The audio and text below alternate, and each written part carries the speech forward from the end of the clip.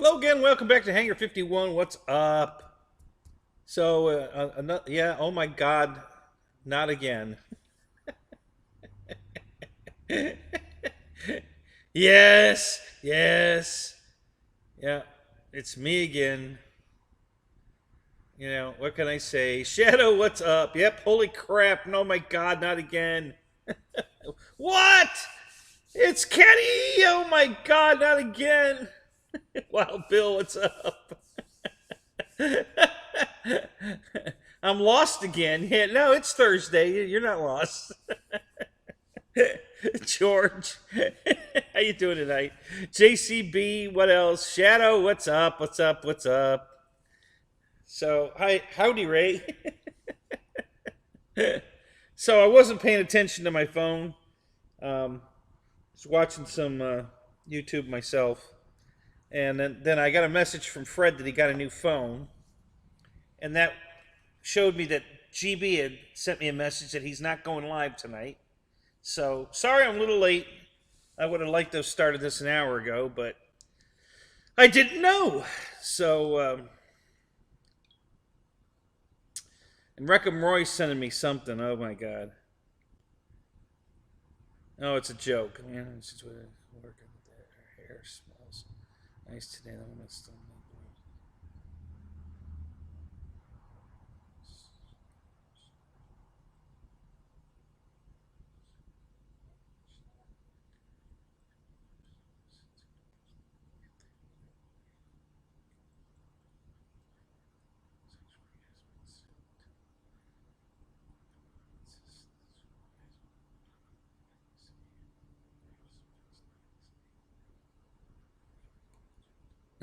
God, another midget joke.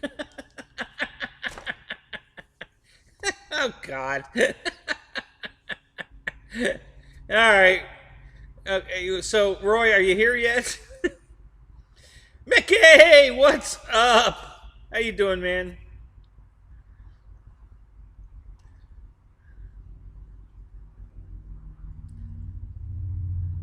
All right, so it's question answer time, guys. All right, so here's the question.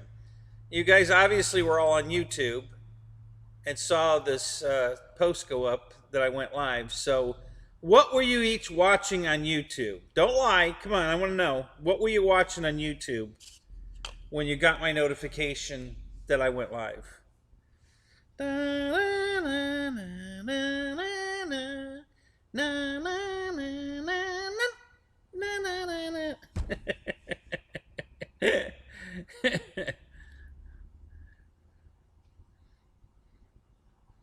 I get a notification, right, Bill? What were you watching? Well, you might get it on your phone too, but if you were watching YouTube, what were you watching?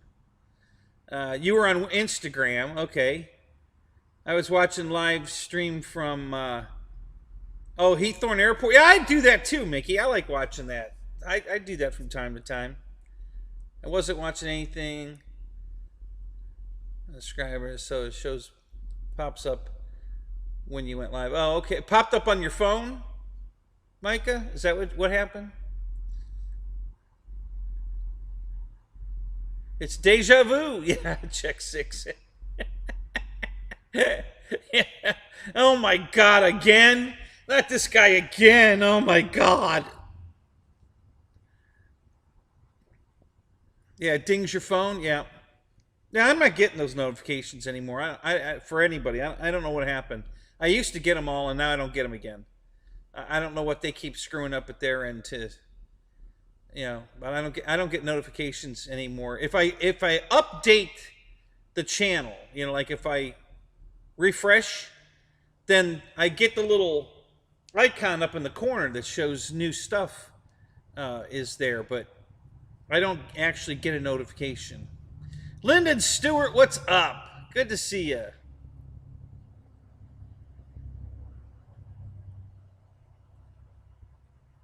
Yeah, That's what I was. I was watching a Russian-German war movie. I don't know what the name of it was. I wasn't paying attention. Just watching the movie. It was pretty good.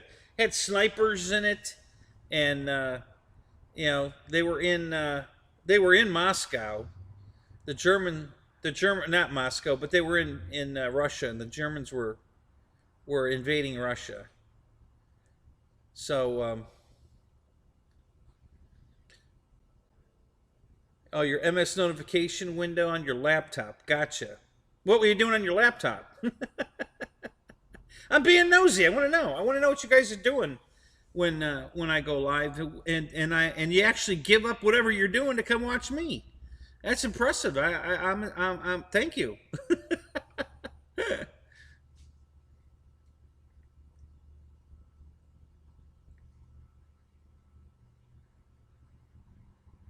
Bus driver snoring through a movie or not watching it. No, I actually was awake this time. I've gotten some sleep lately.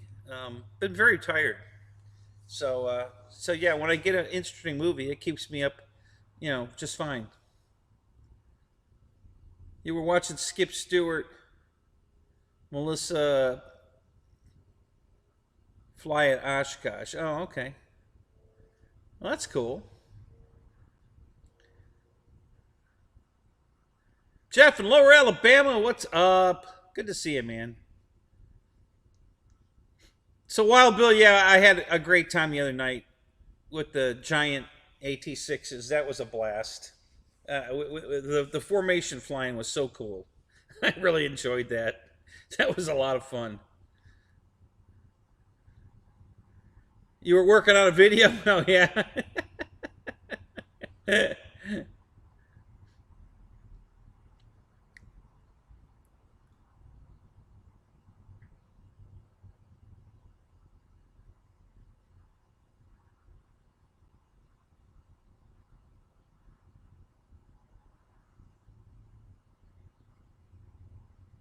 Oh, you're kidding. You have to solder a switch into your IX12? It doesn't plug in? Oh my God, that's horrible. So, since you said that, let me show you, like the Radio Master, for instance. Let me show what you get. I mean, this stuff is amazing. So I think this is the broken switch, but you'll get the drift.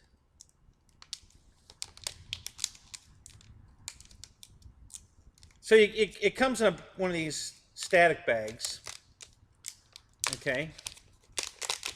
And what you get, like on the front of the radio, there's two switches side by side.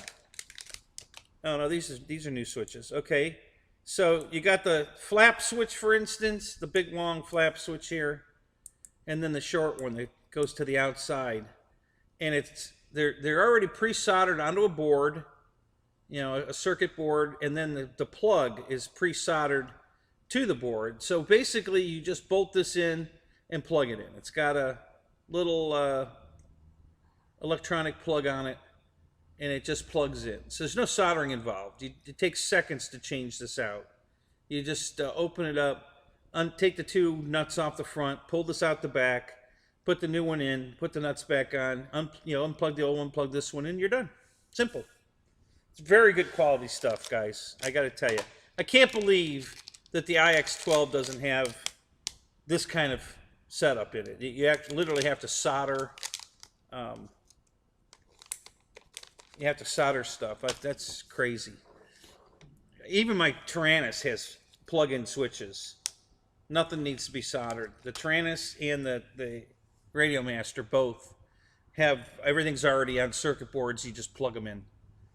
So, yeah, everything's on plugs. There's no soldering ever involved. So, yeah, I thought everybody was doing that. So, I guess only the good quality radios are doing that. Just kidding.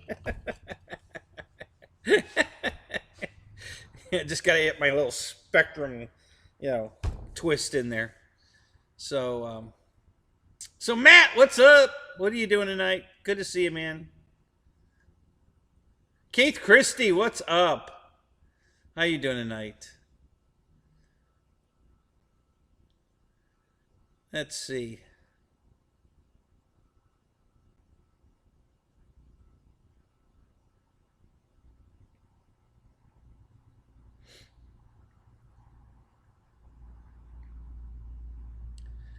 So, Micah, what do you need to know about soldering? Do you want me to do a soldering show right now? I can show you what you need to do it right and how to do it.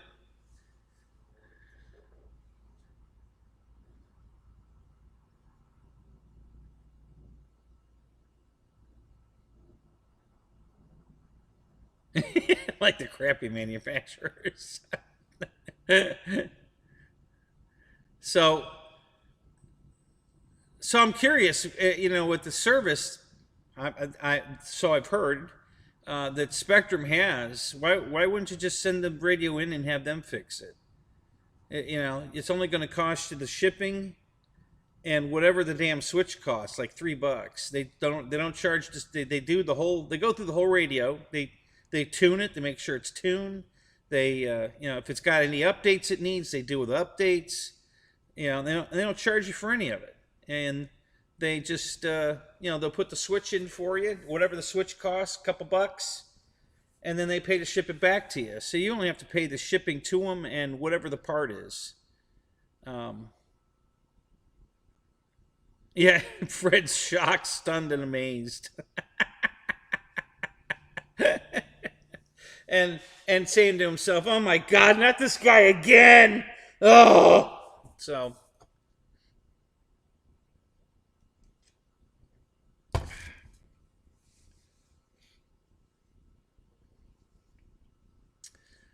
Fred, good to see you, buddy.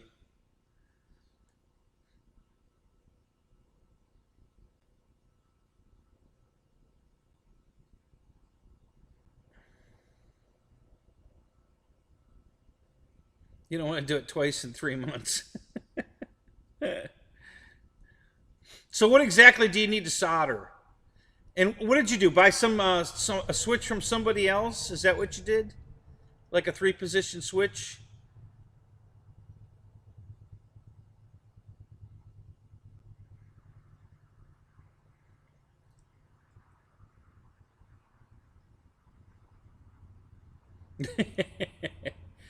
My new favorite radio, guys, is the Radio Master because it does everything. I love it. It does everything. It's got a color screen. It's a touch screen. Of course, it's not active yet because the version of OpenTX doesn't support it yet. But the fact that it flies, it saved my butt last weekend. Um, I went to the field, forgot my radio that has the Spectrum module in the back, and I was like, "Oh crap!" And I had 5 Spectrum airplanes in the car, so and I wanted to fly 2 of them for sure. So I just got my Radio Master out and created a model and bound to it, and I was good to go. And everything was already preset where it needed to be, and I didn't have to do anything but just bind it. Create the model, which I'm just duplicating. I've already got a Spectrum setup that I use as a template in the radio, and I just copy that file, rename it to the airplane I'm going to fly, and then bind the radio to the to the plane and ready to go. So I absolutely love that Radio Master radio. It's awesome, and you can't beat it for the price, guys. $199, 16 channels. It talks. It's got a color screen. You can't order a pizza on it. Sorry, guys. You have to, or porn. Yeah, sorry, but it's only $199 and it's 16 channels and does everything. It's got telemetry. It just does it all. I love it. It's awesome radio.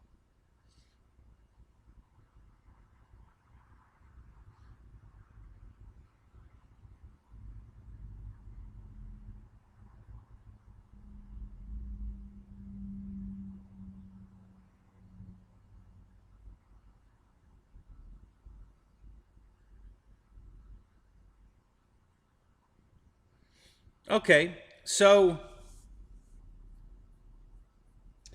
what are you using for a soldering iron? Let's start with that, Micah. What are you using to solder with?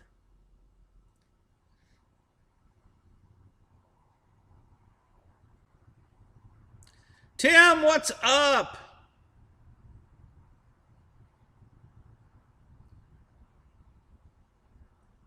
Been sick to your stomach, huh? Oh, that's not good.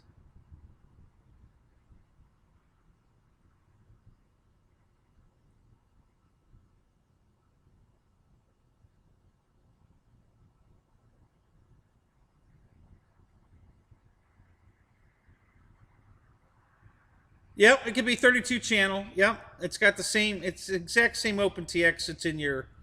Well, it's actually a little upgrade from your QX7, but yeah, it's the same thing. You can go 32 channels. I don't know why you would ever need 32 channels, um,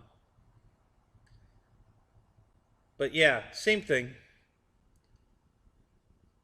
You know, when you bind it, you tell it you're either binding, 1 through 8 or 9 through 16. You know, if it's going to be the second half of the bind, you you just tell it when you're binding it which way you're going, the 1 through 8 or 9 through 16. Uh-oh. Wrights is here. What did he say? Somebody's laughing. I didn't see it. I got to back up.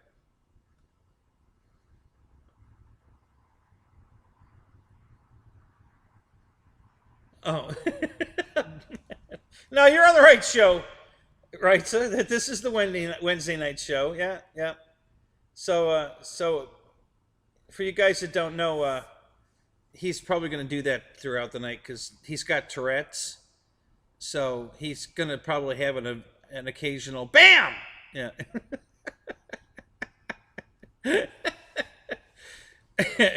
Michael Bird, what's up? Good to see you, man. Bam, bam to you, Michael. Oh my God, that's funny.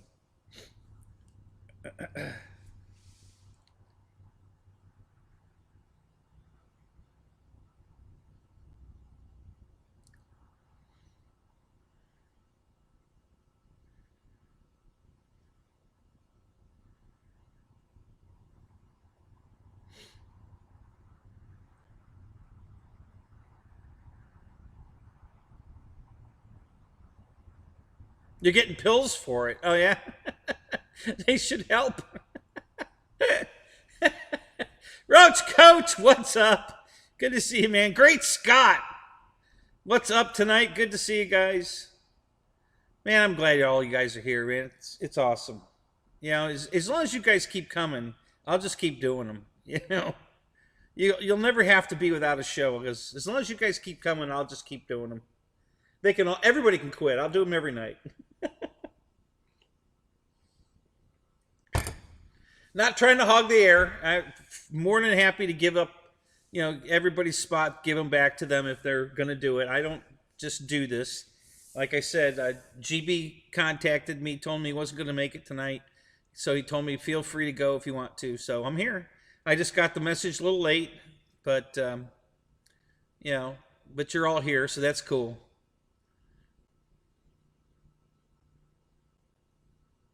Nothing else better to do. Hey, you can pop up my video and watch the concrete dry again. Come on. It's not like I didn't give you some good content. If you really want, if you want some quality video, I put it out there for you. Now, I'm painting rotors on my car, my RC car. So if you want to watch paint dry, we can do that tonight too. I can do that. If you don't want to watch concrete dry, we can watch paint dry. So, whatever you guys want, man. I'm here for you. Bam. So, yeah. Craig, what's up? How you doing tonight, man?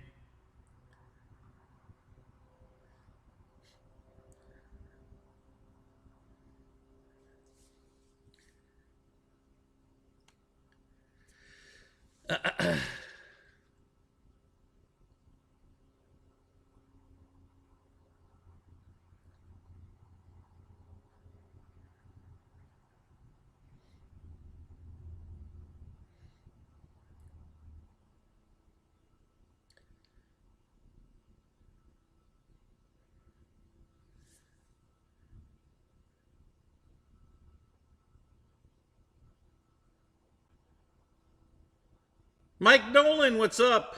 Welcome to the show, man. Good to see you here. Thanks for stopping in.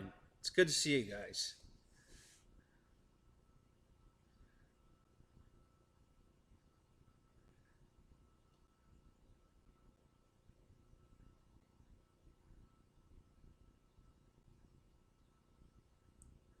So, what do you guys want to talk about tonight? Anything particular? We got anything? Any requests? Any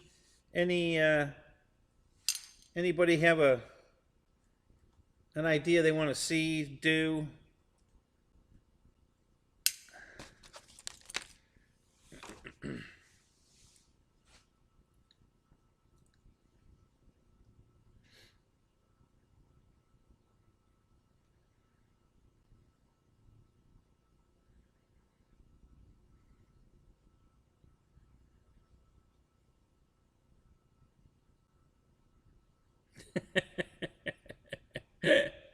Probably watching a good movie, Mike. Anything but this. We could talk about quantum physics. Yeah, there you go. Let's go with that. Bam. So yeah, let's get the the quantum physics out. Uh-oh. You crashed your helicopter in a tree today, but it's not too bad. Oh, well, that's all right. If it's not too bad. I don't know, Mike. Ryan was hitting around last night a little bit, but I didn't really get too much out of it. I guess we're going to have some reincarnation stuff that we all predicted. They're going to bring back some more of the old planes that they discontinued, probably with smart technology in them now. So I don't know if the Carbon Z is going to be the first of the bunch or not. I'm still hoping it's coming, and I sure hope it's not going to be more than $5.99 since they didn't update anything but the smart technology that I don't even want. So I really hope they don't price that thing to the moon, because I'd like to get another one, but I'm not going to pay a lot for it. I'm about $600 is my limit. I don't think I'm going to go much over that. Now, if they'd have put lights in it and better retracts in it, and what else did they want to update on that?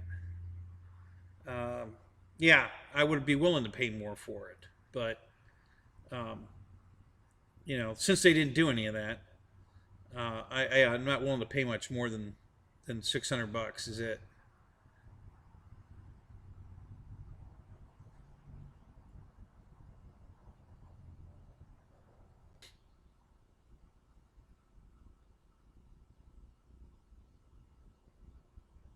Why can't you trust an atom? Because they make up everything.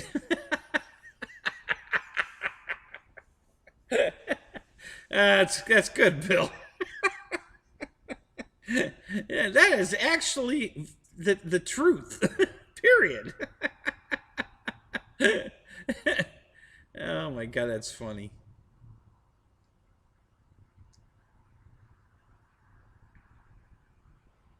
Oh, not getting enough video to maintain smooth streaming. Oh well, so much for that. Yeah, and I've got the circle of death at my end. I don't know if you got that or not. What else? Let's see.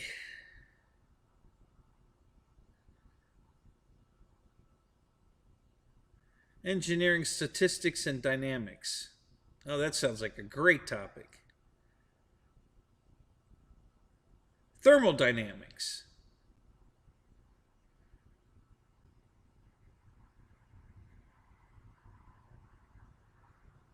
Oh, I'm thinking Mike Patey's turbulence. No, I doubt seriously they'll do that.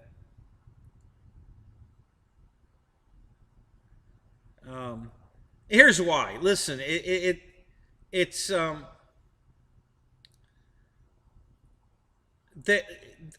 a plane like a turbulence, which is pretty much a what do they call that damn thing? A glass air, or a what's the other one? I can't think of it right now.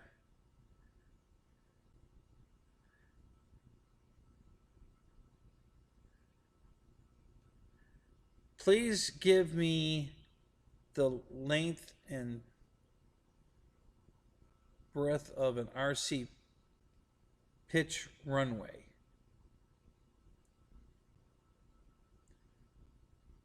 Lyndon, I don't understand the question. Please give me back the length and breadth of an RC pitch runway. I don't know if that's any mistyping or I don't know. I'm not following. Ask it again, word it a little different. I don't know. Can't quite grasp what you're asking me.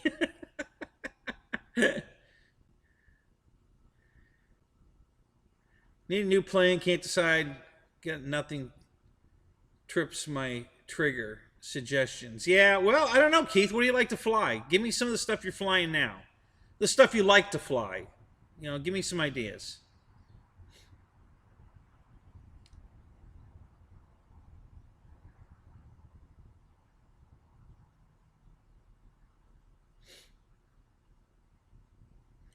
Well, Bill, you had it for a second.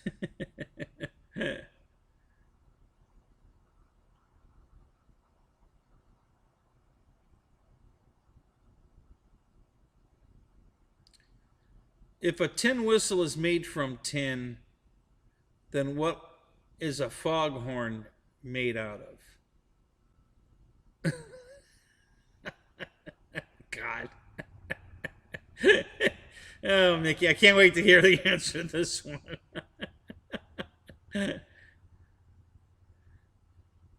Yeah, Paul, I'm about to do the same thing to mine. You know, I'm going to put a 100 amp ESC in my carbon T28 because the crappy E-flite one they have in there ain't worth shit.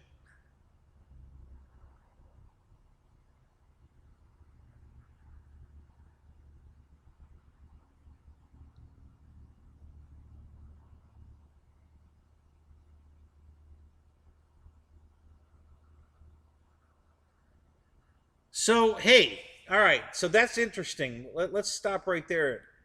Uh, so, hang on, where was it? Went back too far. I just read something that's pretty interesting.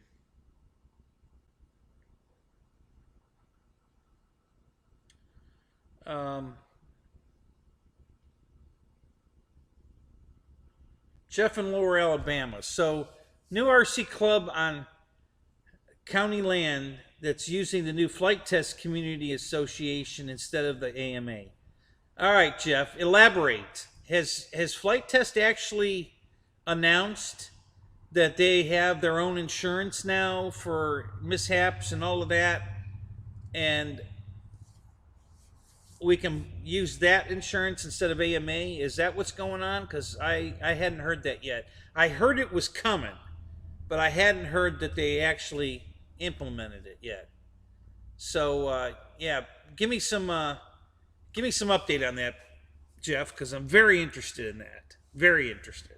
That's a great topic. Thank you. I really want to hear more about that.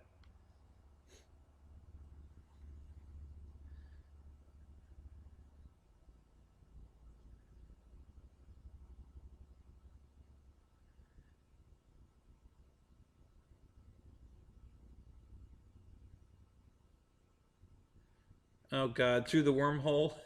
Great, Fred.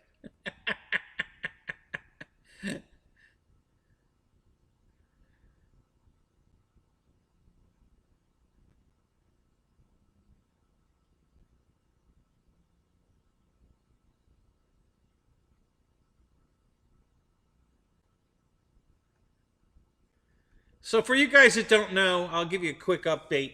You know, Josh from Flight Test talked about it about a year ago, I think, that he was looking into getting a company to insure accidents just like the AMA, because he's not happy with AMA because they're not representing us at all of these. You know, when he went to Washington to make an appearance and talk about these new rules that the FAA wanted to, he was there representing us, everybody, not just flight test people.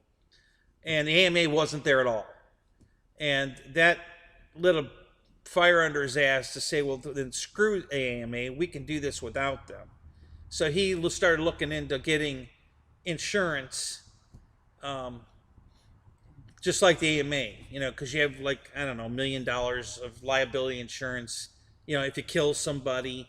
Other than that, the insurance is pretty worthless unless you don't have homeowners insurance, because your homeowners takes precedent. So if you go out to an AMA field and you've got an AMA license that you paid for and everything, and you crash your airplane to somebody's car or whatever, ask me how I know, your homeowners insurance takes first place, So you have to file a claim with your homeowner's insurance and pay your deductible, which is probably a couple $1,000s. That's pretty much where everybody's homeowner's insurance has gone to. And then after you pay your couple $1,000 deductible, they pick up the rest of the tab, your homeowner's insurance, until you've escalated whatever your policy is, $300,000 or whatever, and then the AMA will pick it up from there. So basically, unless you've killed somebody, AMA's never going to pay a claim. Because it's never going to go over your homeowner's insurance. Now if you don't have homeowner's insurance, like me, then AMA has to pick up the bill because you don't have homeowner's insurance. So that's what happened to me. But and I don't know if Josh is doing the same thing or if he's actually going to have a better policy so that we don't have to impact our homeowner's insurance. But I don't know. And that's why I want Jeff to elaborate whatever he knows, because I hadn't heard anything. So yeah, I hope Jeff gives us some more information on that. That'll be interesting. So Lyndon says we want to build an airstrip for our planes. We would like to know what is the right size. Well, Lyndon, it really depends on how much room you have to work with. At our field, we have 6 runways. Okay, so that's 3 crosses that come in from both directions. Okay, which makes a total of 6 runways. And each one of them is 800 feet long and 50 feet wide. That's probably way more than most runways. Even the turbine guys want that much. They want an 800-foot runway, and they don't want it to be grass. We've got a couple of turbines flying out at our place that don't have retracts, and they're fine with it. And then we've had some really experienced guys with retracts that have no problem either. But if you bounce a landing with a turbine-powered airplane, usually the landing gear's not strong enough to take a grass runway, hard landing, and it breaks the landing gear out of the wing. So we've had a few guys that aren't going to fly their turbines there because it's grass. Personally, I think that's a crappy excuse, but that's what they say. But so we have 6 800-foot runways, and honestly, our EDFs and all our prop planes don't use half of that, but the turbines will use most of it. So it just depends on how much room you have. 50 feet wide seems to be plenty wide enough. I don't think you need to make it any wider than 50 feet.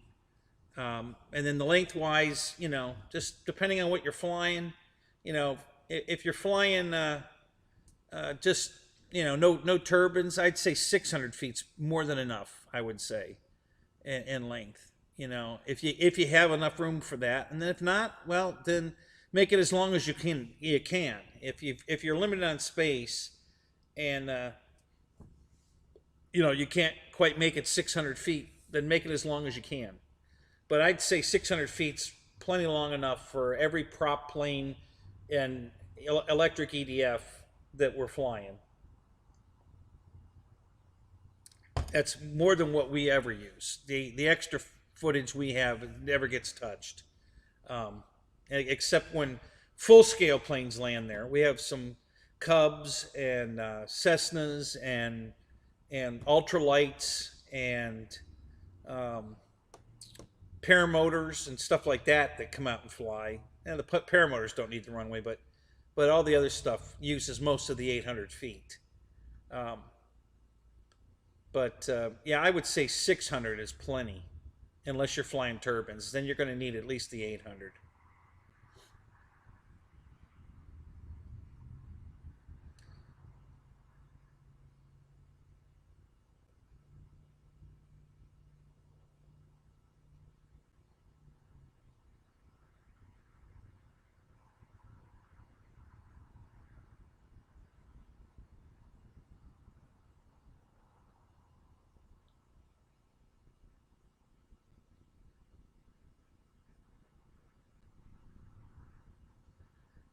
So, Mickey, I want to hear more about this new job also. A water retailer, or what are they? Bottled water, the big bottles in the dispenser water, or, you know, we want to know more. That sounds interesting. So, yeah, enlighten us. Give us some more info. Love to hear about that.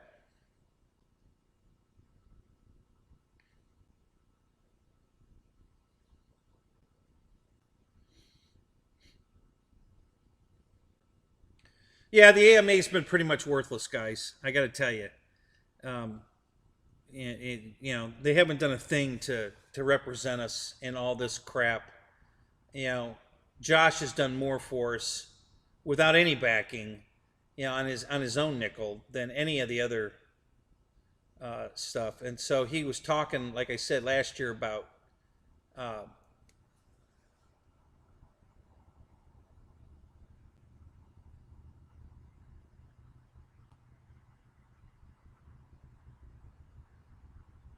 Michael Beer. What's up? Good to see you, buddy.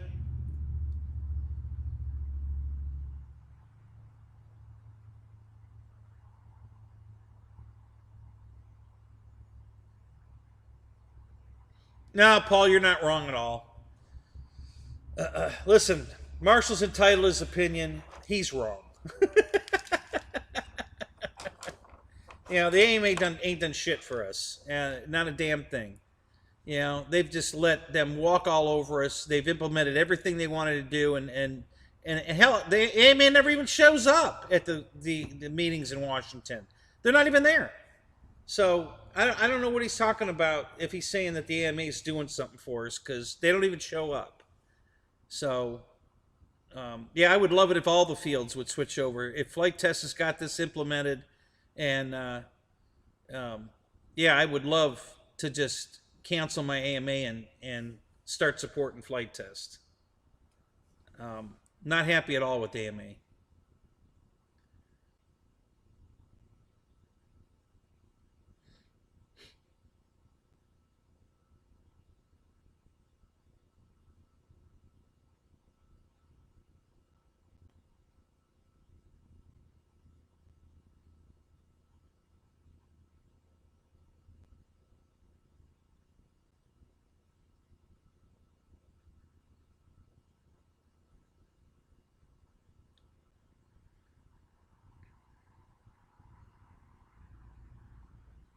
Right, Shadow. Yeah, race day quads went after the FAA, over this crap when AMA did nothing. So yeah, it's uh,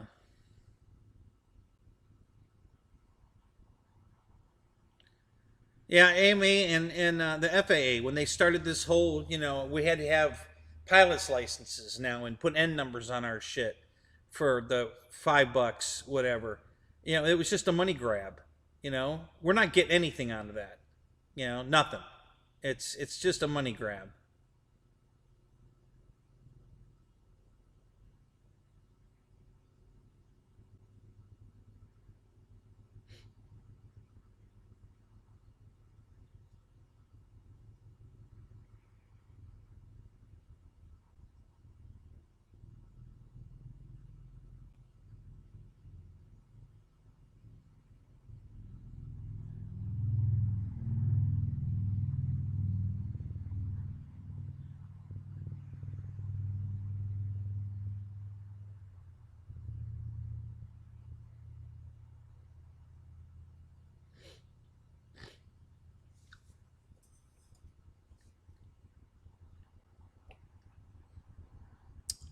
So the day I had my crash out at Imperial, I renewed my AMA license at the field that morning, and then several hours later, I crashed an airplane and filed a claim.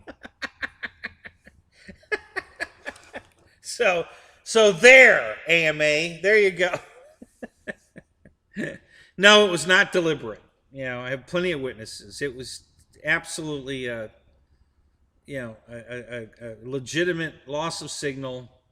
The plane was power on, locked on, doing loops. Oh, it did 3 loops before it hit the car. So, and all we could do is stand there and watch. Everybody's yelling out to me to try turning the radio on and off. I tried that. It didn't work. Try this, try that. I tried all that. No, nothing worked. It just, I didn't have it. The radio was not on in the plane. But the throttle stayed locked at the setting I had it at. So the motor kept running, but I lost all control of it. So that's why it did 3 loops and then hit the car.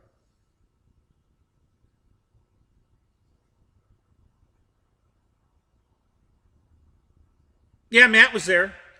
Yeah, he saw it. He was there. Air Marshal was, let's see, Air Marshal wasn't there. Well, Jerry, the club president, was my timer. He was he was timing me. And he's the president of the club and the CD, contest director of that event. And he was my timer. So he's standing right next to me. So I couldn't have had a better witness than that, because, he's the club president and the contest director.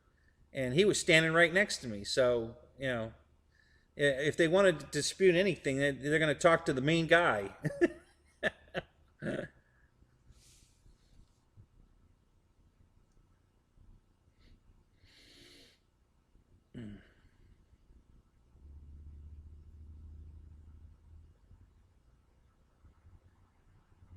No, see, the problem, Tim, what happened is the Beck shut down the radio. So when the Beck shuts down the radio, there's nothing. Fail-safe doesn't apply because the radio's off at that point, which is what happened. If the transmitter, like I dropped the transmitter on the ground and the batteries fell out of it, then if you had a fail-safe program, the fail-safe would have taken over because the receiver would still be on. The receiver was no longer on. That's why I lost control of it. The way that speed control works when their batteries are over peak voltage, I've got a quadcopter from High Tech that does the exact same thing. It'll act like it's going to work. It'll take off, and you start flying it away, and then all of a sudden the radio shuts down. The props keep going, and it just goes into a twirly spin until it hits the ground. And then you unplug it, plug it back in, and it'll fly perfect after that. You took that peak off the battery, and then it flies perfect after that. So this isn't the first time it's happened to me. I've got a few airplanes, and my Corsair from Arrows just did the same thing too.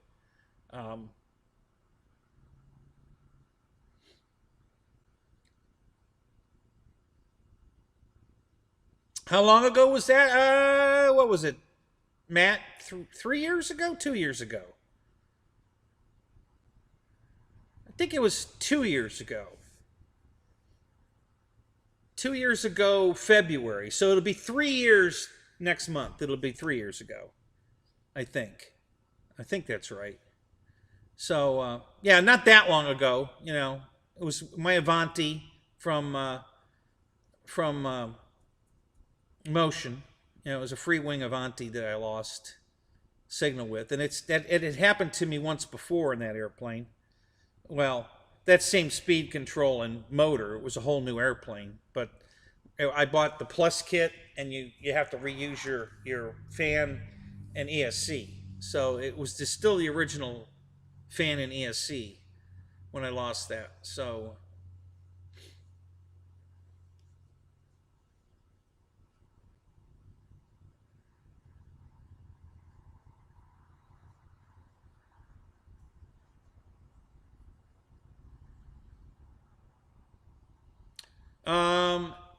let's see.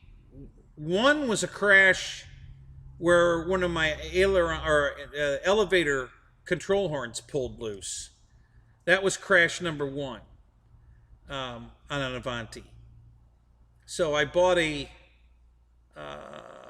plus, and that was number two, and I lost the radio because of the overcharge on number two and three. And then I'm on four now. I bought a whole nother airplane from a guy used. So I'm on Avanti 4 now. But nothing from Avanti 1, 2, or 3 are in number 4. It's a whole new setup. And I still have the same flap servo incident that I had on 1, 2, and 3, where I put the flaps down and then only one will come back up. And then I have to cycle it again to get them both to come back up. So pretty much I don't put the flaps down on my Avanti till I'm committed to land, because I'm not going to do a go around and risk putting the flaps back up. Yeah, once they go down, they stay down till it's on the ground, and then I'll put them up. And if one doesn't go up, no big deal. I just cycle it again to get them to come up. But yeah, all four of my Avantis have done that. So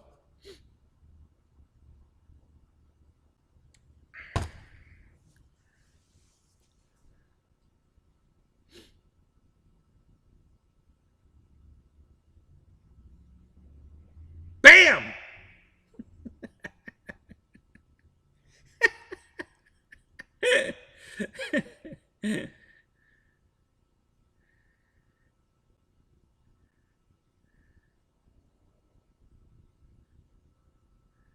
You can crash an airplane on number 1. Yeah, it takes some real skill to do 1, 2, and 3. Yeah, that's.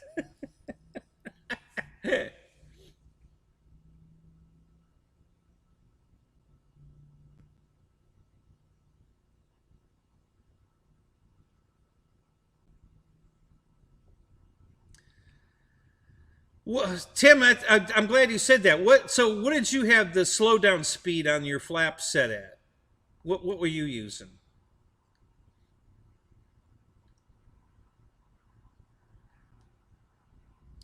And it's funny you say that. It's always the same flap, that sticks. It's never like random. It's always the same flap that sticks in the down position.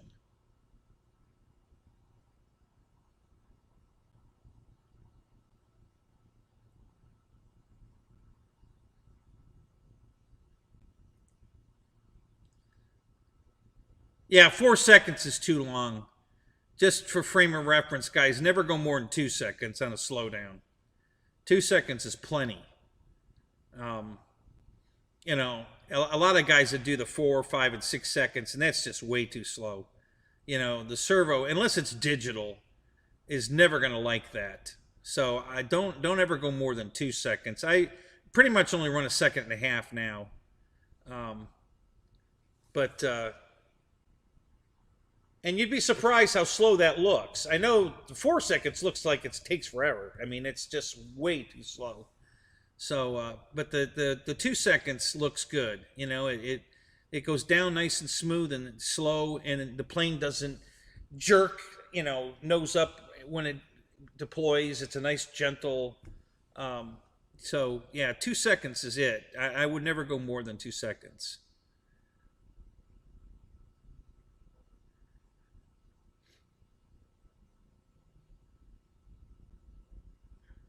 Right, Michael. That's the fix for it exactly. But depending on how high off the ground you are and how quick you are at reacting, it could roll the plane inverted before you figure it out, or flip the switch. So, um, yeah, it's just not something I want to deal with. So, like I said, once it happened to me the first time, when I fly my Avantis, when I put the flaps down, they're down. They're not coming back up. Not till the plane's on the ground. So,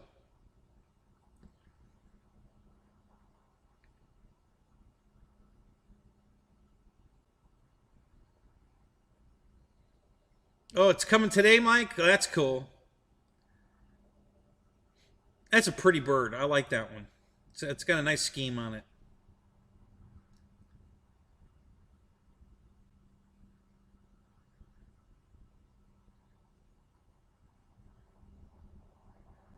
He's lying to you. Robert, he's kidding. You know, the cops are here. You know, if you roll back up, he just said 2 seconds a minute ago. So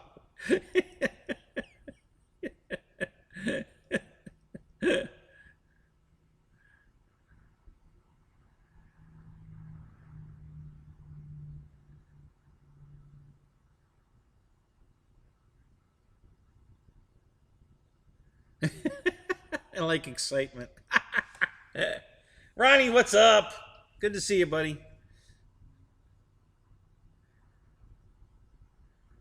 Yeah, yeah, that's it. So I just, instead of reusing parts, I just bought a whole nother one.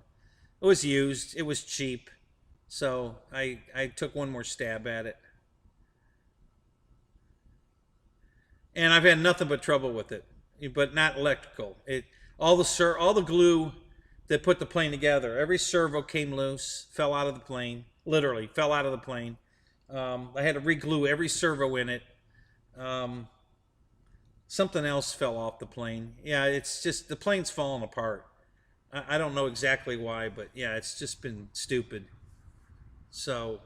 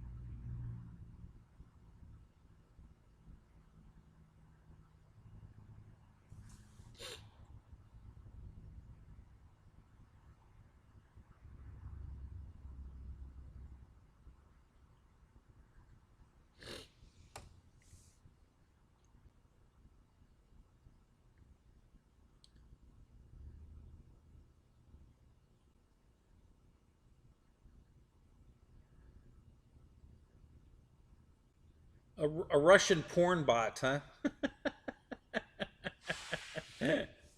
Oh my god.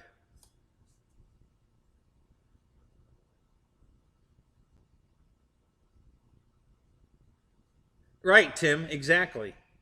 Yeah, that would make perfect sense.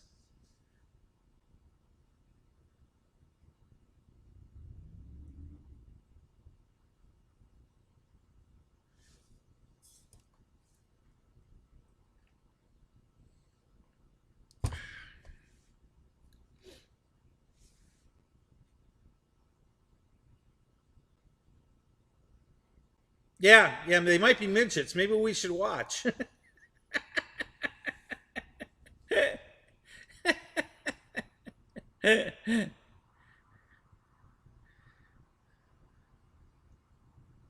Kablamo!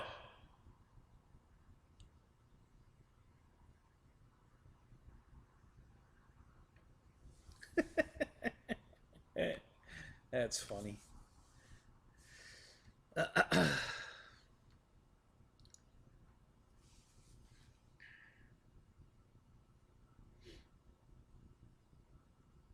So what else has been going on in the arts community? What have I missed? Hey, I didn't see Ryan put up a video today with the what was it? The not the BJ, the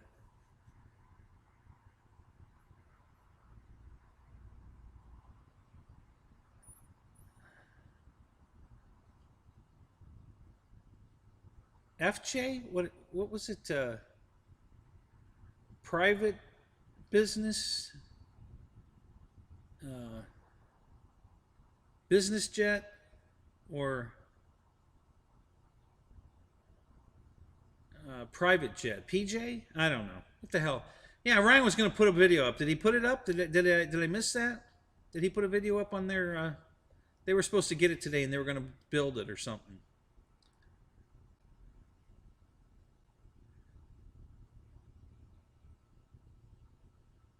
You got caught up in your wife's bra. It was a booby trap. Well, Bill's got all the jokes tonight. Yeah. BJ video would get a lot of views and likes. Yeah, don't forget to hit those likes, guys. Yeah, private jet. Yeah, that's what it was. Yeah, PJ, private jet. Business jet or private jet.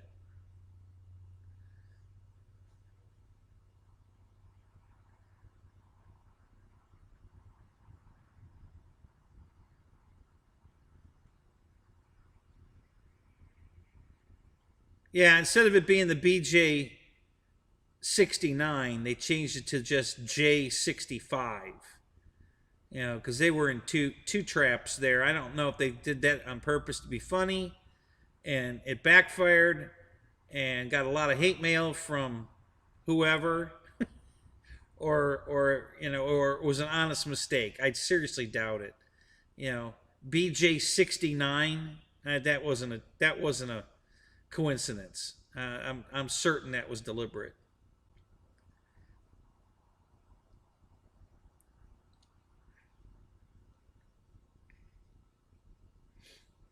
Well, a lot of people are going to put the BJ back on it. A bunch of them have already said that. You know, they're going to have Cali Graphics cut them BJ69 decals, and they're going to put that on the tail. So, you know.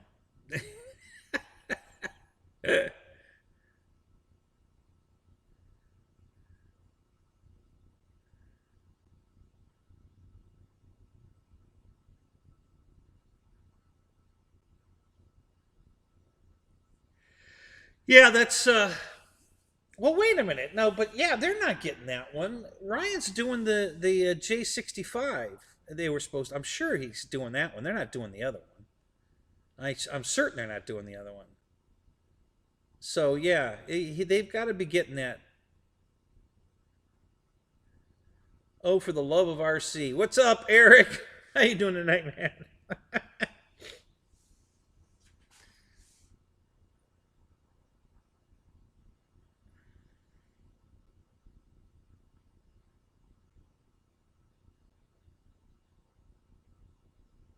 I still need a fan. Oh, I can put my streamers back up. You want? I can do my sitting jacks. You want me to put the streamers back up?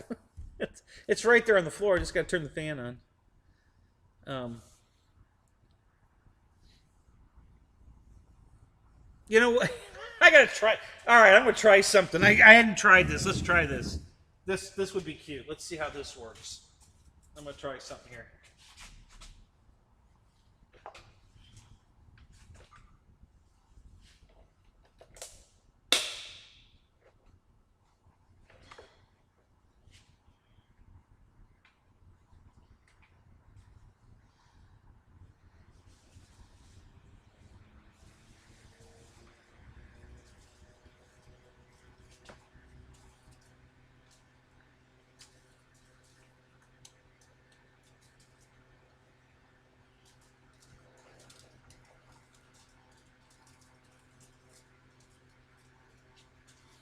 Okay, let's see something here.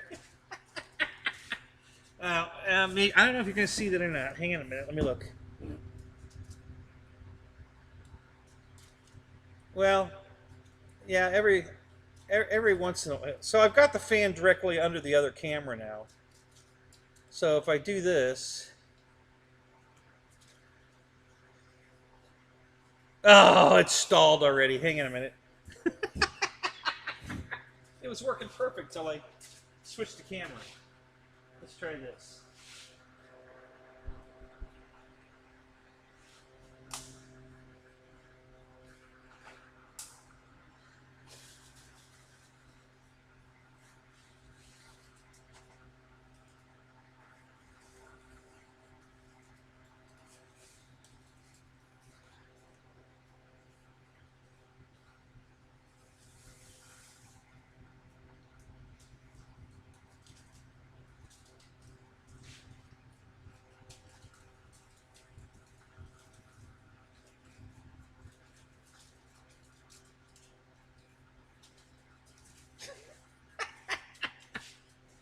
There you go. How's that?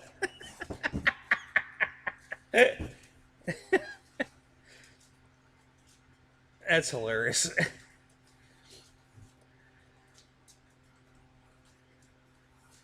Uh-oh, we got some more Russian porn going on here.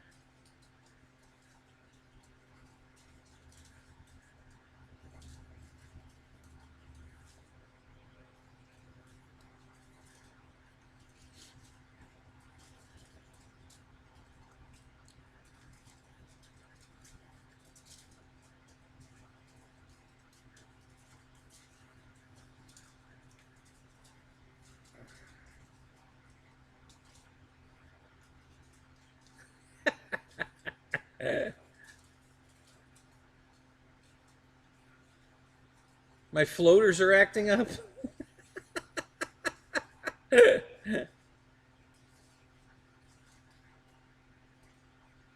Okay, so it's hung up on the cord for the camera. Let's see if it'll fix itself.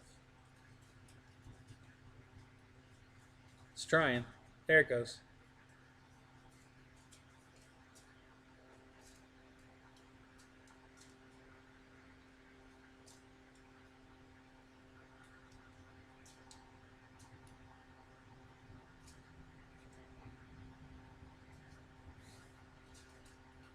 Uh-oh.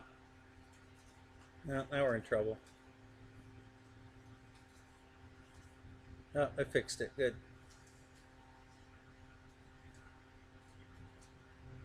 Russian chicks look good naked. Any chick looks good naked. What are you talking about?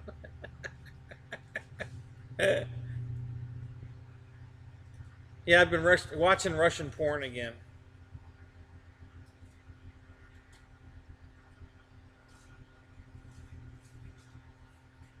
I see smoke. Oh my God. They look better upside down.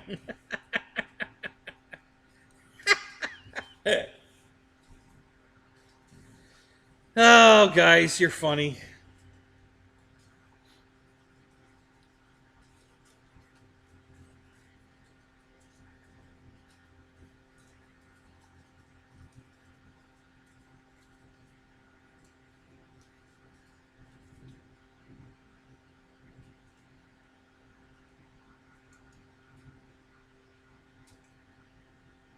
You got a mic today?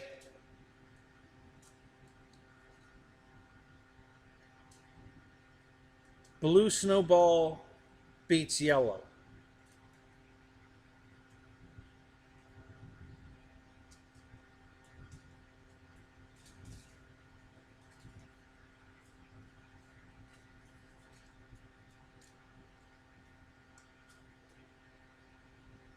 It would be cool to see him with flames. Yeah, that'd be real exciting. Especially when they're blowing right in my face. Yeah, that'd be really cool.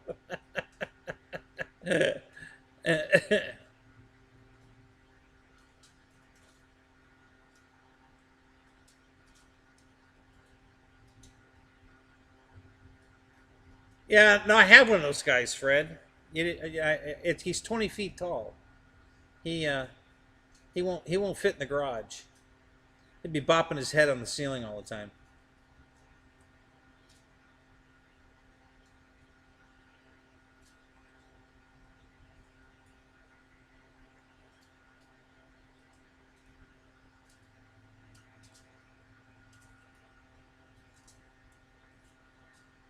Oh, you were flying the autopilot guy from Airplane? I'm surprised somebody hasn't done that yet. At least I haven't seen it. So nobody's actually taken that inflatable guy and turned it into a flying airplane. That would be so funny if somebody did that.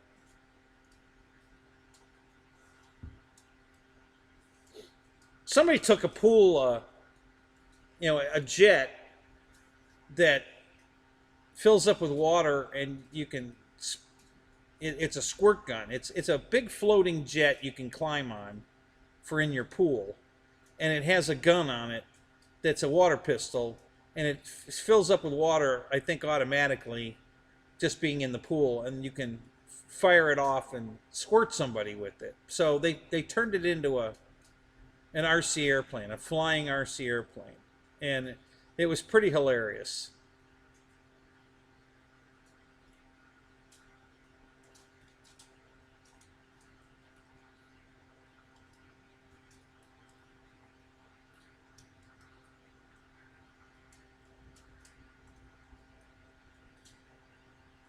Yeah, where's Nate? Yeah, I don't know. So let me look at something real quick here, guys.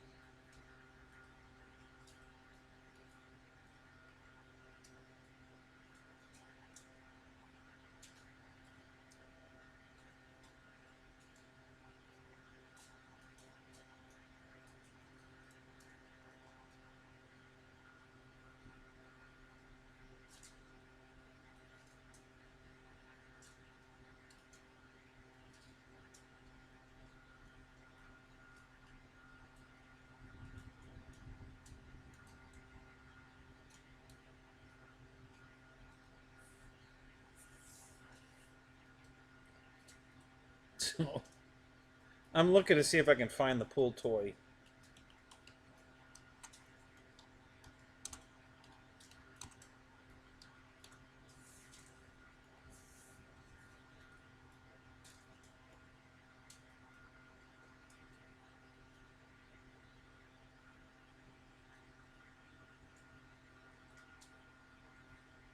Inflatable F-14 jet fail. Hang on a minute, I gotta see what that looks like. Oh my god, it's still loading. Hang on a second. That already sounds funny.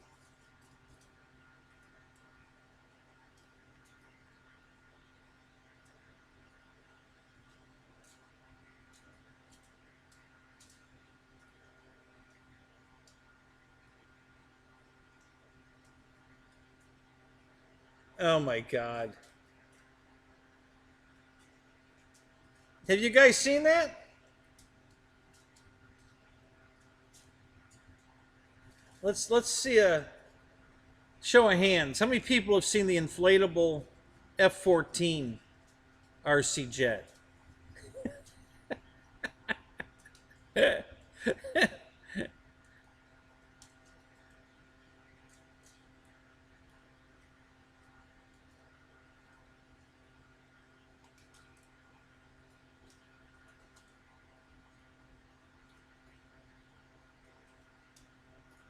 Yeah, I got it, Roy. I already told everybody. I laughed and I told everybody and that you sent it. You weren't here yet. Yeah,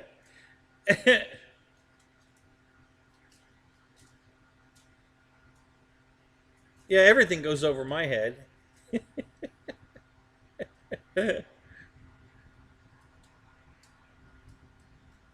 So there's a guy that made an inflatable pool toy into an RC airplane. And then another guy did it with a inflatable F-14. I don't think it's a pool toy. I guess it could be. But there's a giant F-14. And I've got that video keyed up right now. Yeah, I think the F-14 is Discover RC. Let me look. I think that's Discover RC, but I don't think the other one is. Yeah, Discover RC did the F-14 inflatable that it didn't fly. The other one flew. It was a, you know, it was just a pool toy. Big one. You know, it was a big son of a bitch. But it looked like, you know, the jet itself looked like something out of,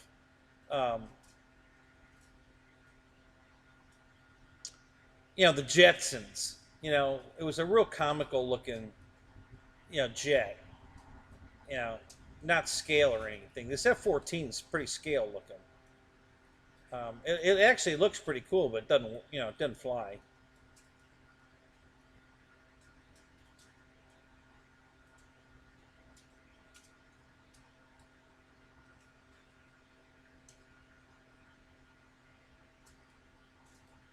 So I'm still looking for the other one. Hang on a minute. Let me see if I can come up with it.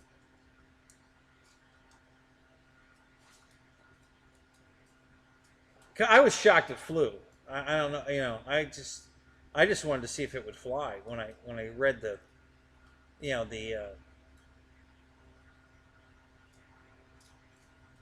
the thumbnail and everything. I was just like, oh my god, there's no way this is gonna fly, and it did. It flew. I was really surprised.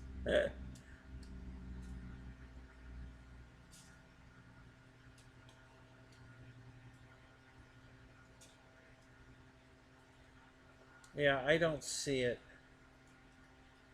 An RC Shark. Oh, that looks cool. I haven't seen that before.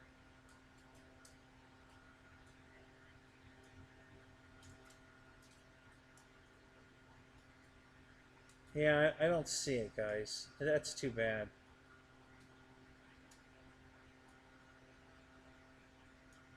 It's pretty comical because the guy goes out there and squeezes the firing mechanism and squirts the water out of it. Because it's a squirt gun in the pool. It was yellow and pink, I think. Um,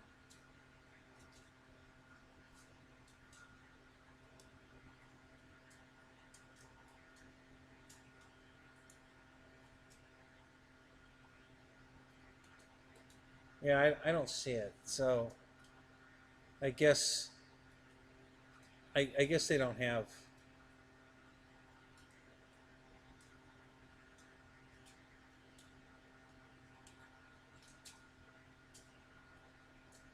I don't know how. I don't know what else to search for.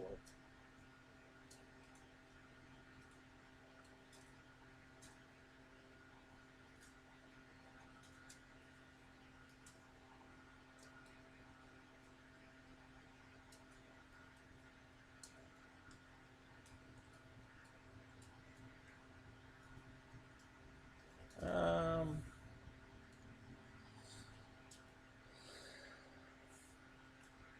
how about let's try this.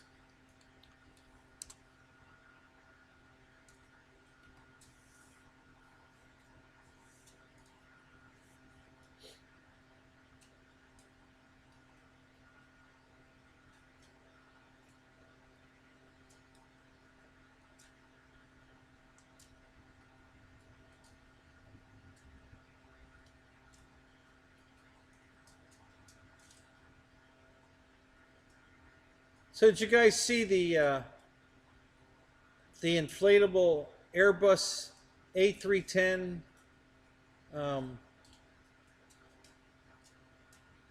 that they flew indoors? That was pretty cool.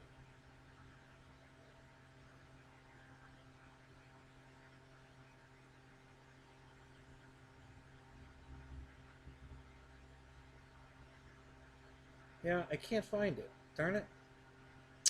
Oh well. All right, let me scroll back. I'll see what I missed here.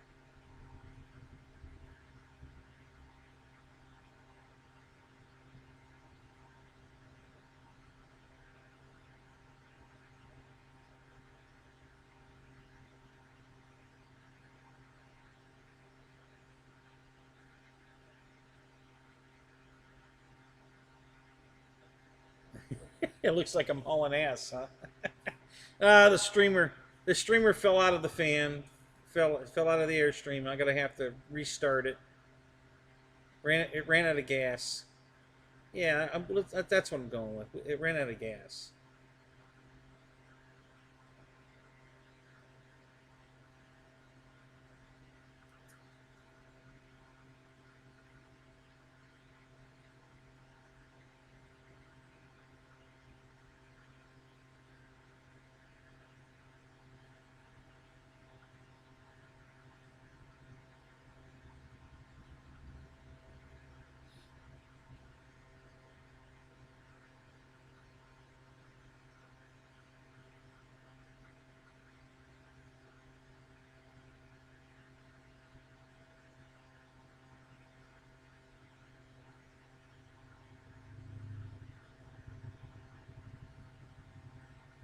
Yeah, these I don't know if you guys have seen this, but these guys make these super duper light, big, giant aircraft. You know, the 2 meters stuff.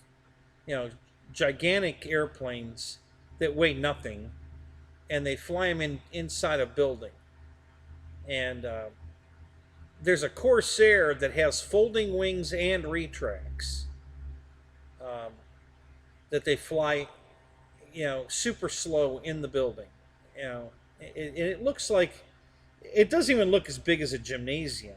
You know, it to me it looks smaller than a gymnasium. Um, but they're super cool. They're just, if you haven't seen them, just go out and look them up. They're really really cool. And once you get one up, you'll get probably the rest of them. They'll probably fall into your queue, and you'll see more because they I think there's a 109 that a guy did, and and then the course there was I think two Corsairs. They were flying in formation, and what else have they flown? And then there's an inflatable uh, Airbus A310 that they flew inside.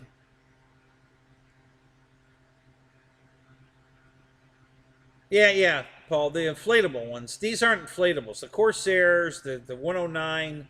What else? This one kid was building them, uh, and then I think Flight Test had him on. Um, yeah, yeah. I'm pretty sure it is in Germany, Mike. They do all the cool stuff in Germany.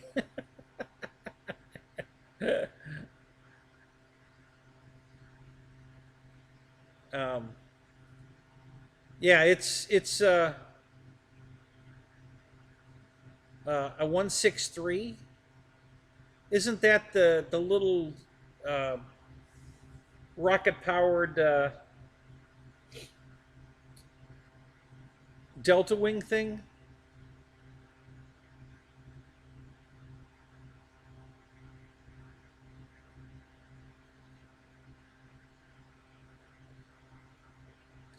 I missed it, Roy. What's wrong? Oh, your 70 Camaro won't shift. Turbo 350. Uh, check the governor. You know that round disc cover on the side of the tranny. The there's a little there's a little gear in there. It's plastic, and the color of it determines what the gear ratio is. So if you pull a green gear out, you got to put a green gear back in. It could be purple, could be yellow, but check that first, because on the Turbo 350, if it won't shift, it's most likely the governor. So look there first.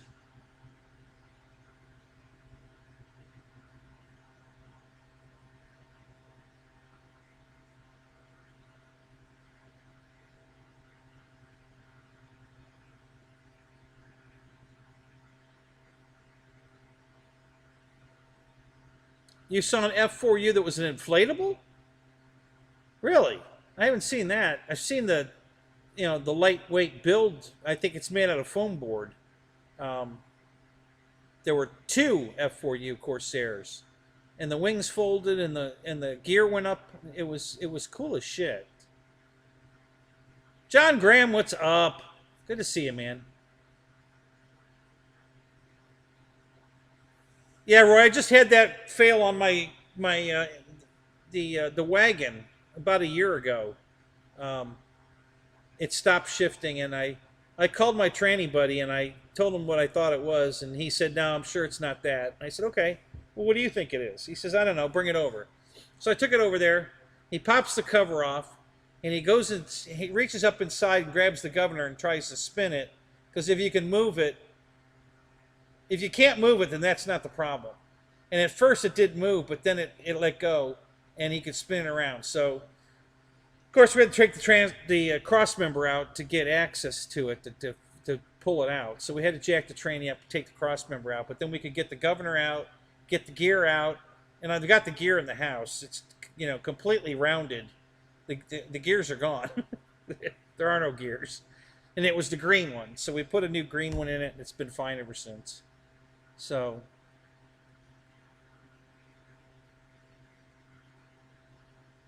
yeah, it's basically a liquid computer. You know, the transmission. It's amazing how those things work. Let me get the streamer running again. I'll get them both going this time there.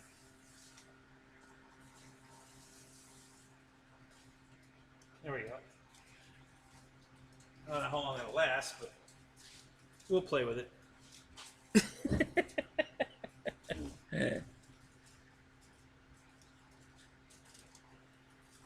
Yeah, the first thing that failed about 3 years ago, I had a front pump seal leaking. And I told him, listen, the training's working perfect. It's just leaking a lot of fluid. I think I just need to put a new seal in it. He says, no. He says, I'm sure the front pump bearing has failed. You'll probably have to put a pump in it. And I said, okay. So I get there, and I pull the tranny out of the car, and he comes over and checks it, grabs a hold of it, and he's trying to move it, and he says, no, you're right. He says, it just needs a seal. The pump's good. I said, great. You know, so I put a seal in it, put it back together. And then, you know, a year later, the governor quit, and I told him it was the governor, and he said, no, I'm sure it's not the governor. Okay, what do you think it is? And I got there, and it was the governor. So I was 2 for 2 so far, diagnosing my problem. So,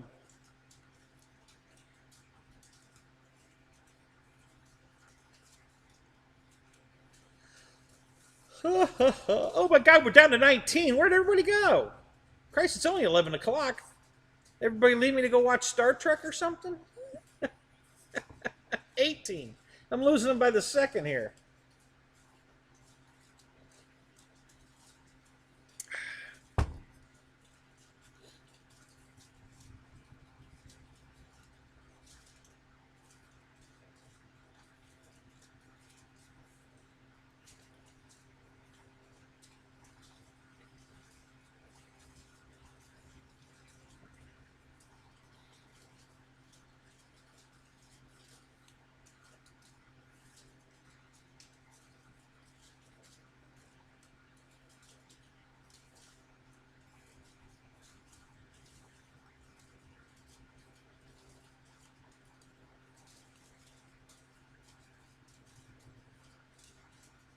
Daryl, what's up?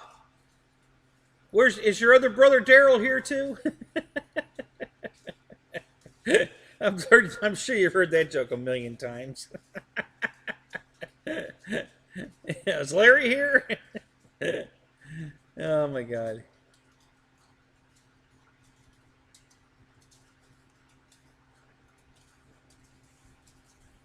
All right, so Fred's got something up here. Let's take a look. I'll try to open it. More likely won't work, but I'll try.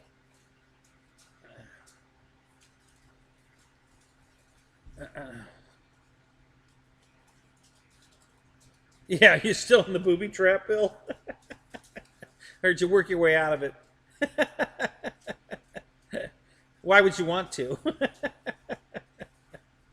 That's a booby trap I wouldn't mind being stuck in, so, you know, come on.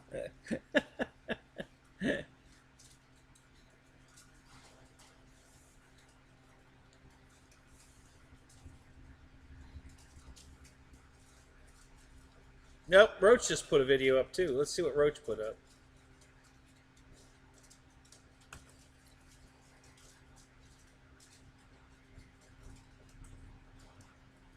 My computer's definitely not going to like this.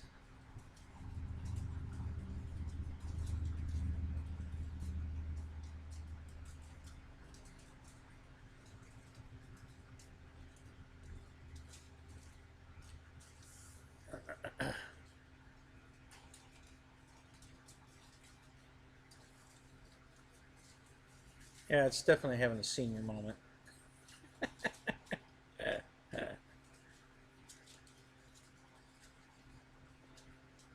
It's the Corsair? Okay. All right, let me see if it's the same one I saw.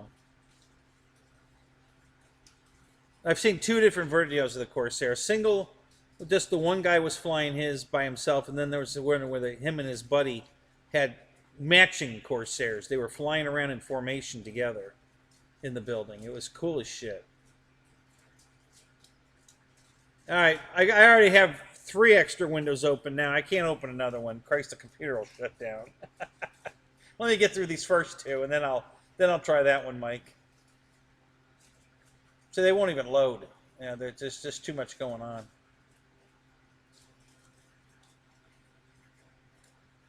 Yeah, they still haven't loaded.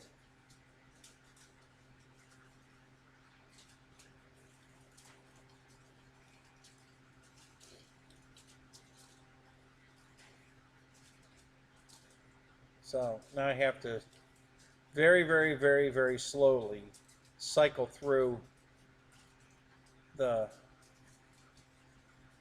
windows to get back to the chat, and keep waiting for those other 2 to load.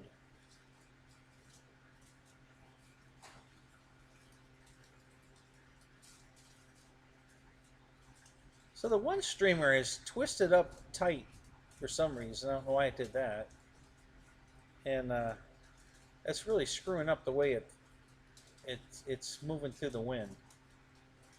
I don't know if I could fix that or not.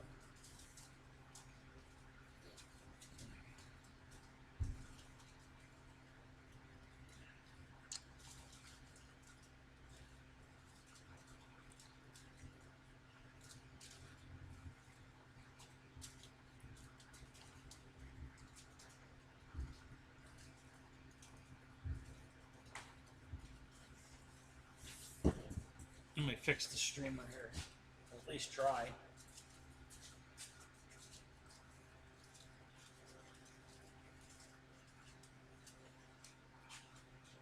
I don't know why it twisted up like that. It's weird.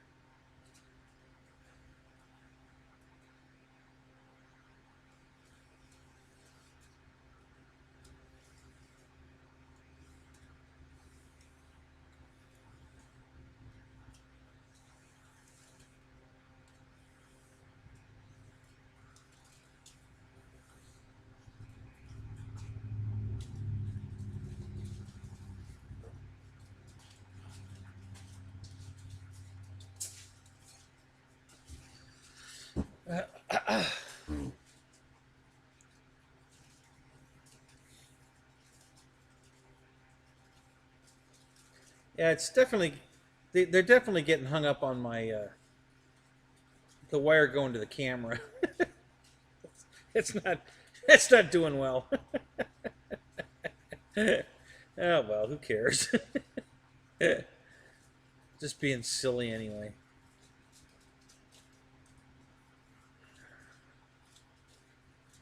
So I've been finding stuff as I'm cleaning out the living room in the house of all the boxes of BS. Been finding all kinds of cool stuff that's been missing, that I need, and all kinds of stuff like this piece of wood that I got to fix an airplane. I couldn't find it for forever. I found it, and then there's another piece just like this but super thin, and I found that. And what else did I find?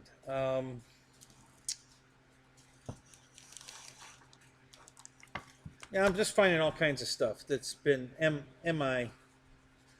MIA for a while, and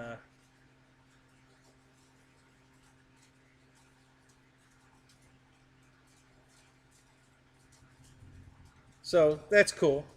I've been just hauling the boxes. I'm not even really going through them. I'm just hauling all the crap out here. I'll sort it out here. I'm going through stuff and throwing a bunch of stuff away that I have no idea why I was even keeping it. What's up, Tui? What's going on? Hey, how'd you do in your car race the other night? Yeah, well, Star Trek's on. I'm out of here. Hey, that's what I'd be doing right now if I wasn't here. I'd be watching Star Trek. So, yeah. So how'd you do in your car race, man? Did you crash out right away, or did you stay in the fight for a while?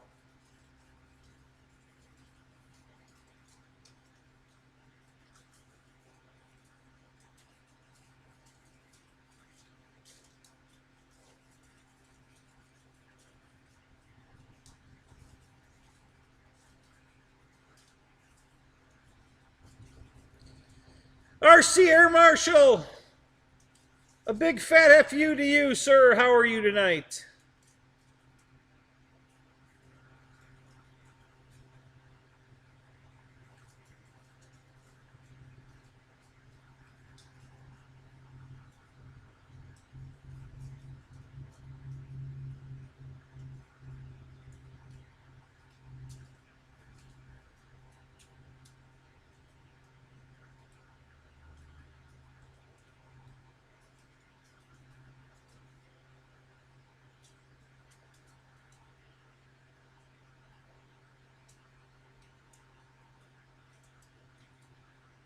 Good night, Tim. Hey, thanks for stopping in. It's good to see you, man.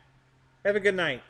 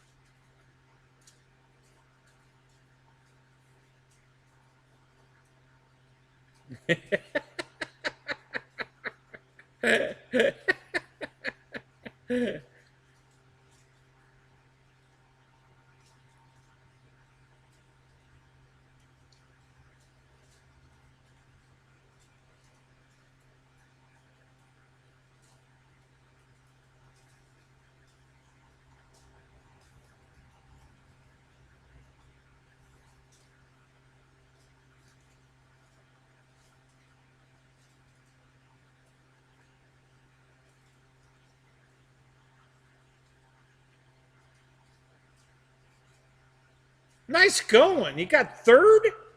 Awesome, man. That's fantastic. Way to go. Yeah, you didn't come back to the stream, so I thought maybe he's doing pretty good because you didn't show up. So that's awesome, man.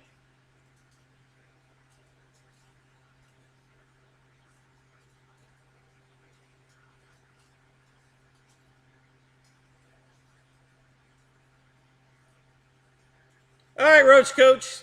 Have a good night, man.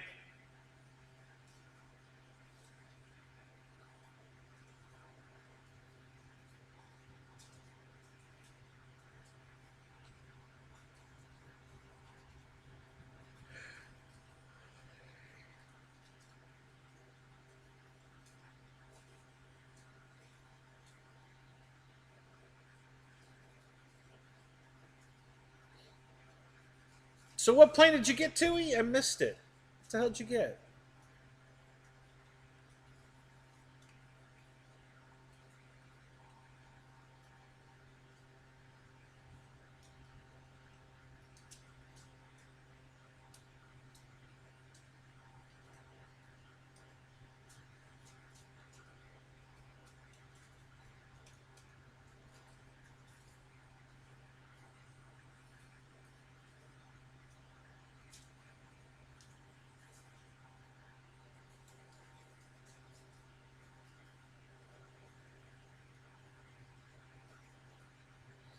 Oh, you're not going to tell us what you got till Friday. Okay. Be that way.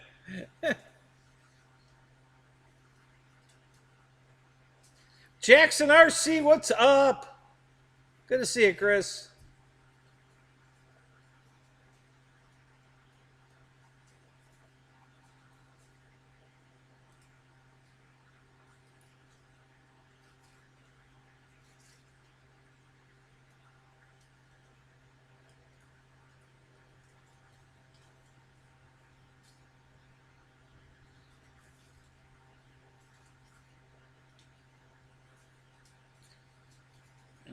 Honorable? Honorable? Air Marshal Honorable?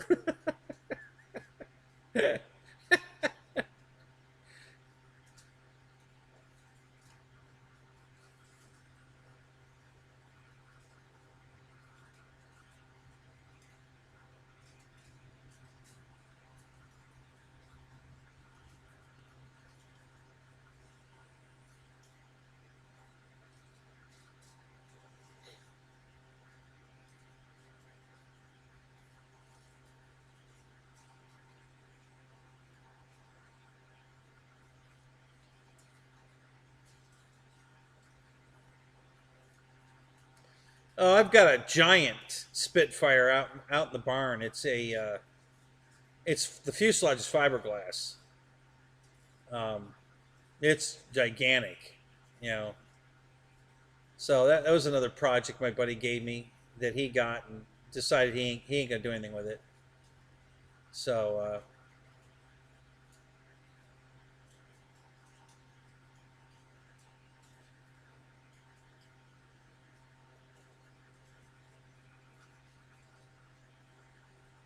oh, Chris, you got COVID, did you? Oh man, how'd you do? Did you get it bad or you know?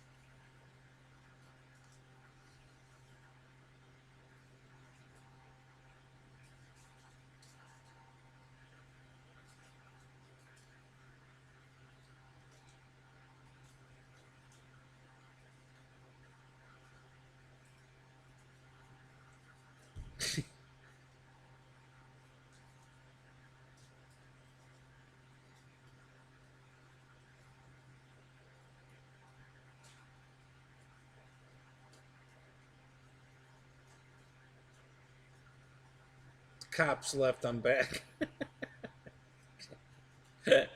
I had to go back and read that because I saw the post from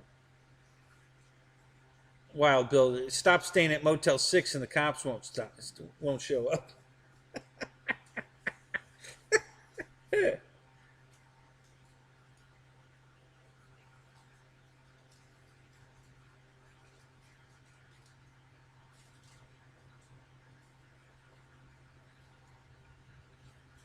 Oh my God, a cure for COVID.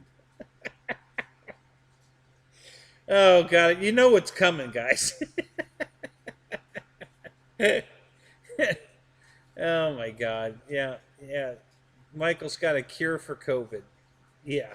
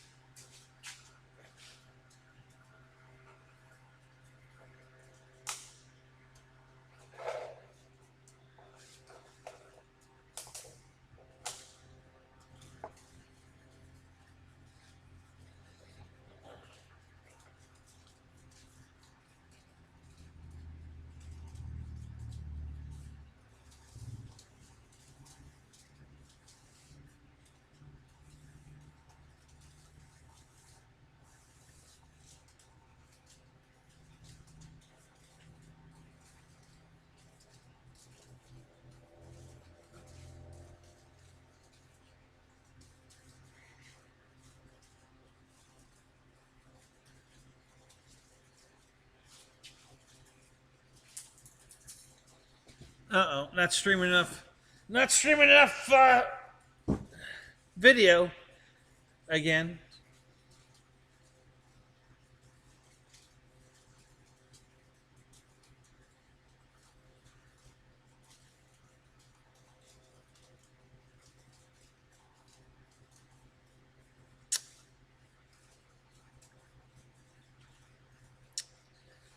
Usually, Ronnie, that's the drones, the little racing drones that use those high C rating batteries. Usually, though, they're smaller than that. You know, 1300s, 1500s. A 2200 for a small racing drone, 75C. I don't know. That's weird.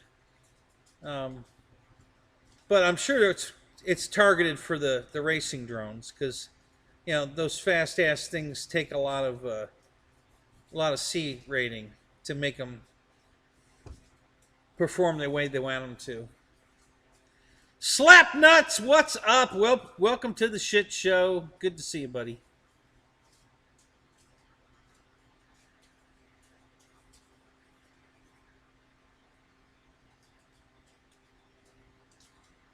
You know, I've been thinking about it.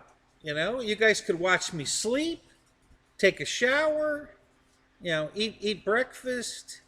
It's just hang out with Hangar 51 all day, 24/7, 365. What? Why not? Right?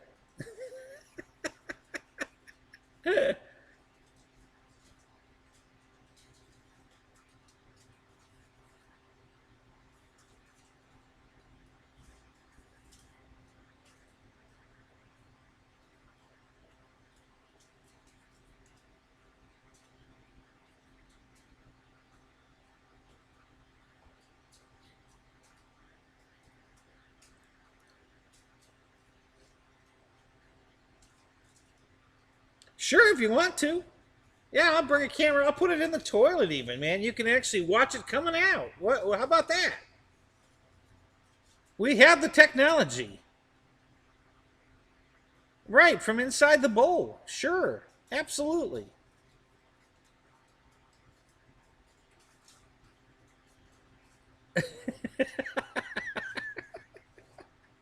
I take it Spencer doesn't like your idea.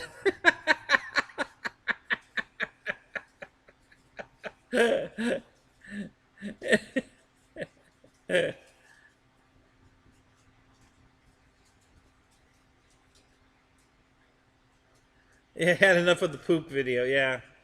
Yeah.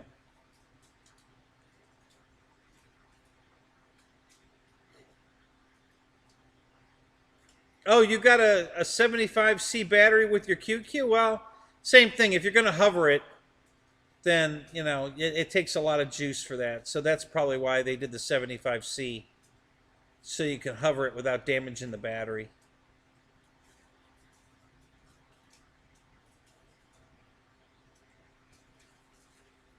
Yeah, watch the boys dive in. Absolutely. Why not?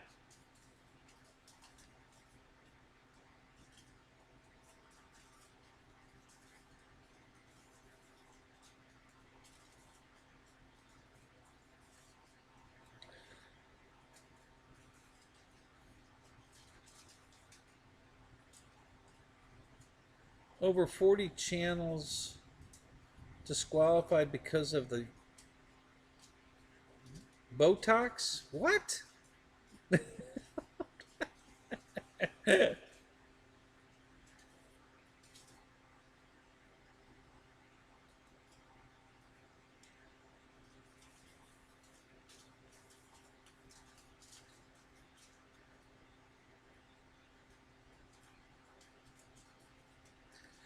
Yeah, Lyndon.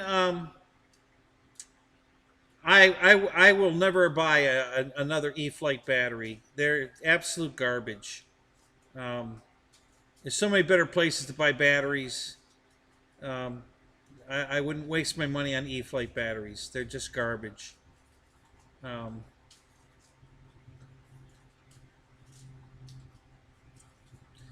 all right, Eric. Have a good night, buddy. You got to tell me more about the what plane did you say you? Oh, the P-47. I didn't know you got a P-47. I got to hear more about that.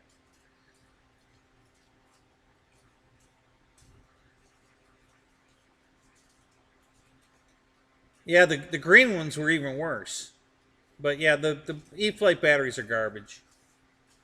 Yeah, the green ones were they should have just called them Puffmaster.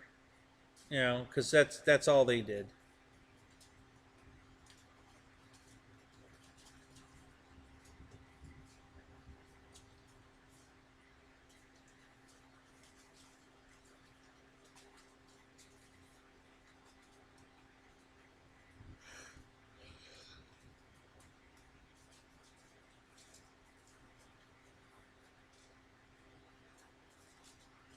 Your Avios albatross. The Avios albatross. Oh, yeah. Oh, yeah. Cool. Which one do you have, Paul? The old paint scheme, the yellow and gray, or the new what looks like the Coast Guard? Which one have you got?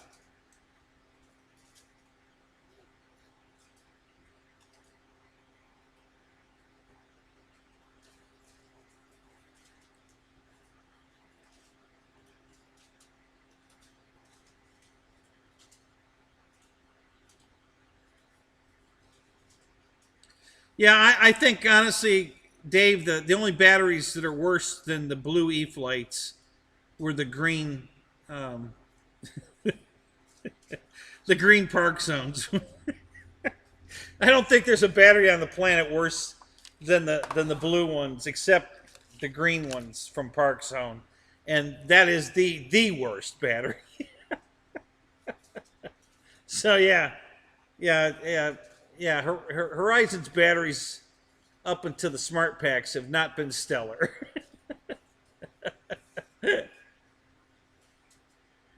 So there's a place to get batteries, Lyndon, called rcbattery.com. I don't know if you can get them shipped there, but they've got the batteries so far have been working out great. I'm very happy with them. They're very, very cheap, in comparison to everybody else's, and they've been holding up really good. So so far I'm really happy with them. So you might want to take a look at those and then talk to your import guy and see if he can get them for you. But yeah, very, very nice batteries. And they won't break the bank. They're pretty cheap.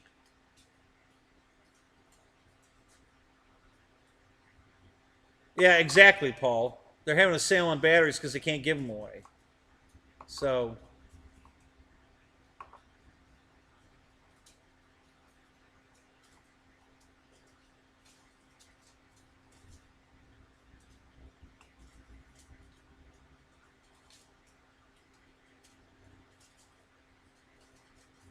Roy, who crashed an albatross in the ocean?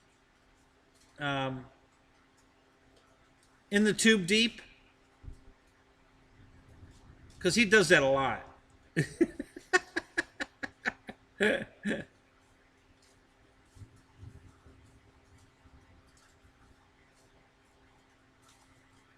Yeah, I haven't had very good luck with Venom batteries, to be honest with you. It's usually not like they puff or anything. It's usually a cell in the pack goes bad. I've got 3 Venom batteries, and all 3 of them, I had to turn them into a cell lower than what they were because one of the cells failed in the pack. So I had to cut it out of the pack. So I turned a 4-cell into a 3-cell. I turned a 5-cell into a 4-cell, and I turned a 6-cell into a 5-cell. Those are the only 3 Venom batteries I own. So yeah, it was in the tube deep. Yeah, he crashes out in the ocean a lot. Um, I don't think he's putting his. So anytime you're going to fly in a wet environment, you should put your receiver in a Ziploc bag, to keep the moisture out of it, especially salt water. If you're going to fly near salt water, you definitely have to put your receiver in a Ziploc bag. And I don't think he does that. I don't think he even. I mean, I think after he crashes in the ocean, he just shakes the water out of the thing. He doesn't even flush it, and then puts it back in an airplane and flies it again. And I think that's why he keeps crashing in the ocean. I think his receivers are all saltwater logged.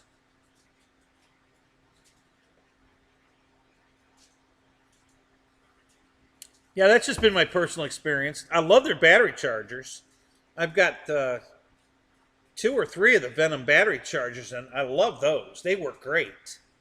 Very happy with those. But yeah, I'm not a big fan of their batteries. So yeah, I just bought a brand new Venom battery. It was on sale, charger. It was on sale at Tower, and they fixed the first one I got used. And it was several years old, but it still works great. but it had a couple of minor little programming faux pas. It wouldn't remember what it was. It won't remember what it was on when you turn it off. It goes back to a standard non-balance, just charge mode, not balance charge mode. I think 3-cell, and every time I plug it in, I have to reset it to balance and then to 6S, and the new one remembers whatever it was on last. So if it was set up, if one side was set up for a 6-cell and the other side was set up for a 3-cell, it remembers that, and when you plug it back in, it remembered where it was. So not a big deal at all, not a deal breaker, but just one of those little kind of irritating, but they fixed it. So the new one does it right, and I'm super happy with the new one.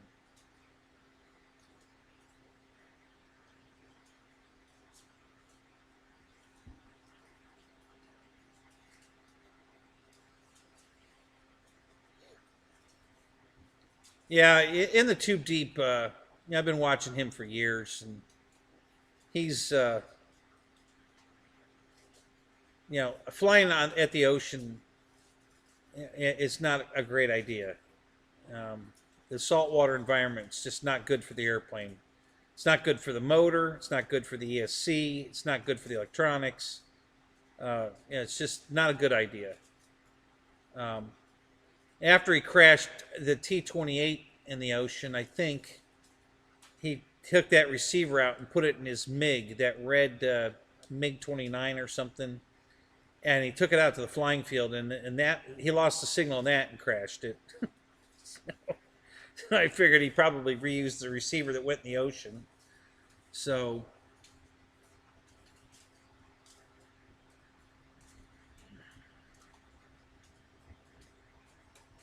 Wild Bill, what side? What are you talking about?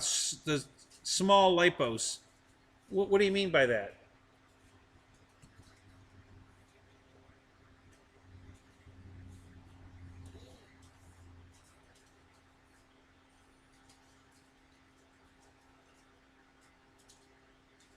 Yeah, Mike, you're probably right.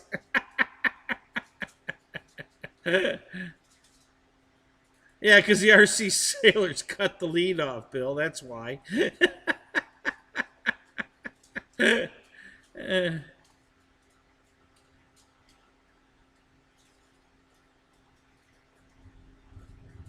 Yeah, beach sand in your brushless motor is great. Yeah, it's awesome for that. Yeah.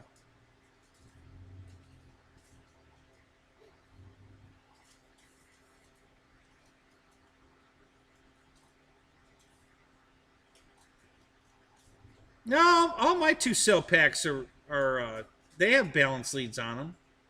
My single cell packs don't, obviously, but yeah, all my 2-cell packs have balance leads on them.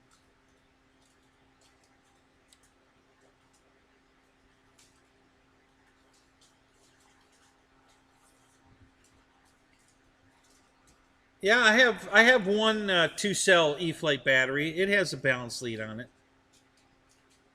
Yeah, I bought a used UMX 810 from a guy, and it came with the battery.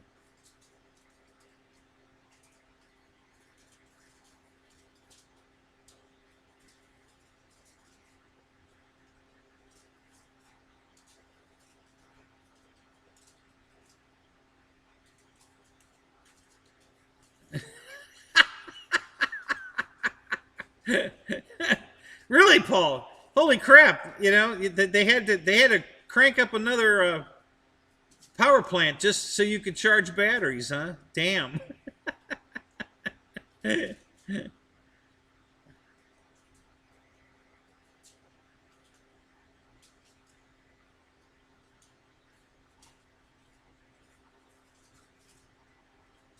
Yeah, yeah, he's out there at the beach and he's complaining that there's people on the runway. Well, it's a beach. It's not a fucking runway. Yeah, he's always complaining about people walking by when he's trying to fly his airplane.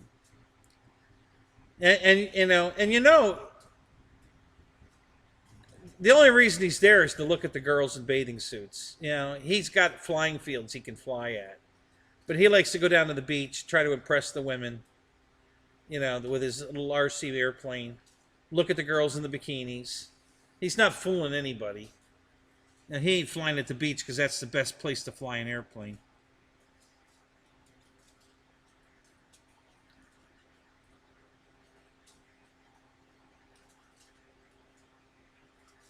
Paul Brown out Ballard.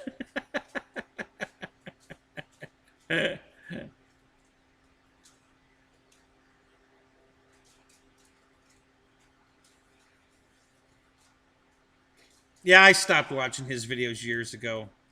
I got tired of watching the stupidity, so I stopped watching.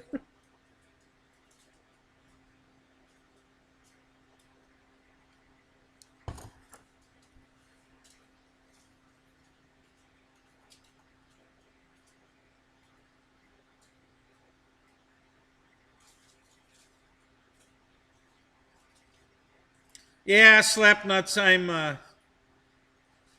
not too. I only have 3 smart batteries, and one of them already has a problem with the balance lead. Um, it won't read one of the cells.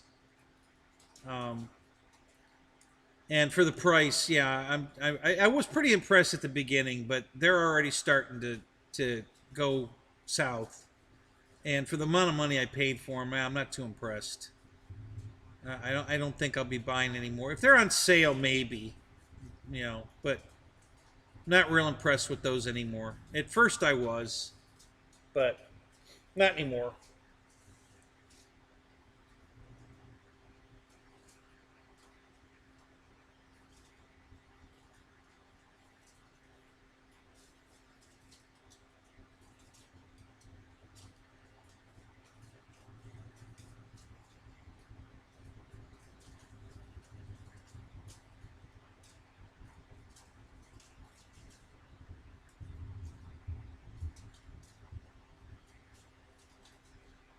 Oh, I haven't seen him fly the SU-30 at the beach yet. Yeah, I've seen him fly a bunch of planes, but I don't think I've seen him fly the SU-30. Or maybe I did. No, I take that back. I did see that. Yeah, at some point I'd seen that.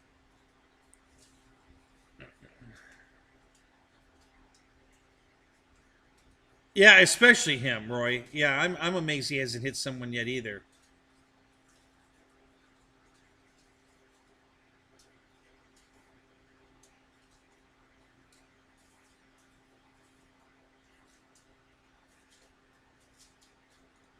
If I have issues with a smart battery, the battery's smarter than me. Well, that could be true. I won't deny that. You know, I won't confirm or deny that.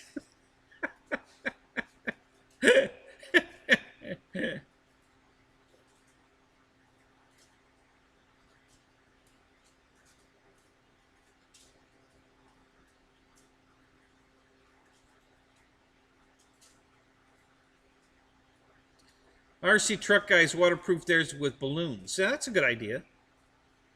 You know, if you can get it in there without you know, tearing it, because usually the ESCs have some sharp edges on them. But yeah, yeah, oh yeah, the AMA is going to tell him to pound salt. He literally to pound salt. If he crashes out the beach and hurts someone, they'll never take that claim.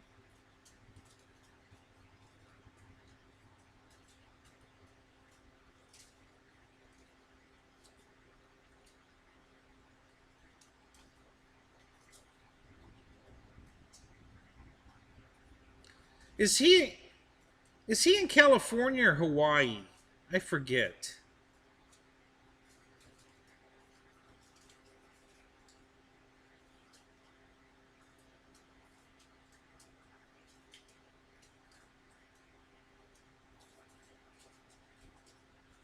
Yeah, ESC electric condoms.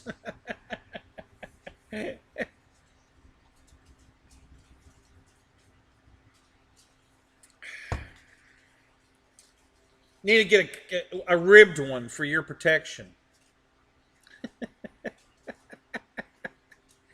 San Diego. Okay. Yeah, I couldn't remember. Oh, he has hit a house? Oh, great. Yeah, that doesn't surprise me.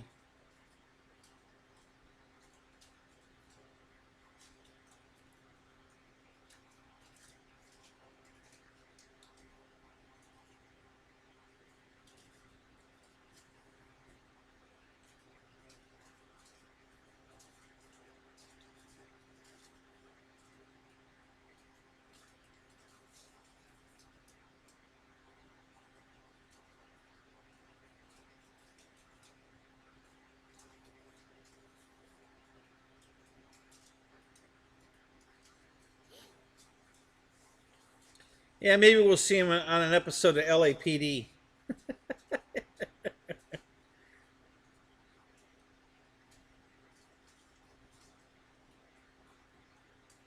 Yeah, yeah, there are some products that will definitely help for sure. Um, I haven't seen him um, advertise that he does any of that. But like I said, I don't watch his channel anymore, so maybe he has. But yeah, I haven't personally seen him, do a video on how to waterproof your ESC or any of that. So,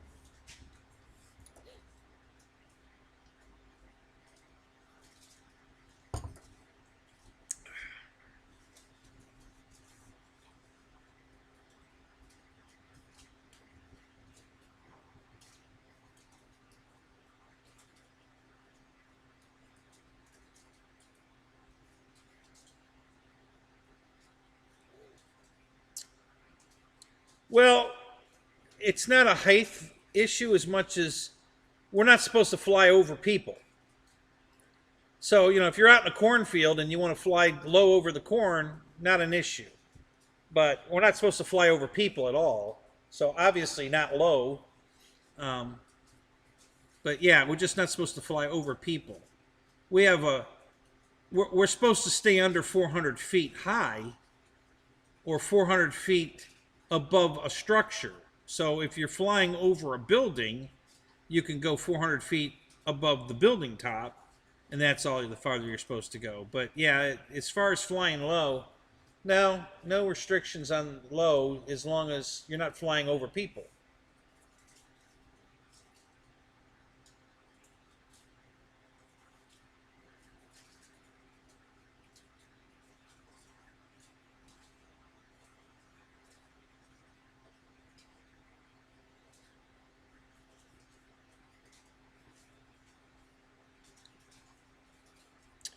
Um, we're using them, Paul. That's all you need to do. As long as you're using them, you're going to have problems with them. I have all mine set to auto discharge if I don't use them, or if whatever. So they're all set to auto discharge to storage voltage after I think 48 hours. So if I charge them up for Saturday and don't use them um, by Sunday night, they automatically go into discharge, and they self discharge down to storage voltage. So um, I have noticed though that they're not they're not balanced when I discharge them that way. They're pretty far off, and then it takes forever to charge them back up and get them back to balance because they're too far off to just charge them. So it's kind of a pain. Um,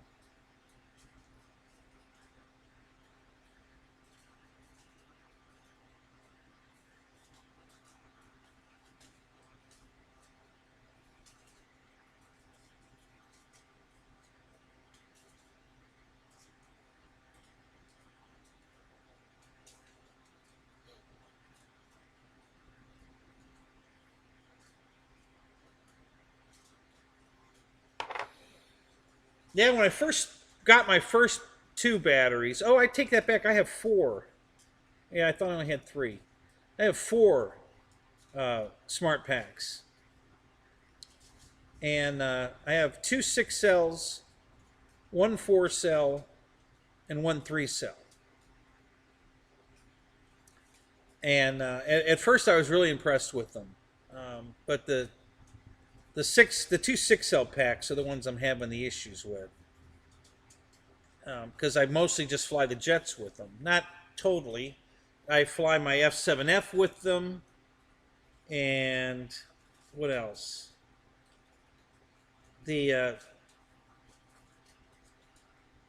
I've flown my T-28 with it. I've flown my RV-8 with it. And then all the jets that I've been flying, I usually use those in the jets. Yep, I have a smart charger, Paul, and I don't like that thing at all. That's a total piece of crap. The first one quit right at a year. It was like 3 days at the Pilot Ryan event. It was 3 days short of a year at the Pilot Ryan event, and it just quit. So I sent it back, and they replaced it. And the new one from Go overheats if I leave it on the table, and it's got 2 fans in it, right? And the fans are running, but if I just leave it sitting on the table and it's, you know, just sitting there doing the final balance thing, it overheats, and it says it's overheated, and then I have to unplug it and let it cool off. So it's been doing that since I got it. It hasn't broke. I mean, I unplug it for a little bit, plug it back in, and it works fine again. But yeah, so I'm not, and it won't balance the batteries. No matter what I do, when I take them off there and check them with a checker, they're not balanced. They're like at 417, 418, 419, never 420. They're never all 420. So I'll put it on my, after it's, I like it for charging up quickly because of the, amp it can do. I like that. But I do the final balance with the Venom charger. I'll throw it on the Venom charger, and it usually takes it about 6 minutes or so to do a nice balance charge, and they come off of there perfect. But my smart charger won't balance them. So I'm not a big fan of the balance charger at all. I've already been through one, it failed, and the second one hasn't worked right from day one. So yeah, not a big fan. I won't buy another one, I can tell you that. 420 sounds good to you.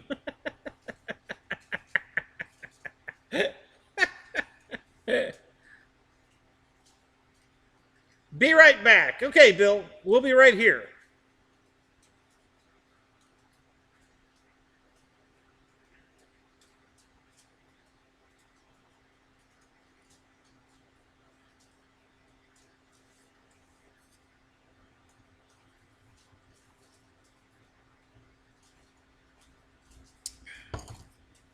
And I've tried balancing them on that smart charger with the balance lead and without.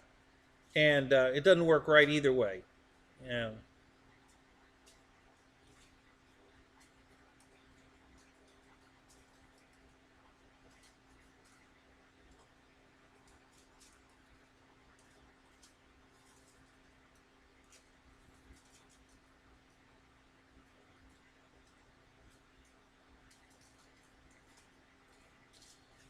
So, Paul, do you have any jets you're flying?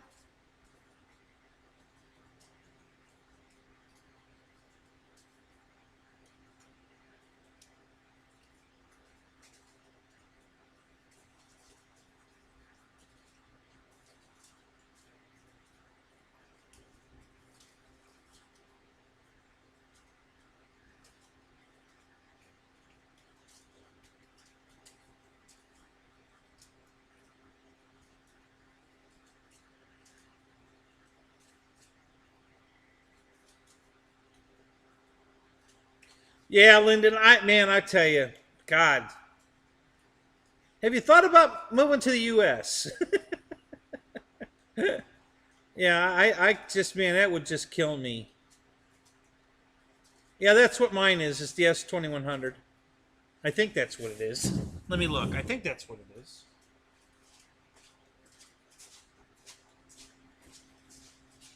Yeah. Yep, mine's the S2100. That's what I got.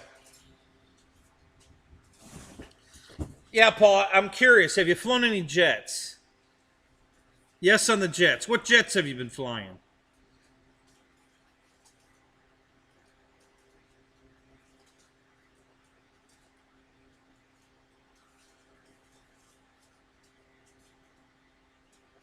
Um, maybe the camera is picking up the streamer and trying to reset the focus.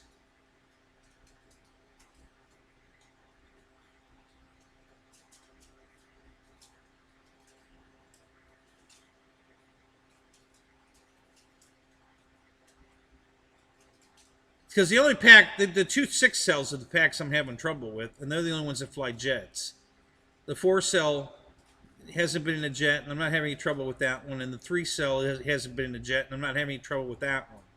It's the two 6 cell packs that fly jets are the ones I'm having problems with. So, too many to name. You have that many jets? Really? Wow. Um,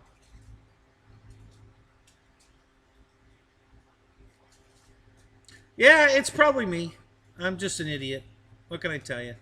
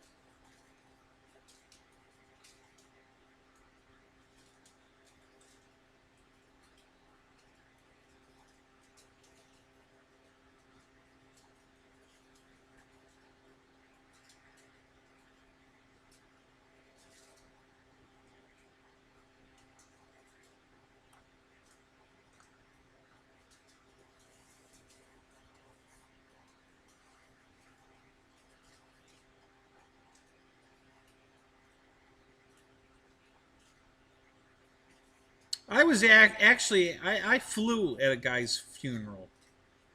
It was one of the guys we flew with, and he died, and his wife asked me to do a flyover at the funeral home. At the it was an outside service. So yeah, I put a plane in the air and flew it over the ceremony. It was kind of cool, actually.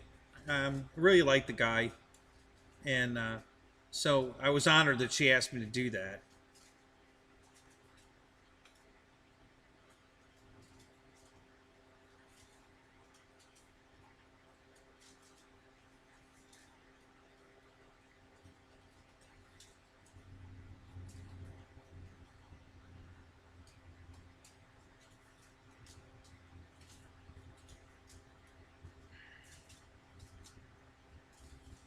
So Keith, how old was he?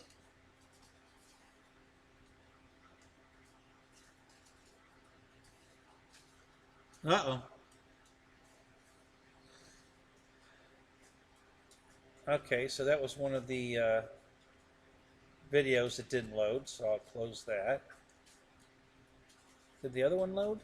Nope, that one didn't load either. No surprise there.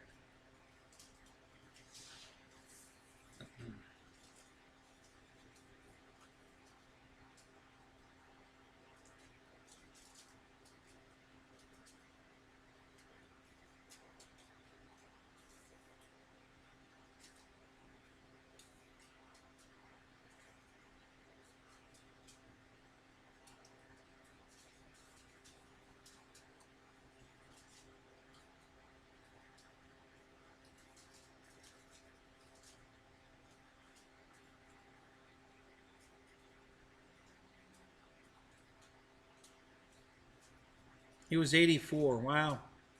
Well, that's a good life. Sorry to hear that, Keith, but you know, you're right. You know, some people die pretty close together because once their loved one dies, they have nothing to live for. You know, they just kind of give up.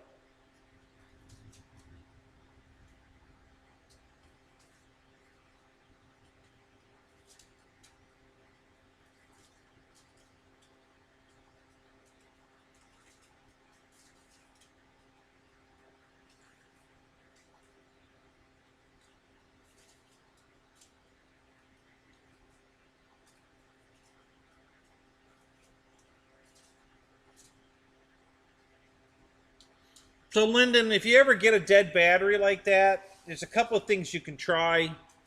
Um, Not guaranteeing it'll work, but you know it. Hey, it's worth a shot. Um, you know, get a battery that's storage charged, same size battery, voltage. Plug it into a balance board. Plug them both into the balance board, and together, and then put it on a slight charge. You know, like a half an amp charge, and just let it sit there for a while, and see if the good battery brings the dead one up.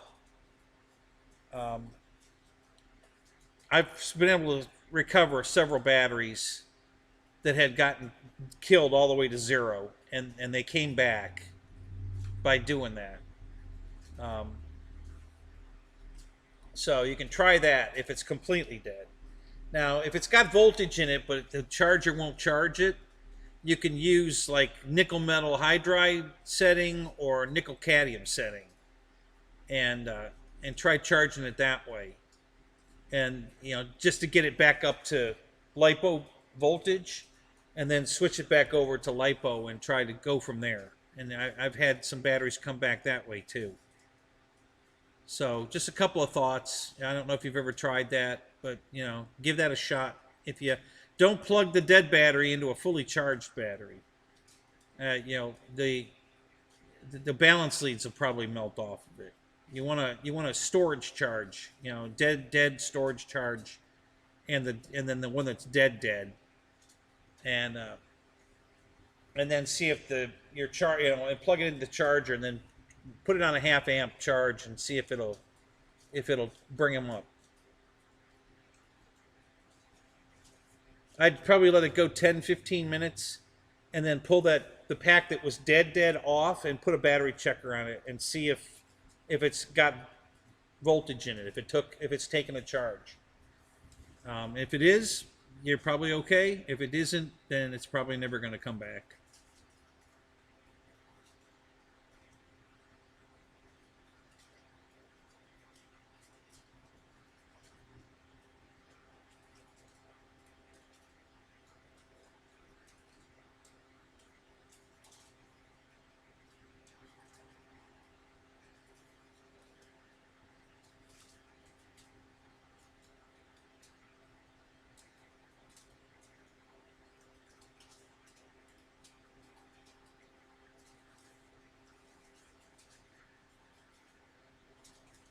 You sure know how to pick them, Paul.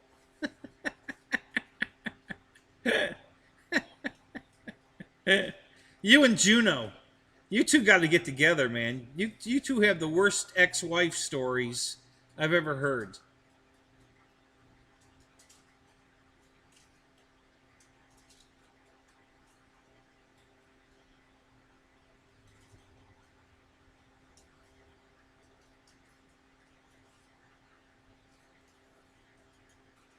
Oh, it's one of those drone batteries that has a special charger.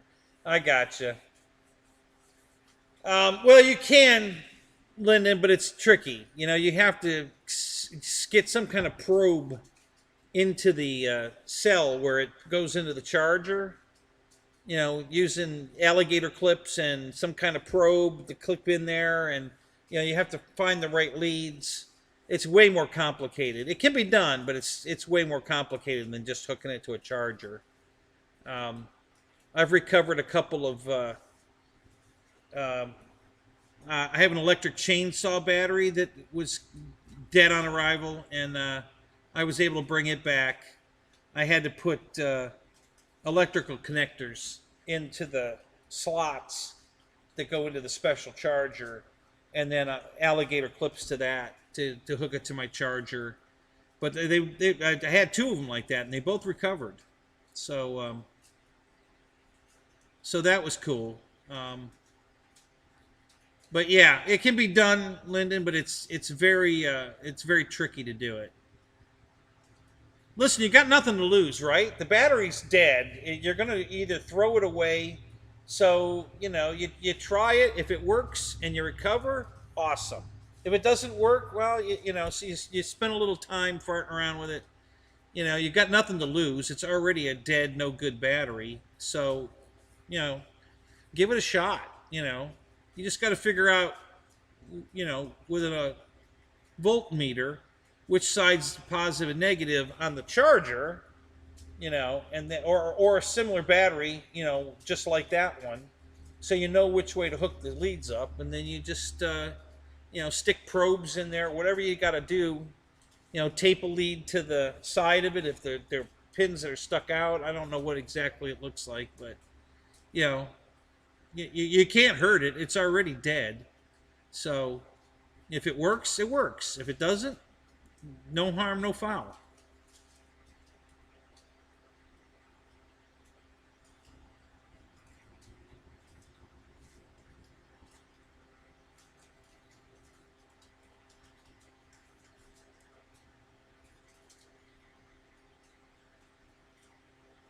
Well, Michael, what charger were you using?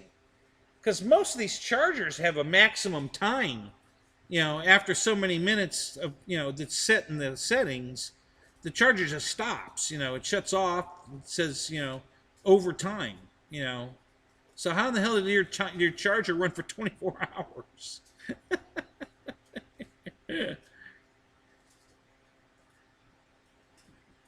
You'll be here all week.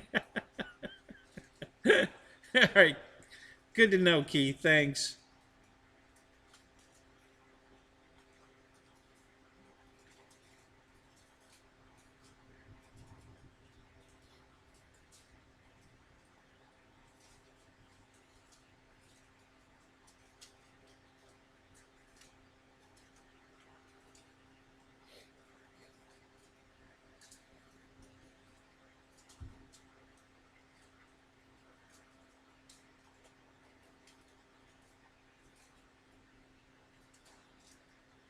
Your venom kept on going? Really? Wow. That's weird. Have you got the maximum charge time turned off? Have you even bothered to set that? Usually it comes defaulting at like I think 240 minutes. So that's like 3 hours, 2 hours. What is it? Let's see, 60 minutes, 120 minutes, like 4 hours. Yeah, usually it can only go 4 hours max, and then it shuts off. So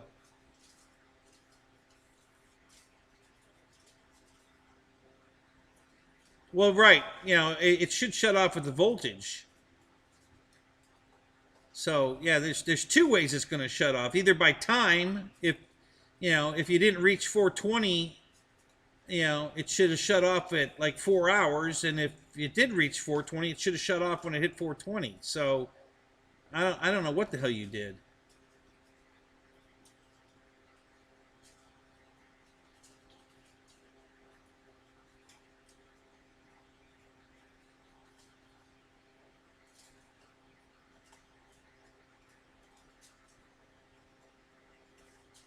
Yeah, yours stops at 120 minutes. Yeah, yeah, that's 2 hours. If it doesn't charge in 2 hours, it stops and lets you hit the start button again if you have to.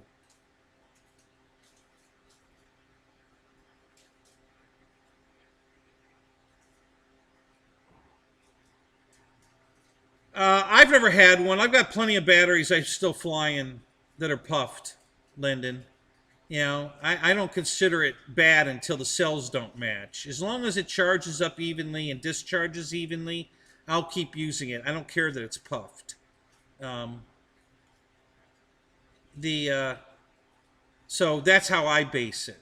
Can it burst? Hey, a brand new battery can burst in an airplane. You know, I've seen it happen on YouTube. You know, what was the cause? Who knows? But yeah, but I wouldn't be concerned just because it's puffed that it's going to blow up in the plane. As long as the voltages are even, it charges evenly, it discharges evenly, it peak charges evenly, then I wouldn't be concerned. I'd keep flying it. I have many batteries like that I keep flying. Um,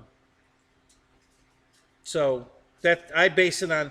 Now, if I've got a cell that keeps going down early or charges quickly and then the other cells are trying to drag it up, with it, to get it balanced. Yeah, that when a battery starts doing that, I stop using it. But as long as it charges evenly and discharges evenly, I'll keep using it. I don't care that it's puffed. I gotta tell you guys, it's really funny, you know. But I have a battery. It's a Turnigy battery. It's a Nanotech, and it's a 6S Nanotech that has got to be 7, 8 years old, and it's not really puffed. I mean, just slightly. It's still nice and hard, and that battery still works good. I can't believe it that battery has held on um, better than any other battery I've owned. You know, it just keeps going. It's definitely down on internal resistance. It doesn't do a great job. I won't fly a jet with it anymore. But a prop plane, yeah. Sometimes I have to like half throttle it until it warms itself up, because if I try to go any over that, it just shuts down because it can't. The ESC is asking more than the battery can give. But once it starts warming up, I can give it more, And if I pre-warm it by like setting it on my dashboard and letting the sun warm it up, it flies fine. So, and then, like I said, that battery's got to be 8 years old. It was when I first started buying from Hobby King, and yeah, it's amazing. I can't believe how well that battery still can fly an airplane. It's just amazing.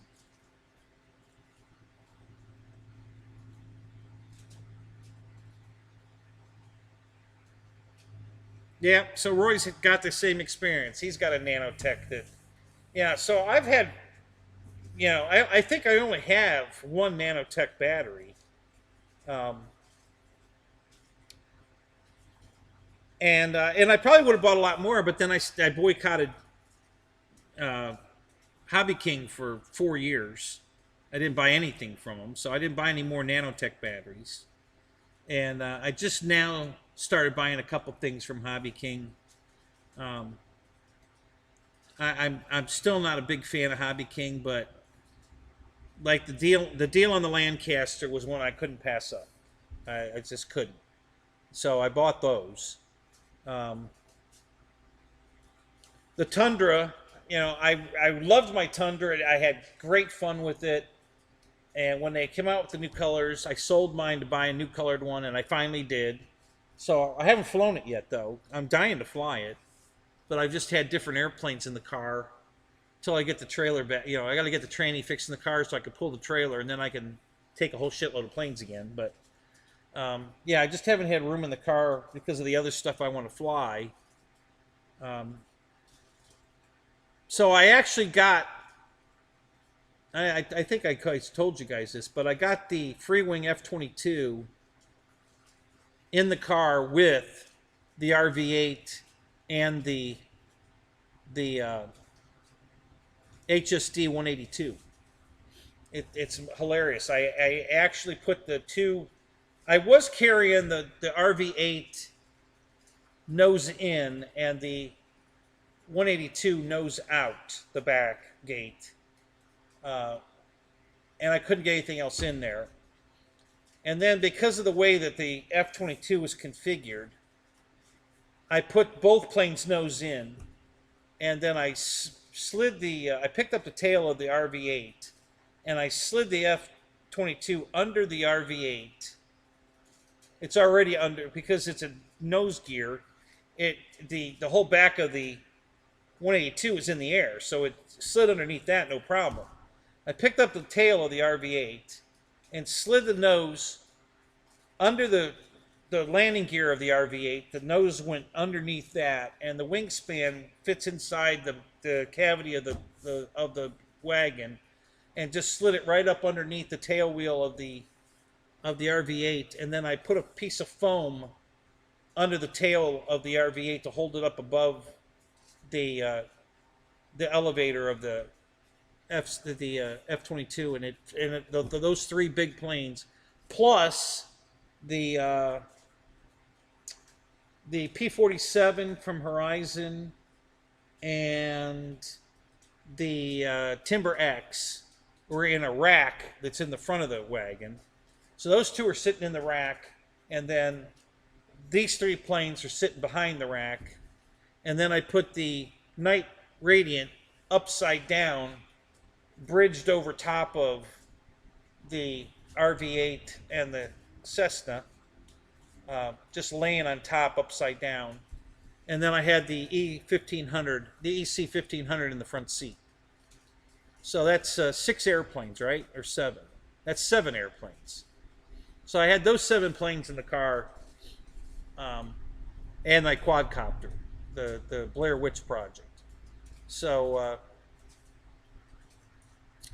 and I could have thrown, you could put a UMX anywhere. If you've got a UMX Timber, you can stick that anywhere. So you could there's always room for the UMX Timber. So you could always add an airplane, no matter what you're flying or what you're bringing, because there's always room for that. It just takes up so little room. You can put it anywhere. You can put it on top of anything. It doesn't weigh enough to even dent anything. It's ridiculous. So you always have room for that. So I didn't throw it in there just because I knew I wouldn't fly it, but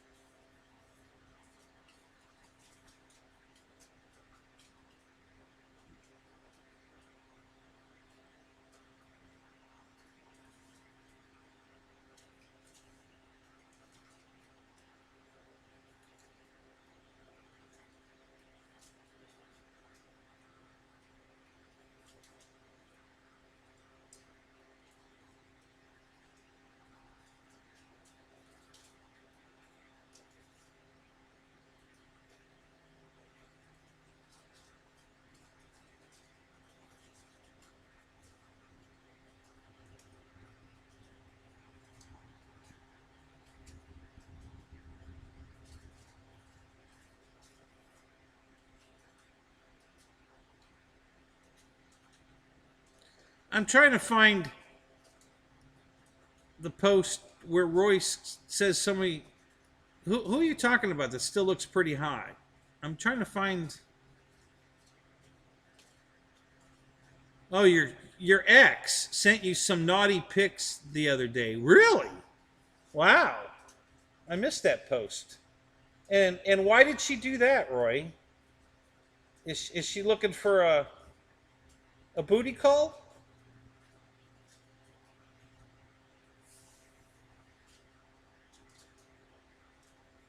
And what are you pissed about a B-17? What happened there? I missed that too. What's going on with a B-17?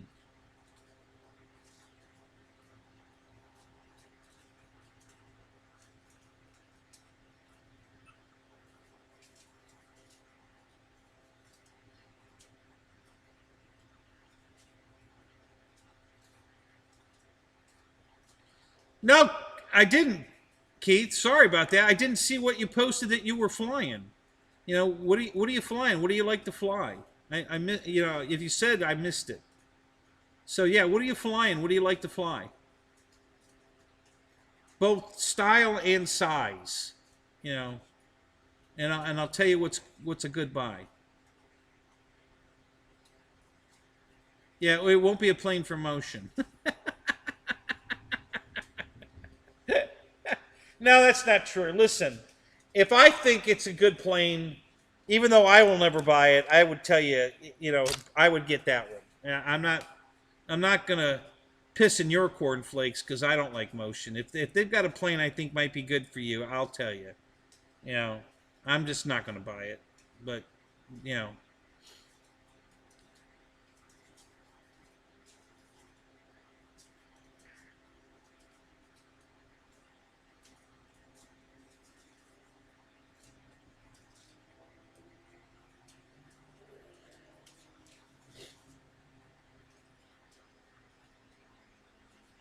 so Keith's not buying motion or banana. Okay, good to know. But I mean, are you looking for a jet? You looking for a bush plane? You looking for a scale plane? A warbird? What are you looking for? What do you like to fly?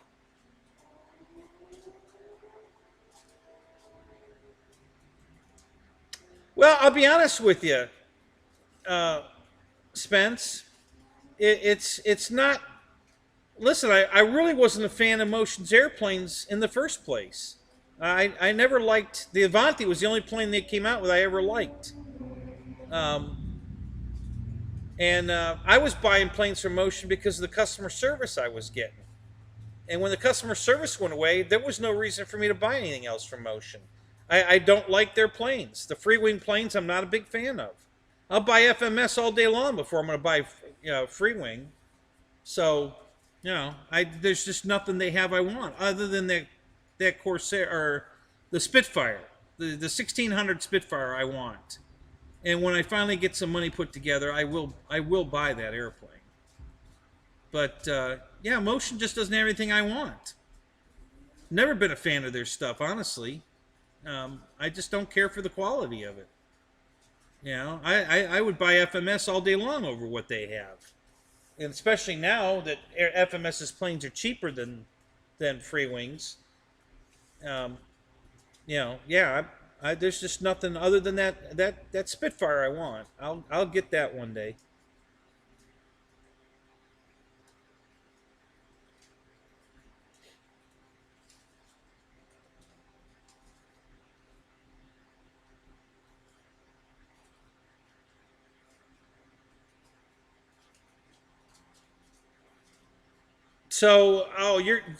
You ordered one, they didn't send it to you. Remember, is that what it was? And they said they didn't get your order or some bullshit like that. Yeah, Horizon did that to me too. I think I remember that now. Um,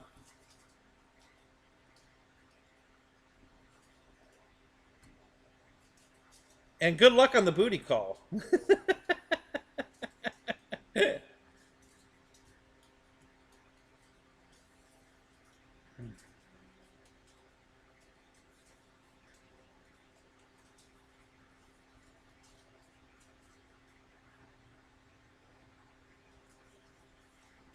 You would like a new, bigger Zero. So a Warbird. Well, what's bigger? Do you have the 1400 size one from FMS?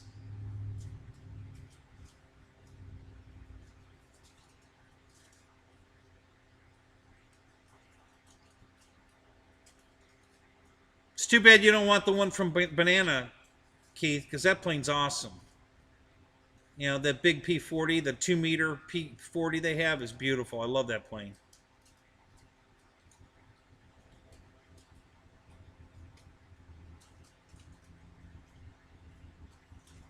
Yeah, it seems like all Motion wants to do is make jets. So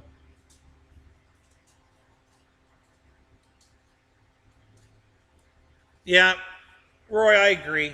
I am too.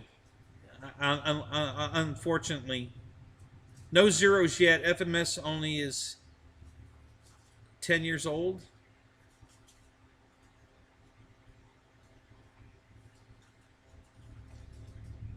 Yeah, it's 10 years old, Keith, but that thing flies awesome.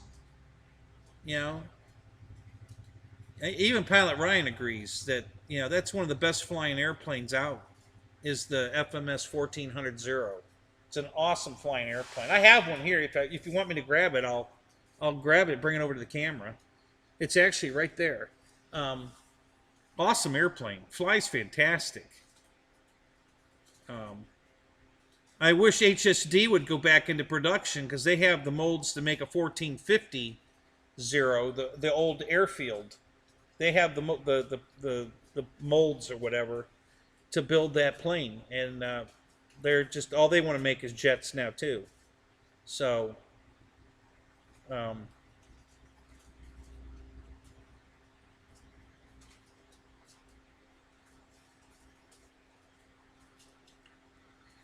all right, Fred. Hey, no problem, buddy. Anytime. And thanks for the new phone number.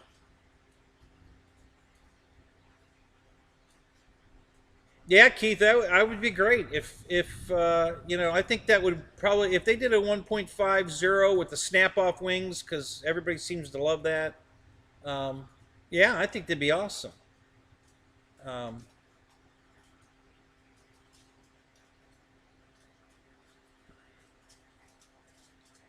but the FMS Zero is awesome. It's a beautiful airplane. It flies amazing. It's a great flying airplane.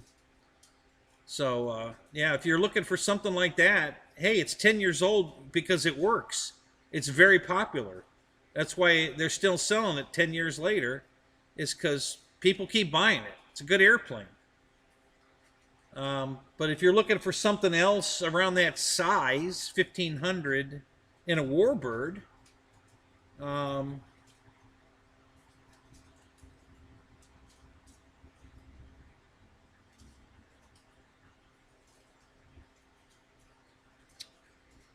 I don't know.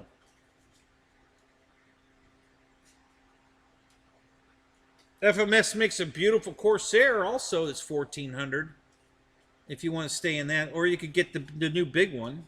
I don't know if you've got 6S or room for the big one, the 1700. But they have a 1400 Corsair that's awesome. I have that one too.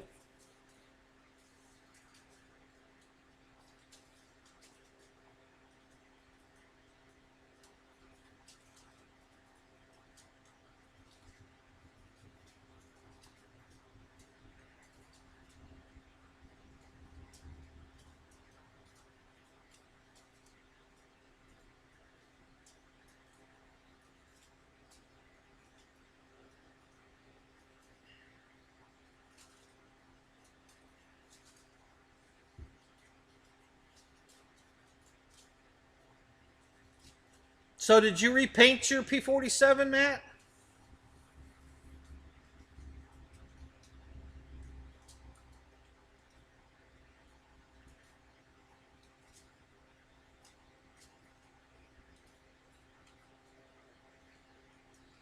What else would I recommend?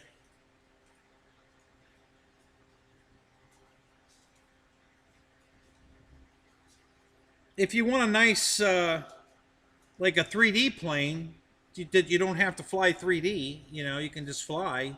That new Arrows um, Edge 540 that's orange and gray. That's a really nice airplane. I have the same one in the Red Bull scheme. It's the exact same airplane. Horizon used to sell it.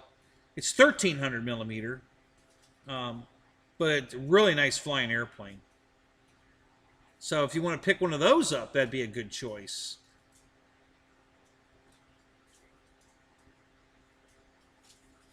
Yes, I have the FMS Tiger Cat, Mike. Yep. Any good, it's awesome. It is absolutely awesome. It flies phenomenal. Beautiful flying airplane. Easy to land. Beautiful flying. Beautiful landing. Quiet. If you balance the props, it's whisper quiet. I did a video on it. Go check my channel and watch the video on it. It's amazing. It's a super nice airplane. It's way too expensive now. I bought mine before the price increase. I paid $549 for mine. I think it's $680 now. Um, but yeah, it's an awesome airplane. So if you don't mind spending the 680, get it, because you will love it. It's a beautiful airplane.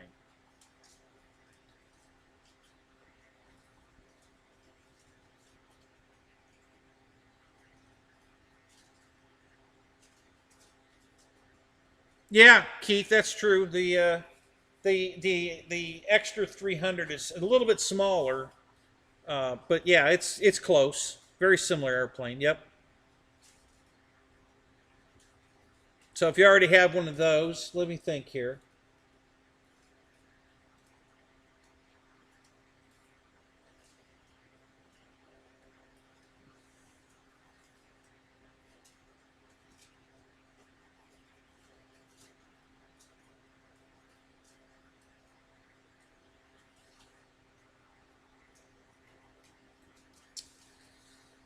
Uh, oh, there you go. If Horizon's got 4 times the points, then yeah, there you go.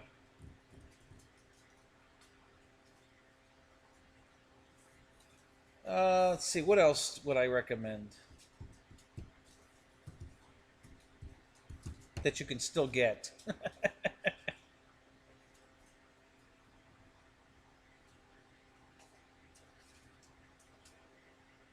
Matt, have you flew your P-47, right? Did you post that you flew it?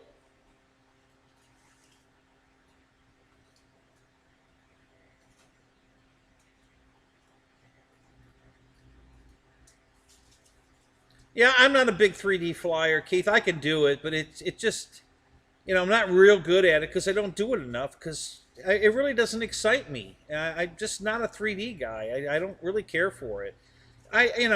With the right airplane, like for instance that Ultrix thing, that little tiny wing thing. Now that's fun to 3D. I enjoy hovering that around. Um, but other than that, I'm just not a big 3D guy. So and did you paint it or not? Have you painted it yet?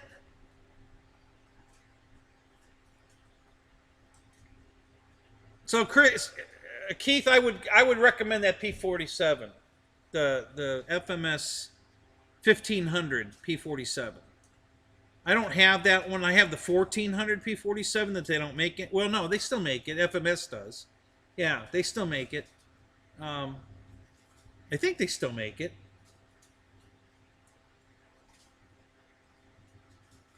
Maybe not. I can't remember now.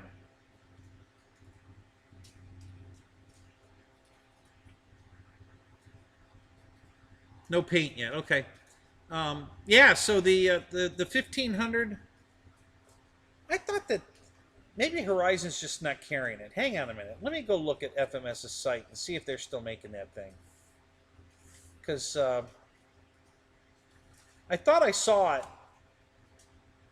I was either on their website or Horizon's website and saw it. So they were still making it, but I could be wrong.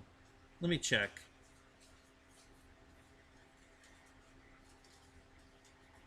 Oh no, I take that back. I'm thinking of the Corsair. Yeah, the 1400 Corsair they still make. Yeah, they don't make the 1400 P-47 anymore. Yeah, yeah, that's what it was. I'm pretty sure. Hell, I'm here now. Let's look. What the hell?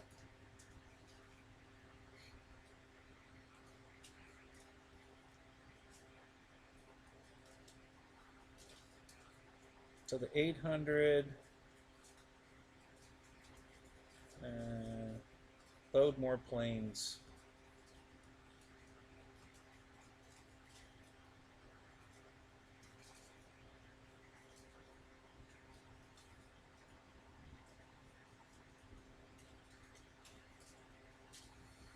Yes, they still make the Corsair in the 1400.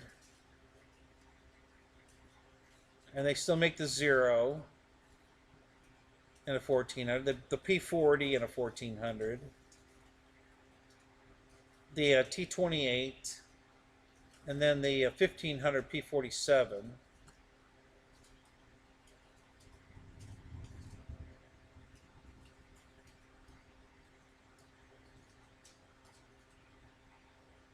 Yeah, I don't see the. Yeah, so they don't make. Yeah, they don't make the P-47 and the 1400 anymore. I still have one, but they don't make it anymore. So yeah, I've got. If you're looking for something that size, I'd go with the 1500. You know, the P-47. It's oh,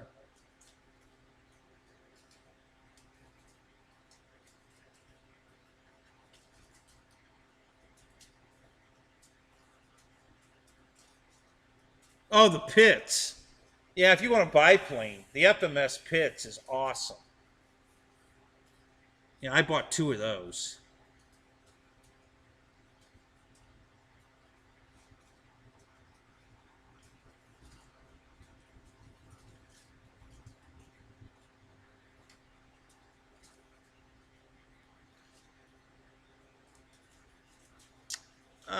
The Bonnie, my Bonnie is the 1700 P-47, or is it the Mustang? It's the Mustang. Yeah. Oh, no, that's Bunny.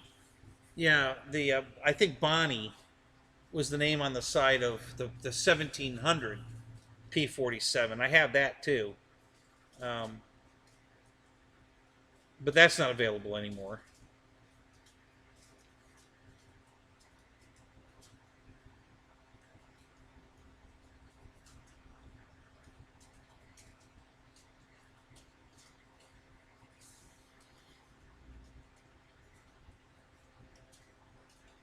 Yeah, the 1400 Pitts too. Okay. All right. Um,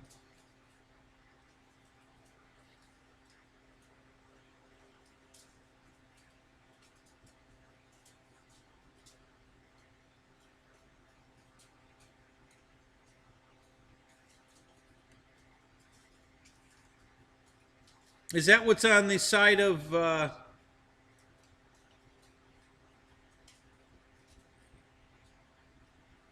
the 15 P-47? Is that what's on the side of the FMS P-47? Is that the one you're talking about? That has Bonnie on it too? Because if you buy the 1700 camo paint scheme on the 1700 P-47, it had Bonnie on one side of it, and I forget what was on the other side. Um,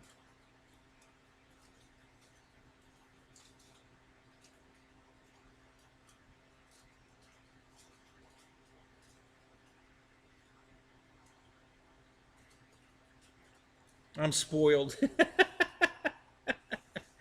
um, so let's see. What else would I recommend? Well, hey, the 109, the FMS ME 109 or it's a BF 109. Yeah, BF same thing. Yeah, the BF 109 is a great airplane if you could stand that paint scheme. I hate that brown paint scheme, but you can repaint it. That's a great flying airplane. Um, I've got the I guess they call it the Arctic camo or snow camo. I got that one before. Yeah, Bonnie got around. Yeah, she sure did.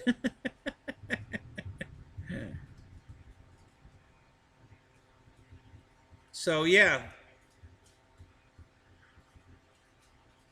yeah. That's the 1700 hasn't been available for years. Yeah, I know. Yeah, and I don't know why. That's just stupid. It was a good airplane. I don't know why they discontinued that. Um,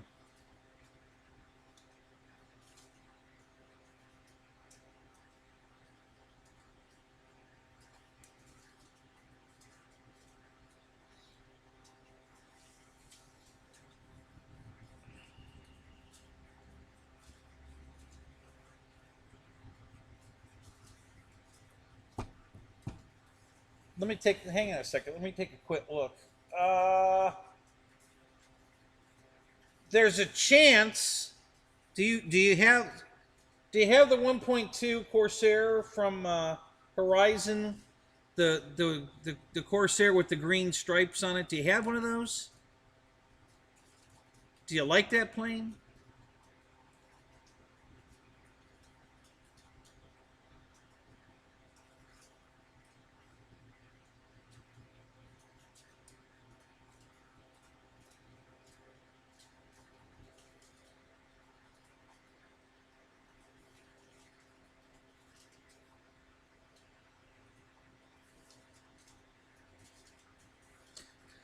Yeah, Roy, I got blown away the night that George pretty much, you know, told me I had 30 grand in airplanes.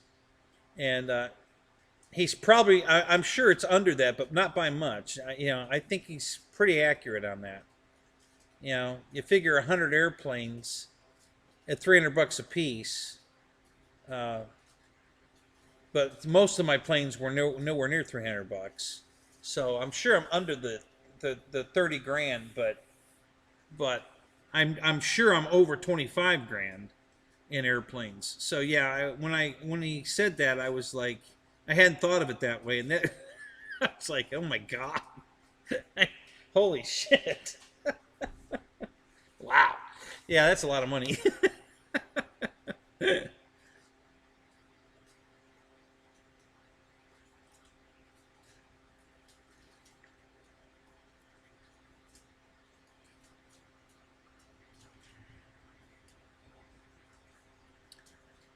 What is going on? Oh, it went away. I was looking at my streamer and it was frozen in the upper corner, even though it was still moving around. But it's gone now, so it fixed itself, I guess. Yeah, the 1.2. I think that might be what's coming out tomorrow, guys. I think that's what Ryan was kind of alluding to. I don't know for sure, but you guys were asking what might be coming out from Horizon. I think they're bringing back the Corsair with the smart technology.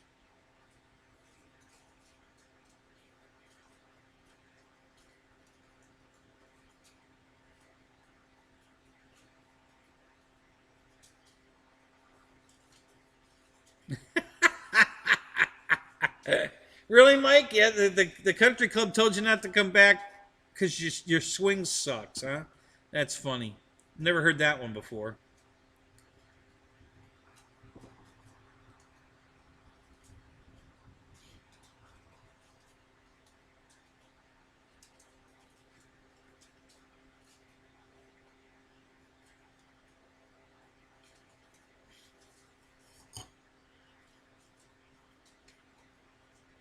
Well, I don't need a refill, but I got to go pee. So talk amongst yourselves. I'll be right back. I'll keep thinking while I'm gone, Keith, and see if I can come up with any more recommended planes. Um, so I'll be right back.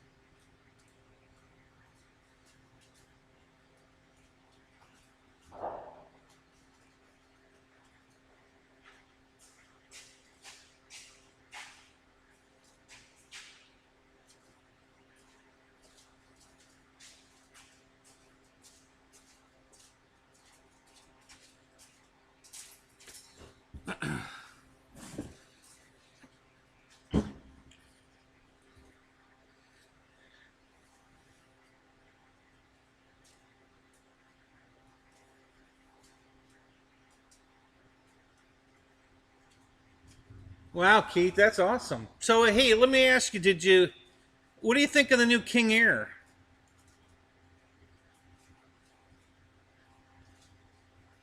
from Hobby King? You know, the twin.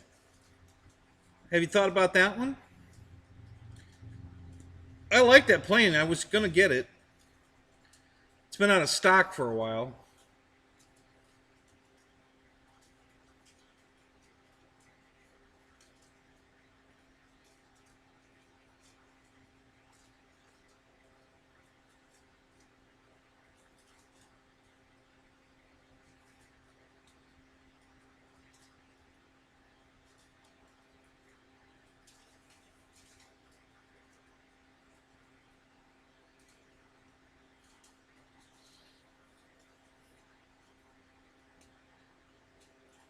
No, no Hobby King either. Okay. So let's see. No Hobby King, no banana, and no motion. Okay.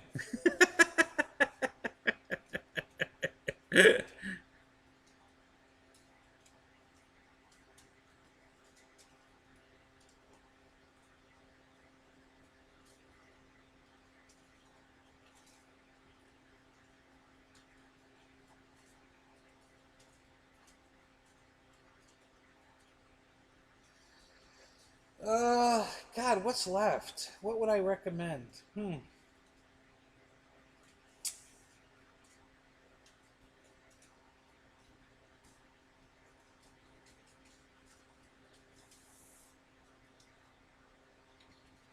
Everybody keeps discontinuing all the good airplanes. It's a bummer. You know, it's like, wow, why the hell? Do you have any of the Arrows planes, Keith? Have you done the Arrows?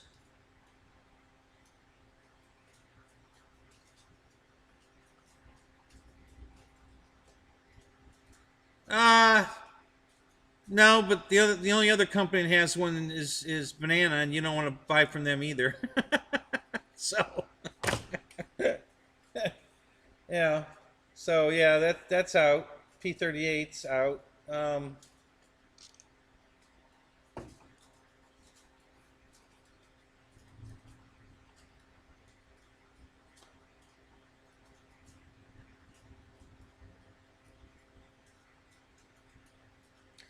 Honestly, Keith, I'd say from everything we've discussed, if you don't mind spending the money, the F7F Tiger Cat from FMS is the one to get. You will absolutely love that airplane.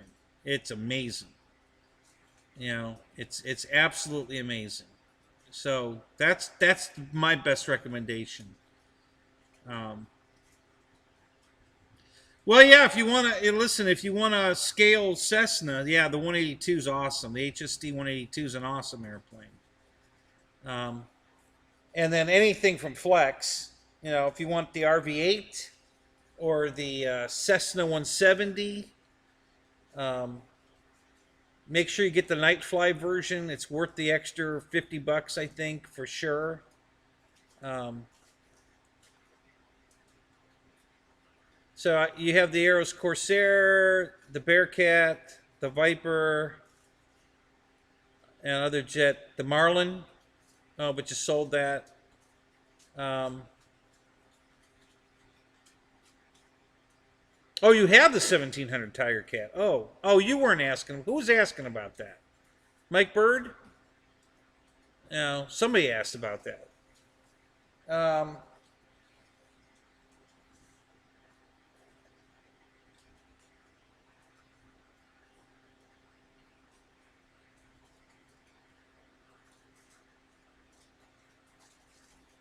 you have the RV8 night version. Oh man, Keith, you got all the good airplanes. Christ, I don't know what to tell you to buy. You already have all the good ones, and the ones that you don't have, you don't want. So you're set. I don't know what to tell you to buy. You know, you're shit. You just got them all. You got everything. You know, there's nothing left for you to get.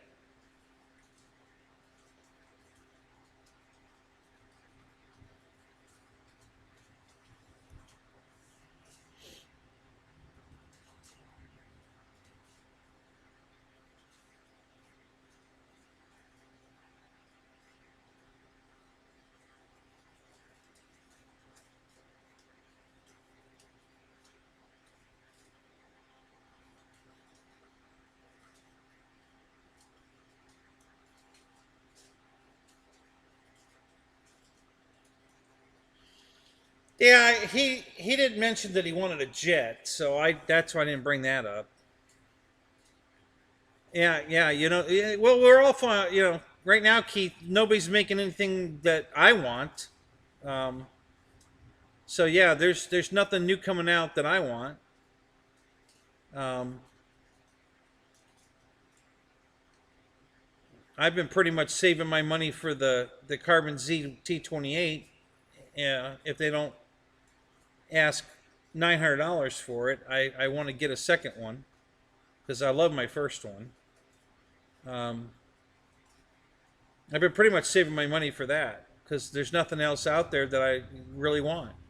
I almost pulled the trigger on the 190 when they had it $70 off. I almost pulled the trigger on that. Um,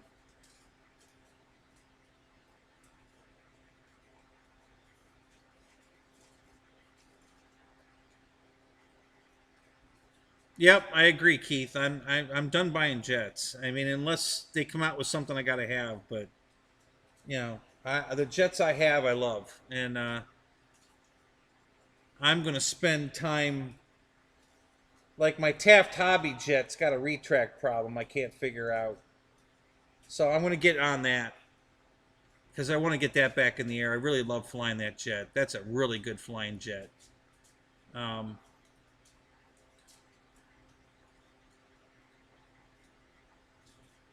how do I go? How do you go blue like everyone else?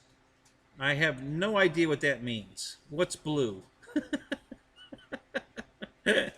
I really don't know what to do about that. And I agree with you, Keith. I'm tired of the battery deal with jets. They just cost way too damn much to keep putting, those high C rating batteries, and they only last, a couple of months, few months, well, more than a couple of months, but that's the only time I have to replace batteries is when my jets wear them out. I've never worn a battery out in a prop plane yet. When I wear it out in jets, I can still fly prop planes with it. It won't fly a jet anymore, but it'll fly a prop plane.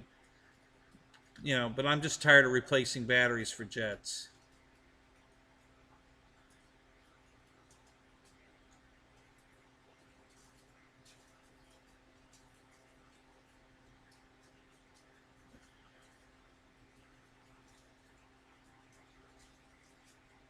So I go blue for you? Oh, you want a wrench? Oh, shit. Okay, I got you. Don't tell anybody did this.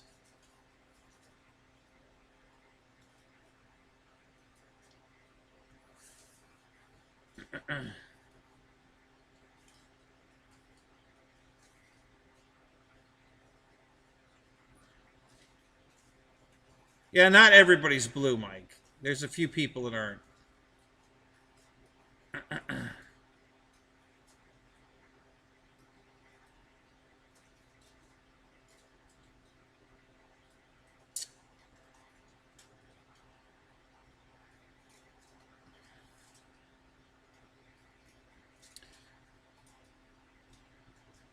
You got a Vendetta coming tomorrow? Do you really? You bought one of those? Yeah, no, I'm not. I'm not spending that kind of money on an electric car. This was only 130 bucks, I think. My Audi Quattro here, and this is really building nice. This is cool. This is going to be a lot of fun. I can tell you right now, because of the suspension's adjustable. I can lower the car down if it's too high, um, and I can adjust the tension on the springs. And it's all-wheel drive. It's just going to be fun. And I'm setting it up high on purpose because it's probably going to run in the grass way more than it runs on concrete. It'll probably be out of the flying field running around in the grass. So I want the suspension in it. Run for the hills. What's up?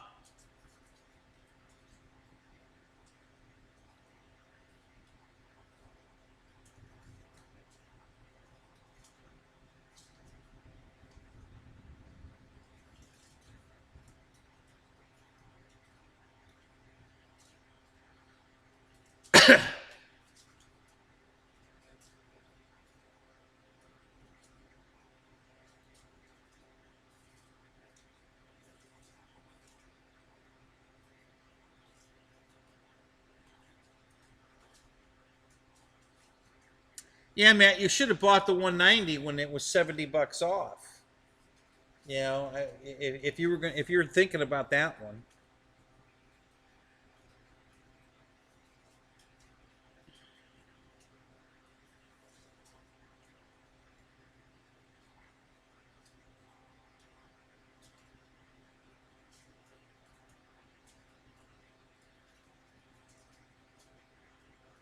Yeah, honestly, I still think it's overpriced at four.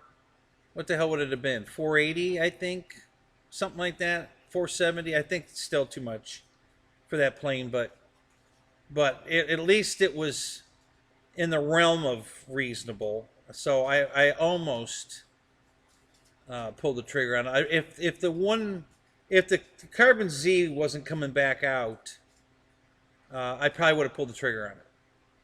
But I'm saving my money for that because I love that airplane more than the 190. So, and last night in the Zoom we were talking about that, and you know, pretty much the consensus on the 190 that Horizon's not going to bring back when they sell out of them. If they change the color scheme on it, they might attract more customers. Nobody likes the color scheme on the 190. So I think that was something that hurt their sales on it for sure. I just think the plane's too expensive, both the Mustang and the 190. I think both of them are awesome airplanes. I'm not crazy about the paint scheme on the 190, but that wouldn't have been a deal breaker for me. They're just too much money. I just won't pay that kind of money for them. I don't think they're worth it. So...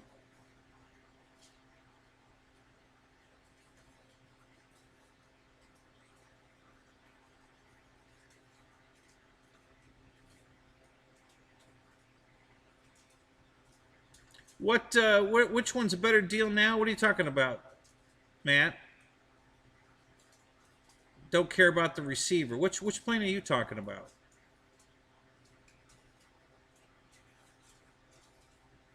Oh, you're gonna love that plane, Ron. And man, that thing's freaking awesome. I've got a couple of videos up on mine, so you may want to check those out. Yeah, they're all too much money now. You're right, Keith. I agree 100%. You know, that's why I jumped on those Lancasters from Hobby King, because they're normally 180 bucks, and now Hobby King you have to have $250 to get free shipping. So it's 180 bucks for the Lancaster, and you got to pay shipping, and that was 46 bucks to here. So that put the plane at 226 bucks. I would never pay that kind of money for that airplane. But they had it on sale for $149.99, 30 bucks off. Then they added the 25% off for Cyber Monday, which brought the plane down another, I think it brought it down to 106 bucks per plane. So at 106 bucks, yeah, I'll buy a plug and play airplane that 4 engines, nice paint job. Yeah, it was worth 106 bucks. So I bought 3 of them, which got me my free shipping. So I still only paid 106, and I didn't have to add for shipping because I got free shipping with 3 airplanes. Took 2 of them to the field, sold each one of them for 160 bucks a piece, which paid for the 3rd one. So I actually got mine for free. Broke even. I made $2, I think, selling the other 2. And so I made $2 on the deal and got my plane for free. So that was a win-win-win-win for me on that deal. But yeah, you're right. Everything's too expensive now.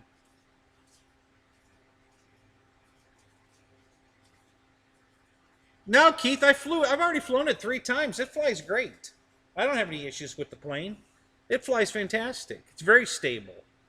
Listen, I tried to tip stall it, and I got it way up high to make sure I could recover it. And I had to stop it before it did a tip stall. I mean, literally, I had to stop it. It slowed down to a crawl and didn't tip stall. And, so I'm trying to tip stall it. I mean, I'm trying to force it into a tip stall. And I literally had to stop it to get it to tip stall. It's very stable. It flies great. I got 3 flights on it. It was perfect all 3 flights. So I have no problem with the airplane. It flies great. I think the problem that most people were having with it is they put the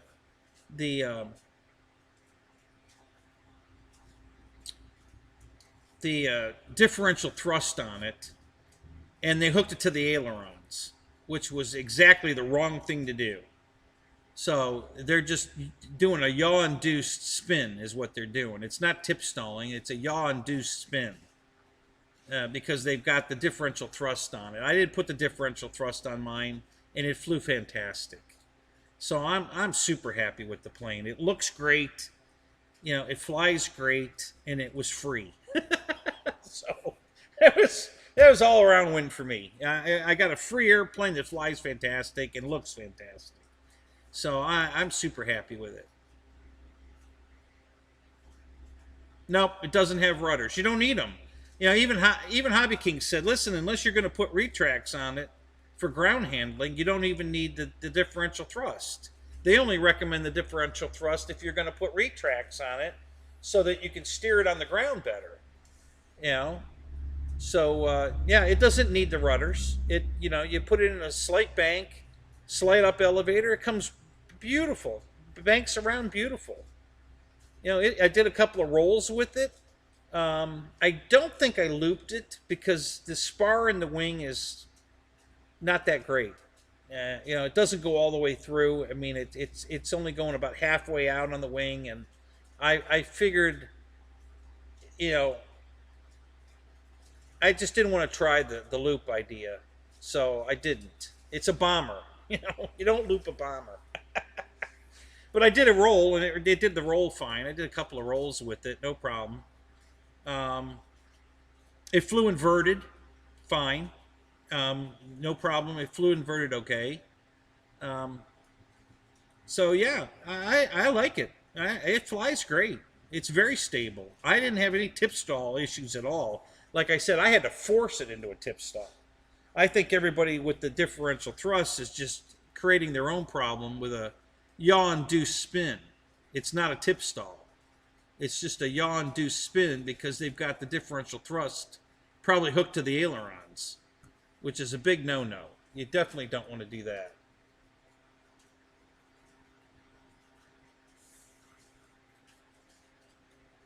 That's the only thing I could figure out. I know for sure that's what the Potentric brothers did. Yeah,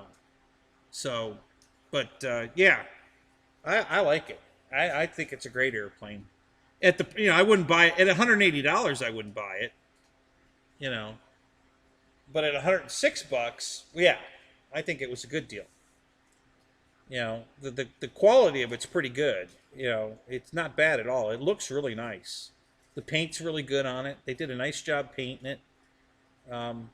I've got a bad servo in it. Well, it's Hobby King, so that's typical. So I have to replace the elevator servo. It doesn't center, but as long as you're prepared for it, you can get around it. There's a workaround for that as long as you're prepared for it.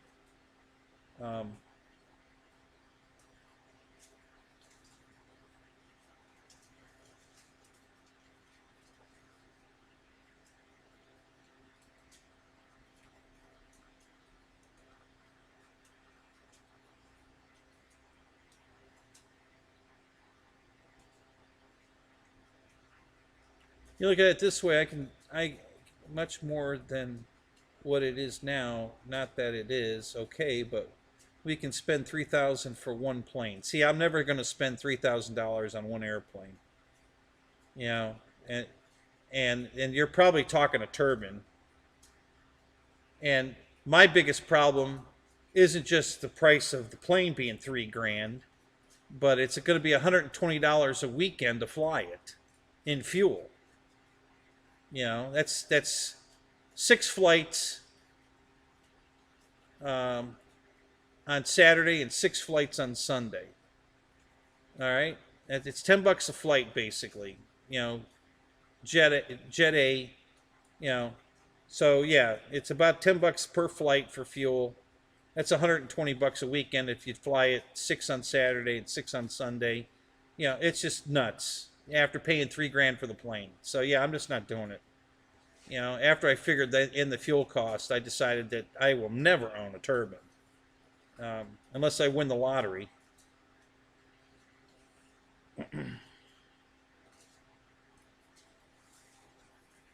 Oh yeah, yeah. See, I'd have been all over that plane if it was bigger. You know, the Lancaster. I'd love to have a 2 meter uh, bomber, 4 engine bomber for sure. I would love that. Um, you know, like I said, when I saw the sale and did a quick math in my head, I was like, well, goddamn, if I can buy all 3 of these at you know already the $30 off plus the 25% off, and buy 3 of them and get the free shipping, I know I can sell 2 of the 3 for $160 a piece, and that'll pay for the third one. So I'm going to get a free airplane out of this. I'm going to get free shipping and a free airplane. Yeah, I'm doing it. So, and then I didn't care if it flew. I was going to hang it on the wall if it didn't fly. It's a pretty airplane, so it would look great just hanging on the wall. So I was okay with that. But yeah, $3,000 for an airplane, I'll never do that.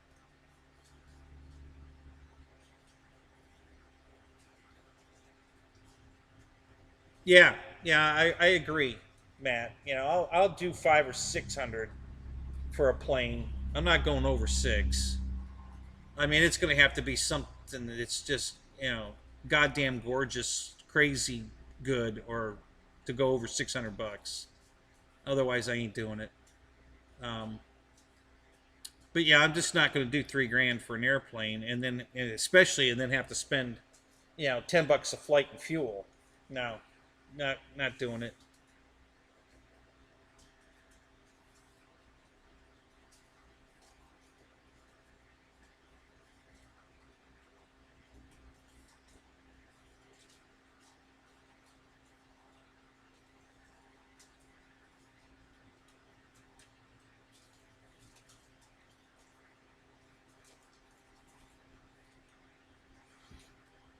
Yeah, see, Mickey, that's, you know, that's where I'm lacking, is I haven't spent much money on camera gear, and um, so currently this is my video camera right now.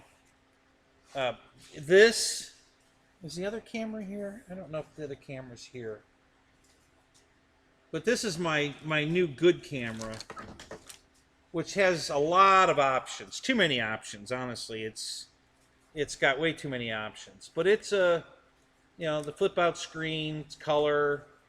It'll do, Christ, I think it'll do 4K. What's it say here?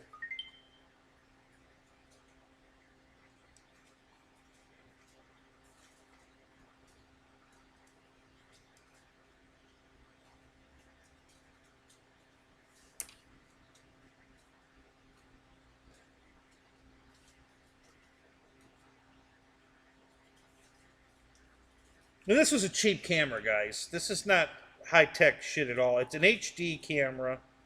Um, it's 240 megapixel. It's got the anti-shake, you know, the stabilization. Um,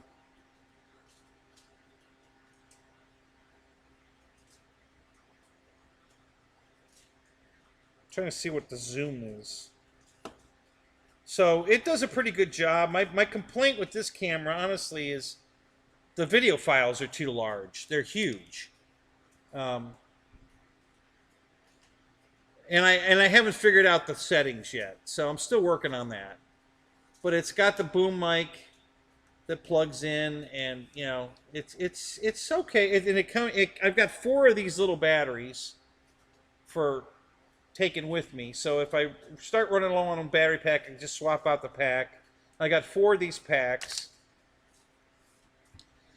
And then my post-production is, I'm just using the free software. I haven't bought anything yet. So yeah, I know I'm, yeah, it's 720. I know that. You know, the files are 720. I don't know if it goes up to 1080 or not. But yeah, I know the files are 720 and they're super big. And there's a bunch of different formats and it has too many options. And I haven't spent enough time with the camera to figure it out. So, um,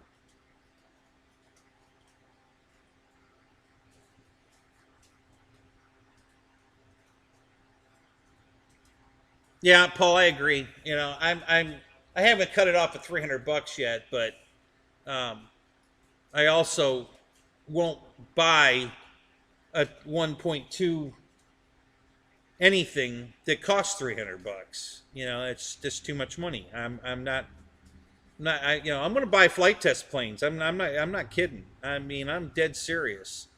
You know, I'm going to be a flight test maniac coming up. You know, because they're coming out with some really cool stuff and their prices are still really cheap for what you get. So, um, yeah, this isn't a Sony camera. This is some bullshit. Yeah, and listen, the camera was less than $100. I think this one was. I think the first one I had that I broke was $88, and I think this one was $94. So it's cheap, but it does a nice job. It has good quality. You know, if I can just figure out how to set it. It's got all these light settings, you know, and I don't mean like 1 or 2. It's like 6 or 8 light settings you can set, and video quality settings. I think there's 6 video quality settings, and you know, and it just has all of these settings that you can go through. Um, you know, different, you know, sports setting or still or beach or you don't even know what half of these do, but not on top of, you know, not just does it have different light settings, but then it has like at the beach, at a sporting event, you know, and I have no idea what the changes it's making in those settings. I don't even know what they do. So it's just got way too many settings for me for what I'm using it for. But I'm just going to have to sit down and just do a bunch of test videos and figure out what I need to get the camera set at. And then I get some good quality out of it. I know it can do it. I just haven't figured it out yet. It looks identical to the other camera, the one I broke. But when I got into the software inside the camera, this thing has twice as many settings as the other one did. I mean, it's just crazy how much settings it has in it. The menu goes on and on and on. There's all kinds of shit that it'll do. So yeah, I just have to figure it out.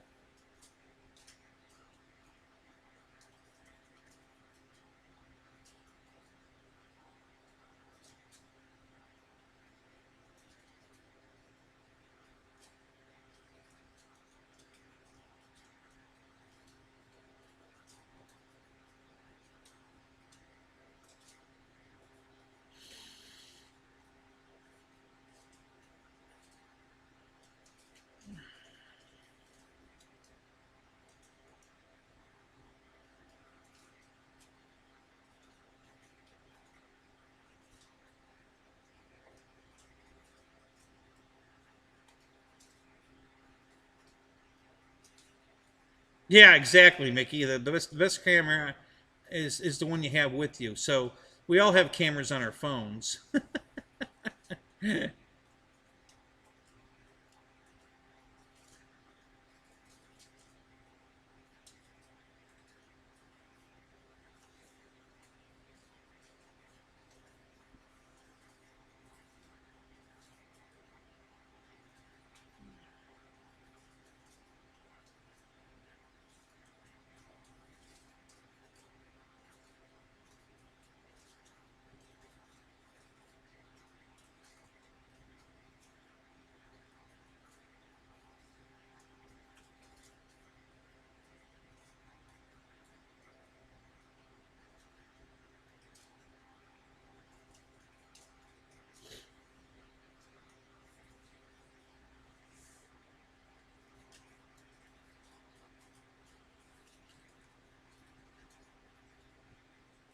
So, guys, I can tell you that you guys probably should start looking at flight test stuff. You know, start off with the crappy build stuff to get used to building, and then go to the master build stuff that looks, when you're done building, it looks like a, you know, any one of these foam injected molded planes. I mean, they look that good. They really do. You know, you just got to spend some time painting them to make them look really good. But you know, if you want to spend a little time on it, you know, do the Papa Dot kind of stuff, maybe, and just panel lines, little airbrush work, you can make these planes look really good. And all the flight test stuff flies good. I haven't gotten a flight test plane yet that didn't fly fantastic. So it's just amazing. And their basic aerodynamic wing design just works. You know, the planes fly great. So you can save a shitload of money and still have easily as much fun.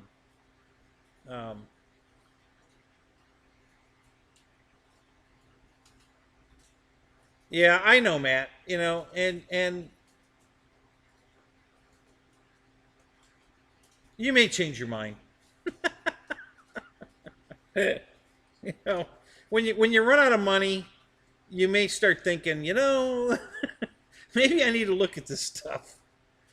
Um,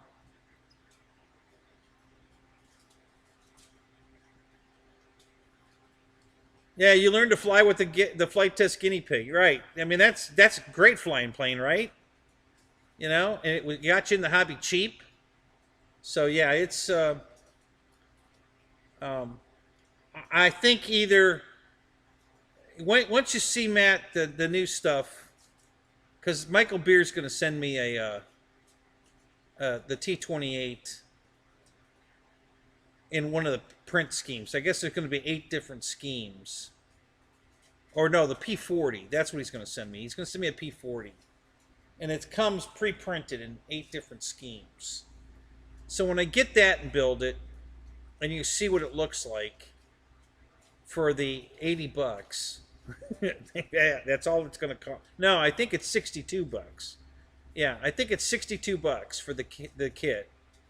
You know, and then I have to put my own servos and everything in it. So, you know, by the time I'm done, I'll be into that plane for less than 100 bucks.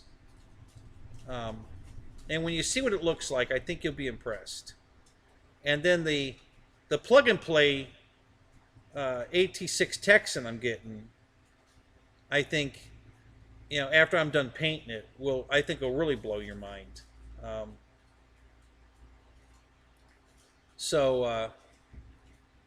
know, and that's 159 bucks. Comes with everything but the receiver, including a battery. It comes with a battery. It's a 3700 4-cell battery. Speed control, motor, servos, everything you need to fly it. And it's 159 bucks for a 1400 or 1450. I forget if it's 1400 or 1450 size airplane. And then I'm going to reinforce mine so I can put retracts in it. And yeah, I think that's going to blow your mind. I think, you know, after I do those two,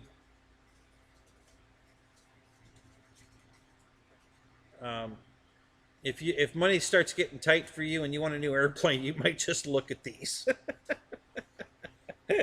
I think you're going to be impressed. I know I am. I'm super impressed with what they're coming out with.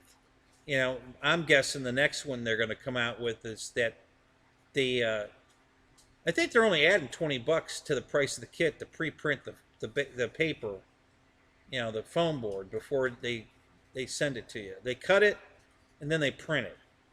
And so mine's coming. The 159 deal doesn't include pre-printed, but I think they'll probably do that one next.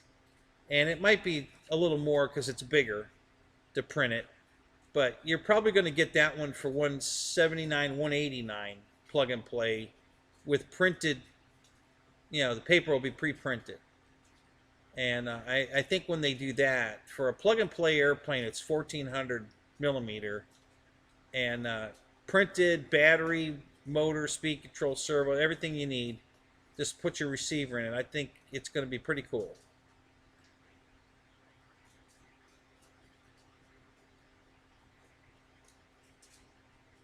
Oh, good for you, Keith. That's awesome. I mean, I'm sorry that they're gone and everything, but the fact that they left you, something like that, that's fantastic. Um,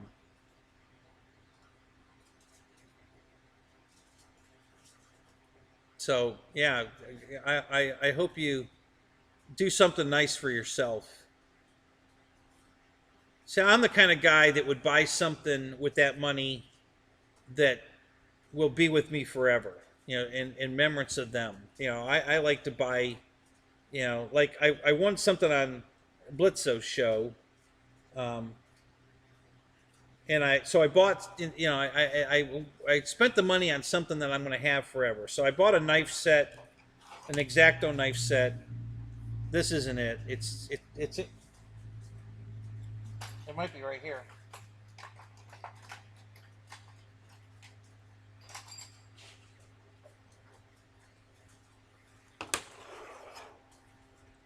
Nope, not that one. Wait a minute. Let me look. I think it's here.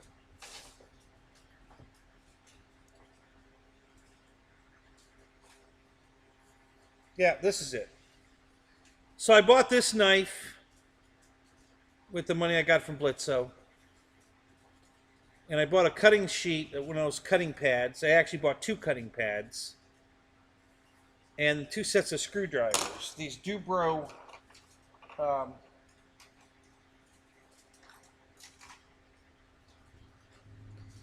the red set, there's five of these that are metric in red, all different sizes, and then the American in yellow. So I bought these two screw, they're ball drivers, hex key ball drivers, and the knife that says, what's it saying?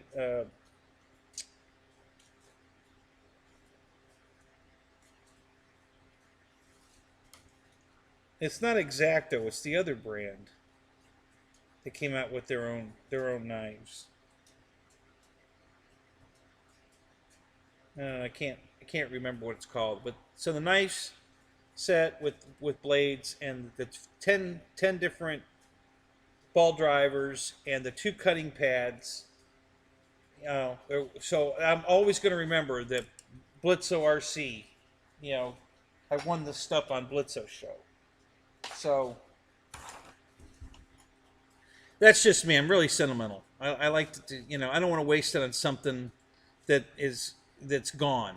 That like on a trip, for instance.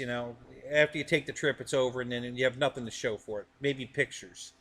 So I don't. I like something tangible I can hold, that I can keep, and then I'll always remember. Like I have a set of golf clubs that my uncle bought me when I was 11. I still have them. Okay, and I use them when I go golfing if I go golfing, but I rarely golf. But my uncle Al bought me those golf clubs when I was 11. I'll never forget that. So I always have that set of golf clubs that my uncle bought me. Um, and I'm a left-handed golfer. It's very hard to find left-handed golf clubs. It was very hard back in the '60s to find left-handed golf clubs. It was damn near impossible. Today it's a little more. Uh, well, I'd say it's a lot easier today to find left-handed golf clubs than it was back then. So, so that's just me. I like to use my money that I win on special things for something that I'm going to have that I'll always remember.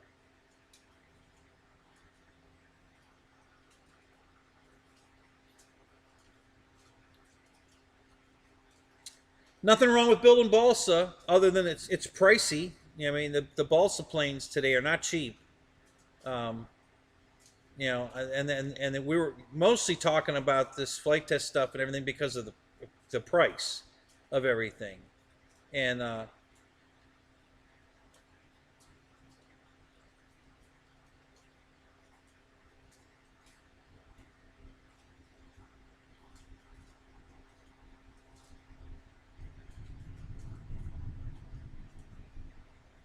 Last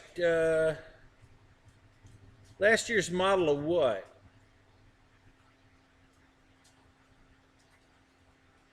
Oh, there you go. Yeah, come on down, Keith. Um,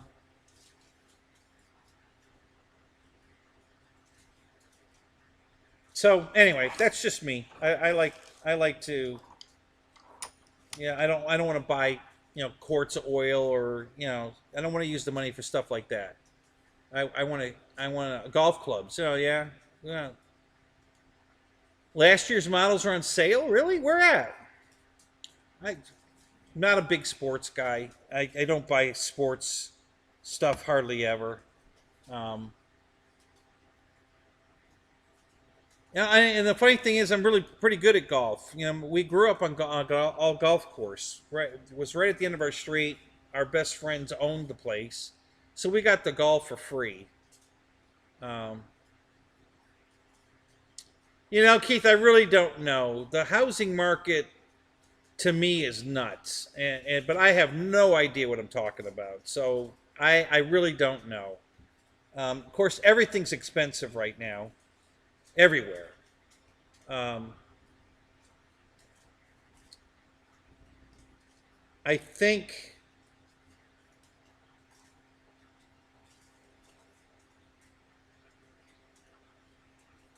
I think I paid $28,000 for my old house, and I bought it in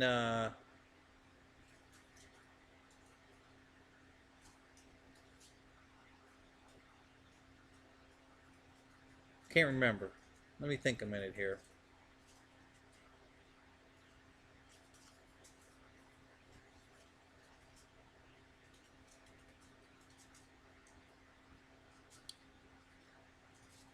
So the house I moved out of to move here, I think I bought it for 42,000,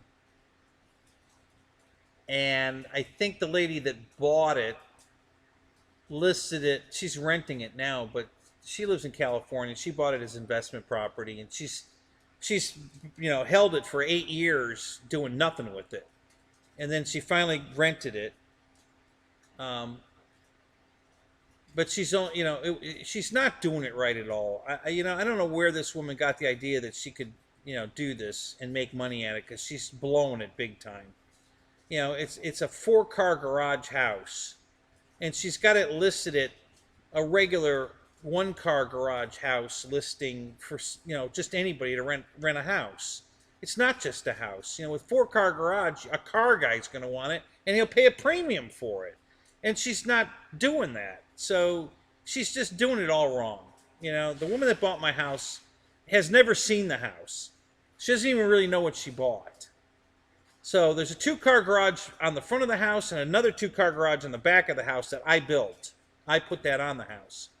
And she's not making use of that second 2-car garage in her pricing or anything. So, but she was listing it for, I think she bought it for 64, and then she had to pay some back taxes and shit on it. But I think she was like trying to sell it for 240 or 260. And I don't know if she would have got that or not, but it seems like that's where the price of these houses are at now, because of the market so crazy. But even if it goes back down to where it ought to be, it's probably still going to be an $80,000 house once all this bullshit gets over with and we're back to reality. So it just depends what you want down here. You could spend ungodly money. What's up? How you doing, Colin? Down here for big houses, or you could buy some cheap stuff like I did, and still get it pretty cheap. So it just depends on where you want to live and what you want to do with it. You know, um, there's new subdivisions going up everywhere, and they start at 300,000. For a house with a lot, a tiny little, you know, quarter-acre lot or whatever. It's crazy.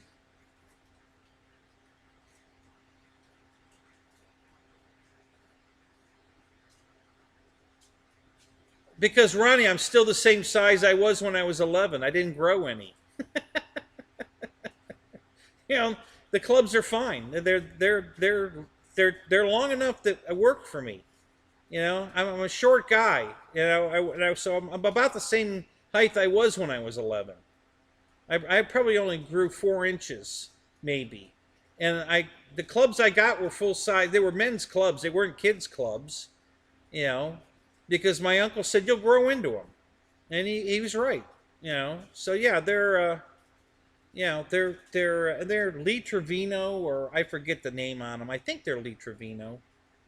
Some pro golfers, you know. And my dad was such a huge golf guy that I knew all the golfers back then. Arnold Palmer and Jack Nicklaus and Payne Stewart, who died in an airplane, and Lee Trevino. I knew all those old golfers back then. I knew everybody's name, and I knew all about them. And because golf was a big part of our lives. My dad was a huge golfer, and my brother still is. And so, my uncle wanted me to have golf clubs so I could go golfing, and so he bought me this set of golf clubs, and they were just regular men's size golf clubs, and they're perfect for me.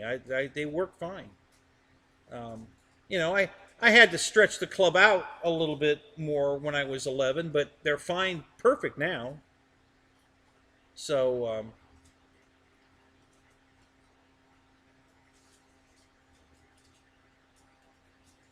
yeah, I'm 5'6".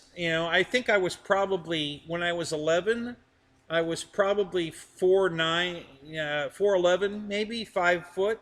When I was 11. So yeah, I didn't grow much, and like I said, he didn't buy me kids clubs. They were men's clubs. He said you'll grow into them. So yeah, that's that. So I still have them, and they're in great shape.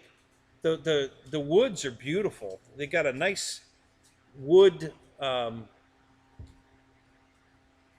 wood grain finish on them. They're not like black, ugly black or white or something stupid. They're just wood grain. They're beautiful. So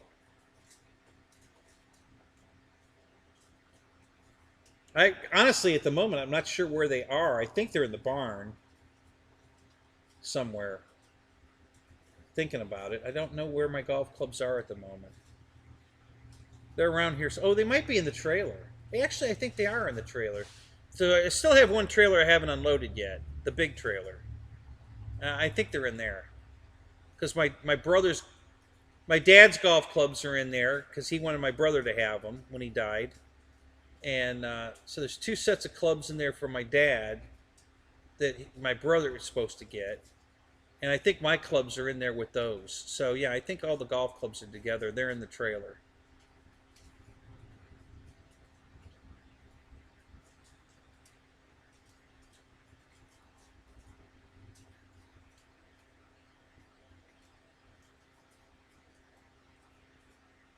Oh, okay. So here's the deal. When they decided to do the Mike Patey thing, thanks for bringing that back up, by the way, Mike. Thank you. I'm glad you did that. Um, they did all this hype over the Draco. Spent hundreds of hours doing digital uh, uh, scans of it to get it accurate and everything, and then they totally blew it with the release because they didn't have any to deliver when they released it, and they had everybody basically bidding on them. I mean, they weren't bidding for price; they were bidding for a slot. Okay, and from what I understand, I think they pre-sold uh, like I think 24,000 units, which was like 3 times what they normally would pre-sell in any of their normal stuff, and they didn't account for that. So that's why it took so long to deliver them, because they weren't even close to having enough airplanes to fill the orders. And if you bought more than one, you're only getting one. You're going to wait for the other ones you ordered because they don't have enough to go around. So they limited everybody. So I bought 3, and they shipped me 1. And a lot of people that only ordered 1 didn't get any. And then everybody started posting up that it's a big piece of crap because the landing gear's not strong enough, because you got pilots that, and it's Horizon's fault because they said, oh, anybody can fly this thing. It's awesome. You could put a 7,000 battery in it and fly it and, be fine. And everybody's breaking the landing gear. So a lot of bad press went around. So now all these 24,000 orders are all being canceled. I canceled my other 2. A bunch of people in here canceled their order. And I'm sure that went rampant. So now they probably really only sold maybe 12,000 units. And that's why they're in stock now. Right now you can get a Draco anywhere. They're in every hobby shop that wants one. The Horizon has, God only knows how many. So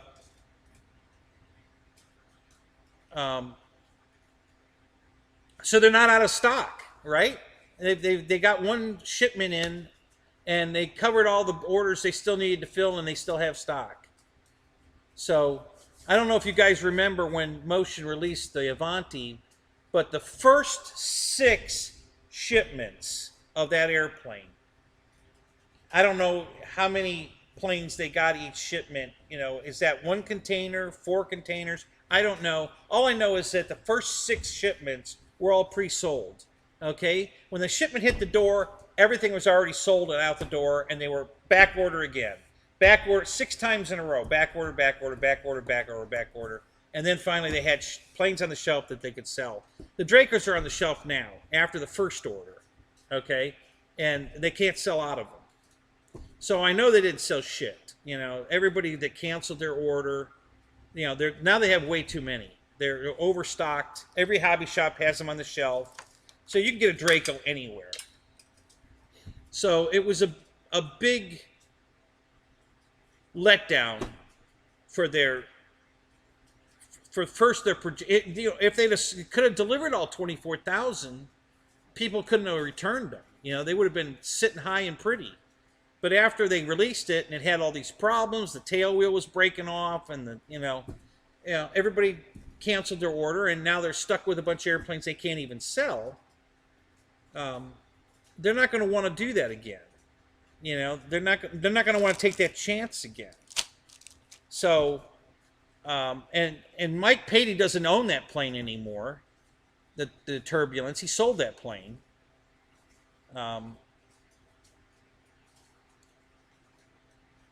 And I don't think most people, everybody wanted the Draco because it was this super awesome STOL plane. I don't think people are going to want the rocket ship Turbulence. The high speed. I don't think there's going to be people that want it, but I don't think there's going to be that many. Not like the Draco. It'll never sell like Draco did. So I don't think they'll do it. I don't think it's going to be a plane they'll do. I'll be surprised if they do it. And even if they are going to do it, we're not going to see it for at least 2 years. Same with Scrappy. I don't think they're going to do the Scrappy either. A bunch of guys are telling me I'm wrong, then they are. We'll see. I don't think they will.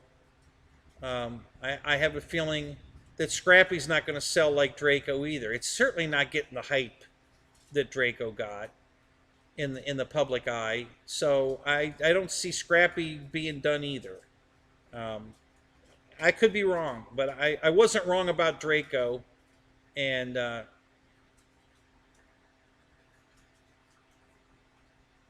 yeah, right, Keith. Why not just paint the V900 to look like Turbulence?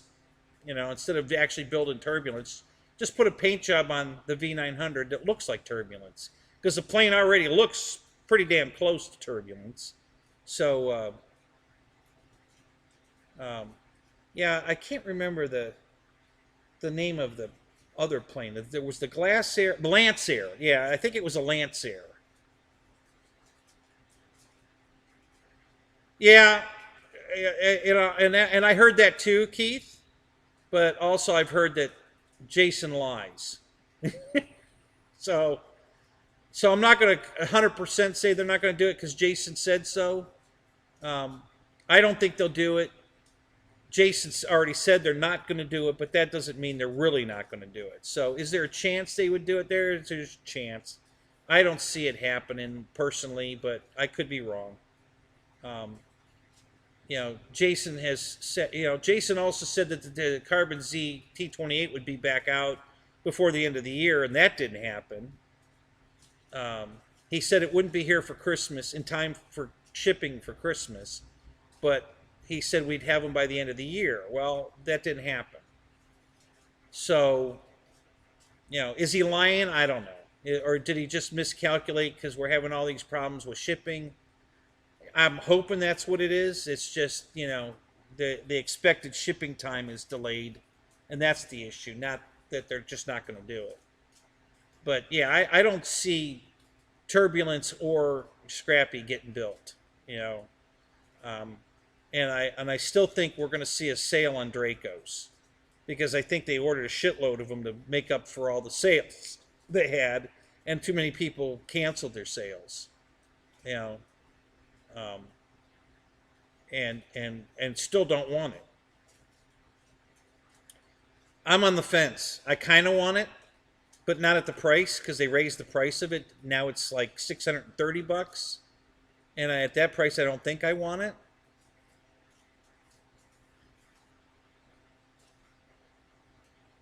Yeah, I said that, Ronnie, when they made it, but once it got out and the price went up, um,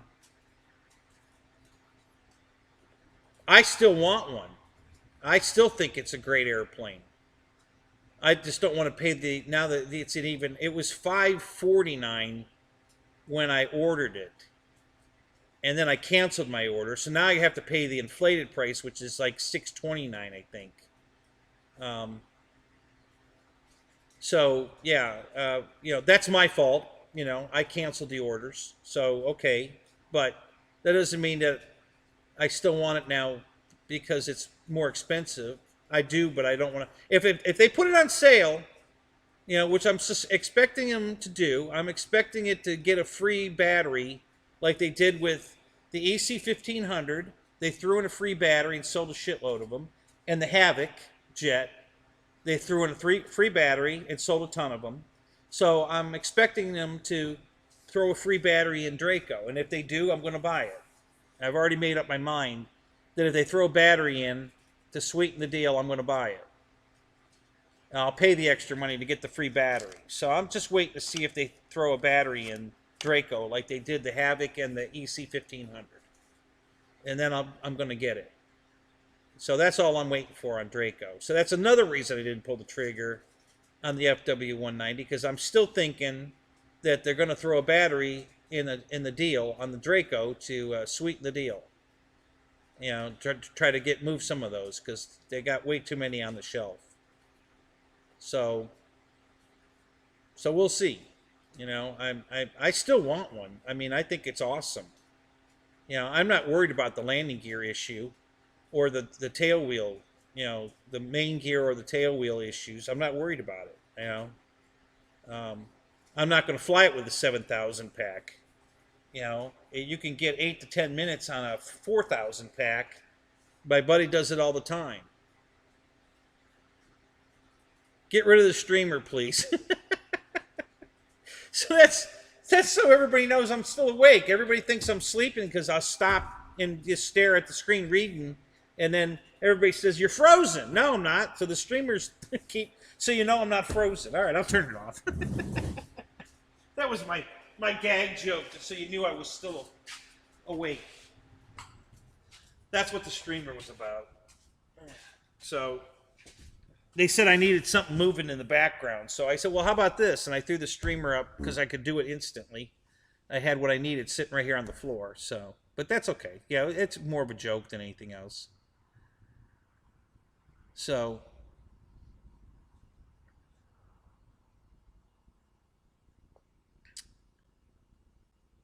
an Easter egg? Was there an Easter egg in some video that I missed?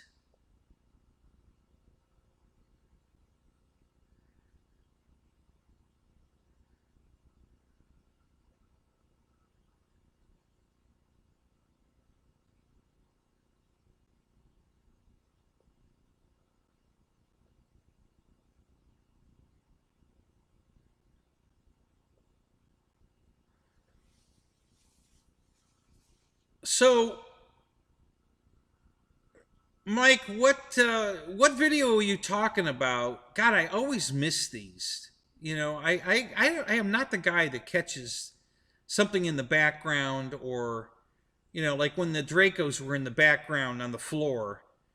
Yeah, I missed that. Somebody pointed it out, and then I went and looked. So, which video are you talking about where they had a turbulence, um, and he winked?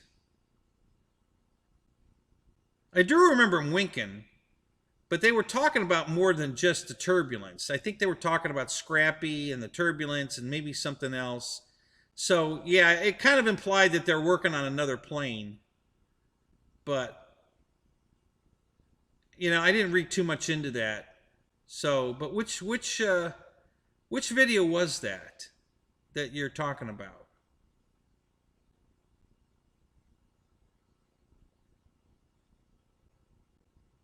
Yeah, I'm asleep again. See, oh no, I got to do my. Let me turn the streamer back on. Okay, put the streamer back. No, it's fine, guys. They're just everybody. You guys are just kidding me all the time. All of you. You guys are just a bunch of clowns. That's what makes the show so fun. So that's all right. So, yeah. So, yeah. What video did Mike? Which one was it? The last one? Um, is that the one where he made the carbon fiber parts using the foam? Is that the video you're talking about? I think that was the last one. He made those wing extensions near the fuselage out of the pink foam board and carbon fiber. No, leave the streamers.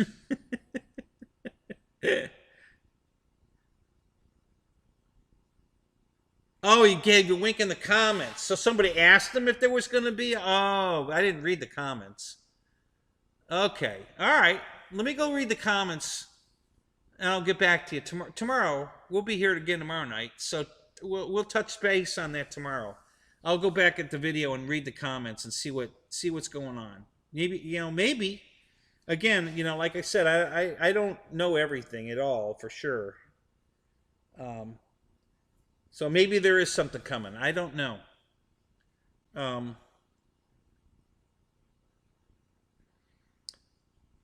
I think the Draco's awesome. I think Horizon does not.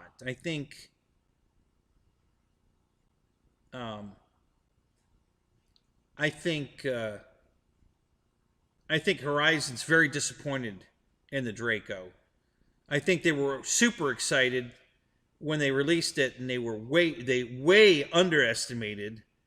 But then when all the orders got canceled, for all the reasons that they don't have them to deliver, nobody wants to wait till, I think it was December, when they sold them in May, I think, and then they couldn't get them until December, and it just pissed everybody off. And then they started getting all the bad press because the landing gear kept breaking, and yeah, I think that just turned into a complete disappointment for Horizon. I think, because of the amount of sales they lost. Had they had enough to satisfy everybody right off the bat and sold them all, they would have been happy as clams. Because they would have sold 24,000 units, delivered them, and then they would have had a few complaints that they would have to deal with, but they would have still sold all those airplanes. And then for the people that don't like it, there would be a shitload of them on the market used that I could buy dirt cheap. But since that didn't happen, here we are. People that have them love them, mostly. And there's been a couple for sale used, but not very many. I've looked. They're not like all over the place. Every once in a while one will prop up.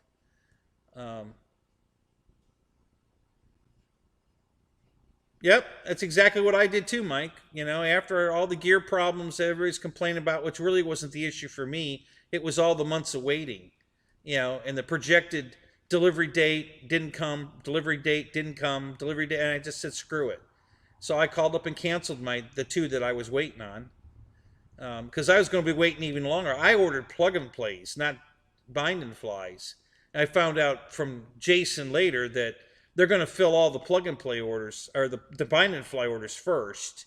You know, they're ordering all bind and fly planes until they fill all those orders. Then they're going to order plug and play. So shit, I wouldn't have gotten my plane until now. You know, basically, because I ordered plug and play planes, and you know. So anyway, yeah, it was the one I got that I sold, and that was the whole plan for that one anyway, was to sell it.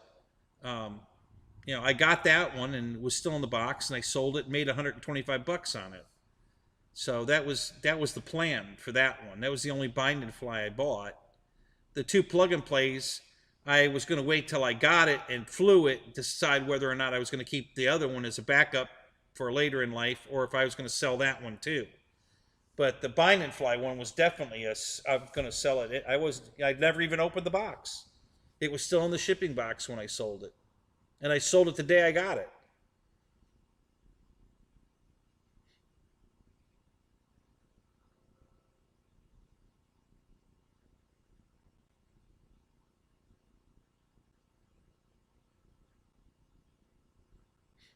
Did you fly yours, Keith, or is it still in the box?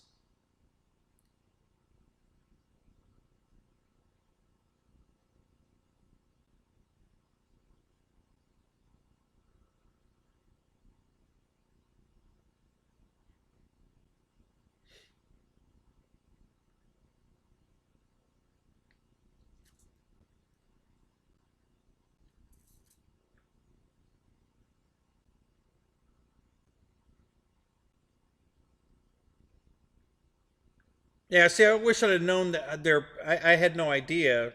You know, a lot of other people knew. I didn't know. Shit. What can I tell you? That they always sell the bind and flies first. They fill those orders first before they do plug and plays. So if I'd have known that, I probably would have just bought two bind and fly Dracos, not three, and uh, and then I would have ripped the receiver out of it and put my own in it. Um, and then after flying it, I would decide whether or not I'd keep the other one or sell it. You know, and I probably, honestly, after I got the one and flew it, because of how much money I could make on the bind and fly one at the time, couldn't do it now. I probably would have sold the other one and then waited for a plug and play later and been flying the one that I kept. So that's probably what I would have done had I known. So, you know, I just I didn't know. I had no idea that, you know, you couldn't get a plug and play.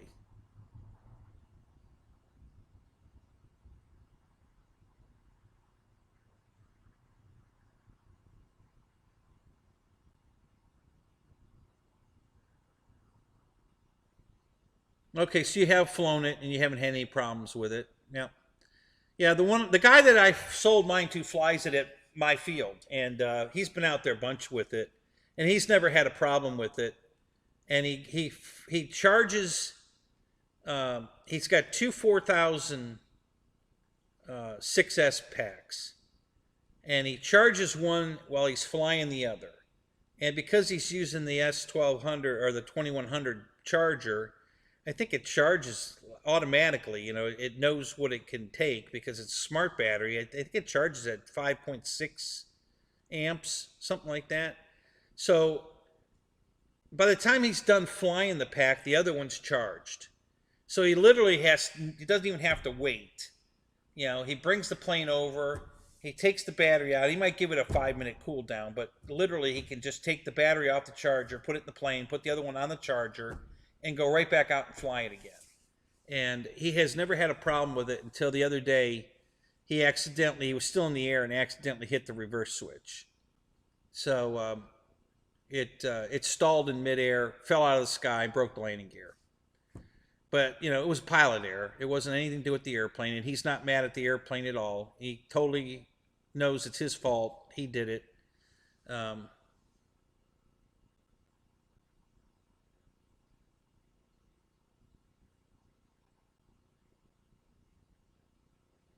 Because I still think it's a great airplane, Ronnie. Not that it's going to fly amazing. That's not what I'm talking about.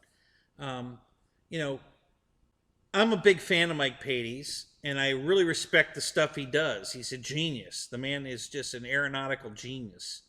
And, what he did with that airplane and how accurately they copied it, um, and all the lights that are on it. I think it's got 19 lights on it, and all that, the reverse prop. It's just a cool airplane to own. I don't expect it to fly any different than, my my 1800 Cub, the FMS Cub, or the Tundra, or I don't expect it to fly much different than any of these STOL planes I have. My Timber X. It's not like it's this amazing flyer. I never expected anything amazing about the way it flies. I'm sure it flies great, but it wasn't going to be. That wasn't why I wanted it. I wanted it for the history of the plane, the real plane, and how cool they put all this stuff on the model. All the lights and the reverse prop and the shock absorber on the tail wheel, and all the detail that they put on it to match the real one. That's why I wanted it. Just to have a piece of history, because that plane made history. It was on the cover of every magazine, and it was a big deal. So that's why I wanted it, just because it's a part of Mike Patey's design that I could own a piece of. That's why I wanted it, not because I expected it to be some fantastic flyer. And I still want it for the same reason. Even if I never flew it, just to have it. I want that plane to have a piece of history. A piece of Mike Patey creation. So, am I going to get a new one? I might get a used one. Some people are getting tired of it, I'm sure, and they're probably going to want to sell it. So I'm just going to wait. If they put it on sale, I'm going to buy it. If they don't put it on sale, if I get a good job and I can afford it, I'll buy it. And if not, I'll look for a used one, and eventually I'll get one, sooner or later. Yeah, I probably would have used a 5,000 in mine. The two 5,000 packs I have were probably what I was going to fly mine if I got it. But yeah, everybody, because they said you could do it. Everybody wanted to fly it with a 7,000 in it. Well, it's too heavy with a 7,000 in. I mean, if you're a good pilot, you can deal with it, no problem. But too many guys who were not good pilots did it with the 7,000. That's how they broke the landing gear. So I think that was the big problem. Yeah,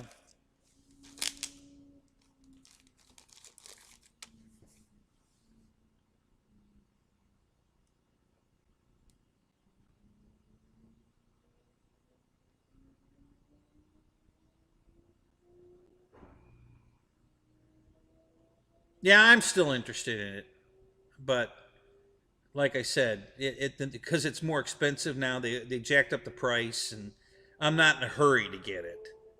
And it'll probably be one of those you'll finally sell out of them and not get any more, and I'll lose out again. I won't get the plane because I waited too long and they sold out of them. And that could really happen for sure. Because I don't think they're going to order any more. I think the sales have been so dismal now that when it's gone, it's gone. It'll probably disappear. I don't see them because they've never run out of them. They still have them in stock everywhere. I can go down to the hobby shop right now and get one. There's 2 hobby shops local now. There's a new one that just opened. Well, local, they're an hour away. They're in Tampa, but both of them have Dracos in stock. So I could drive over there tomorrow and pick one up if I want one. And so just not right now. Financially, I'm not in a position to buy any airplanes. I'm going to have to put it on a credit card if the Carbon Z does come out. And other than that, right now I'm not buying any airplanes. Just money's not. Money's an issue right now. Until I get everything situated. The only airplane that's on the radar is the Carbon Z 28. That's it. Everything else is going to wait.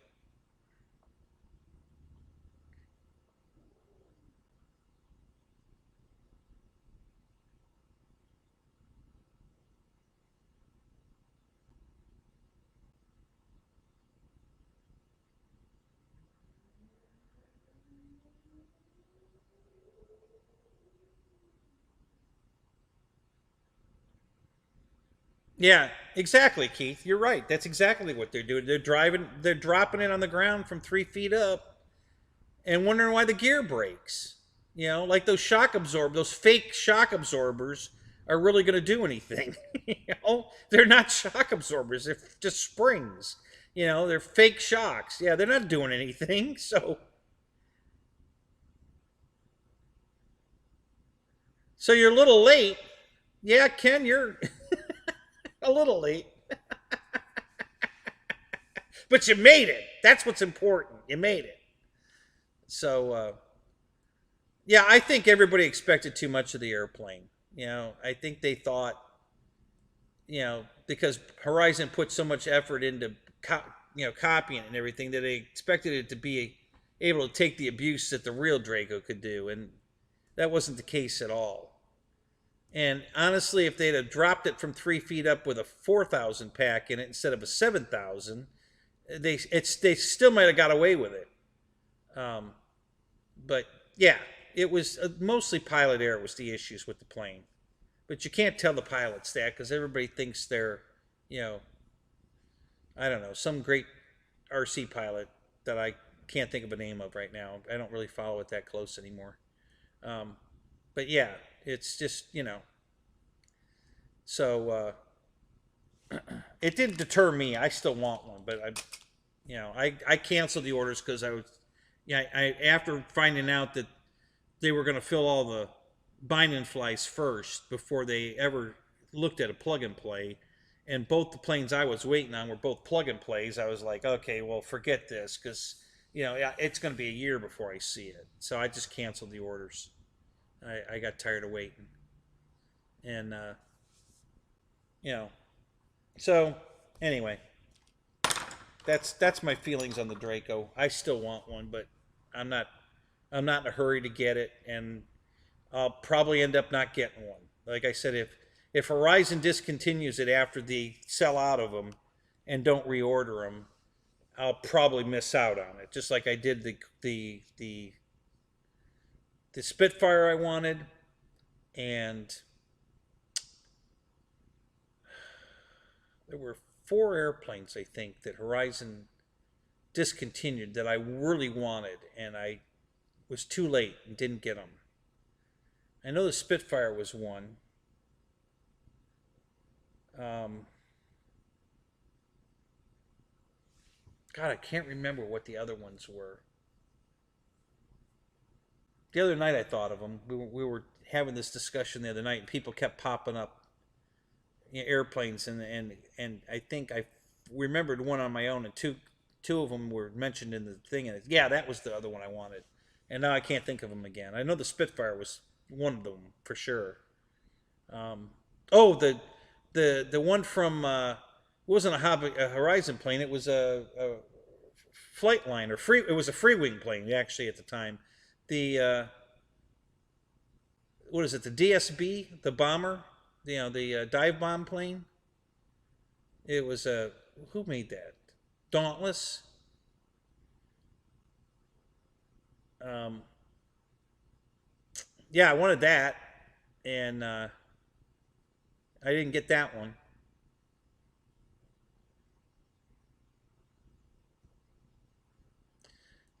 It was the. Are you talking about the Hobby King Lancasters that I got, or are you talking about the B-25 that I'm making out of foam board like a flight test plane? I'm not making a flight test Lancaster. I bought Lancasters from Hobby King that are foam injected stuff, EPO foam and painted, or I'm building a B-25 out of foam board. So Ken, which one are you talking about?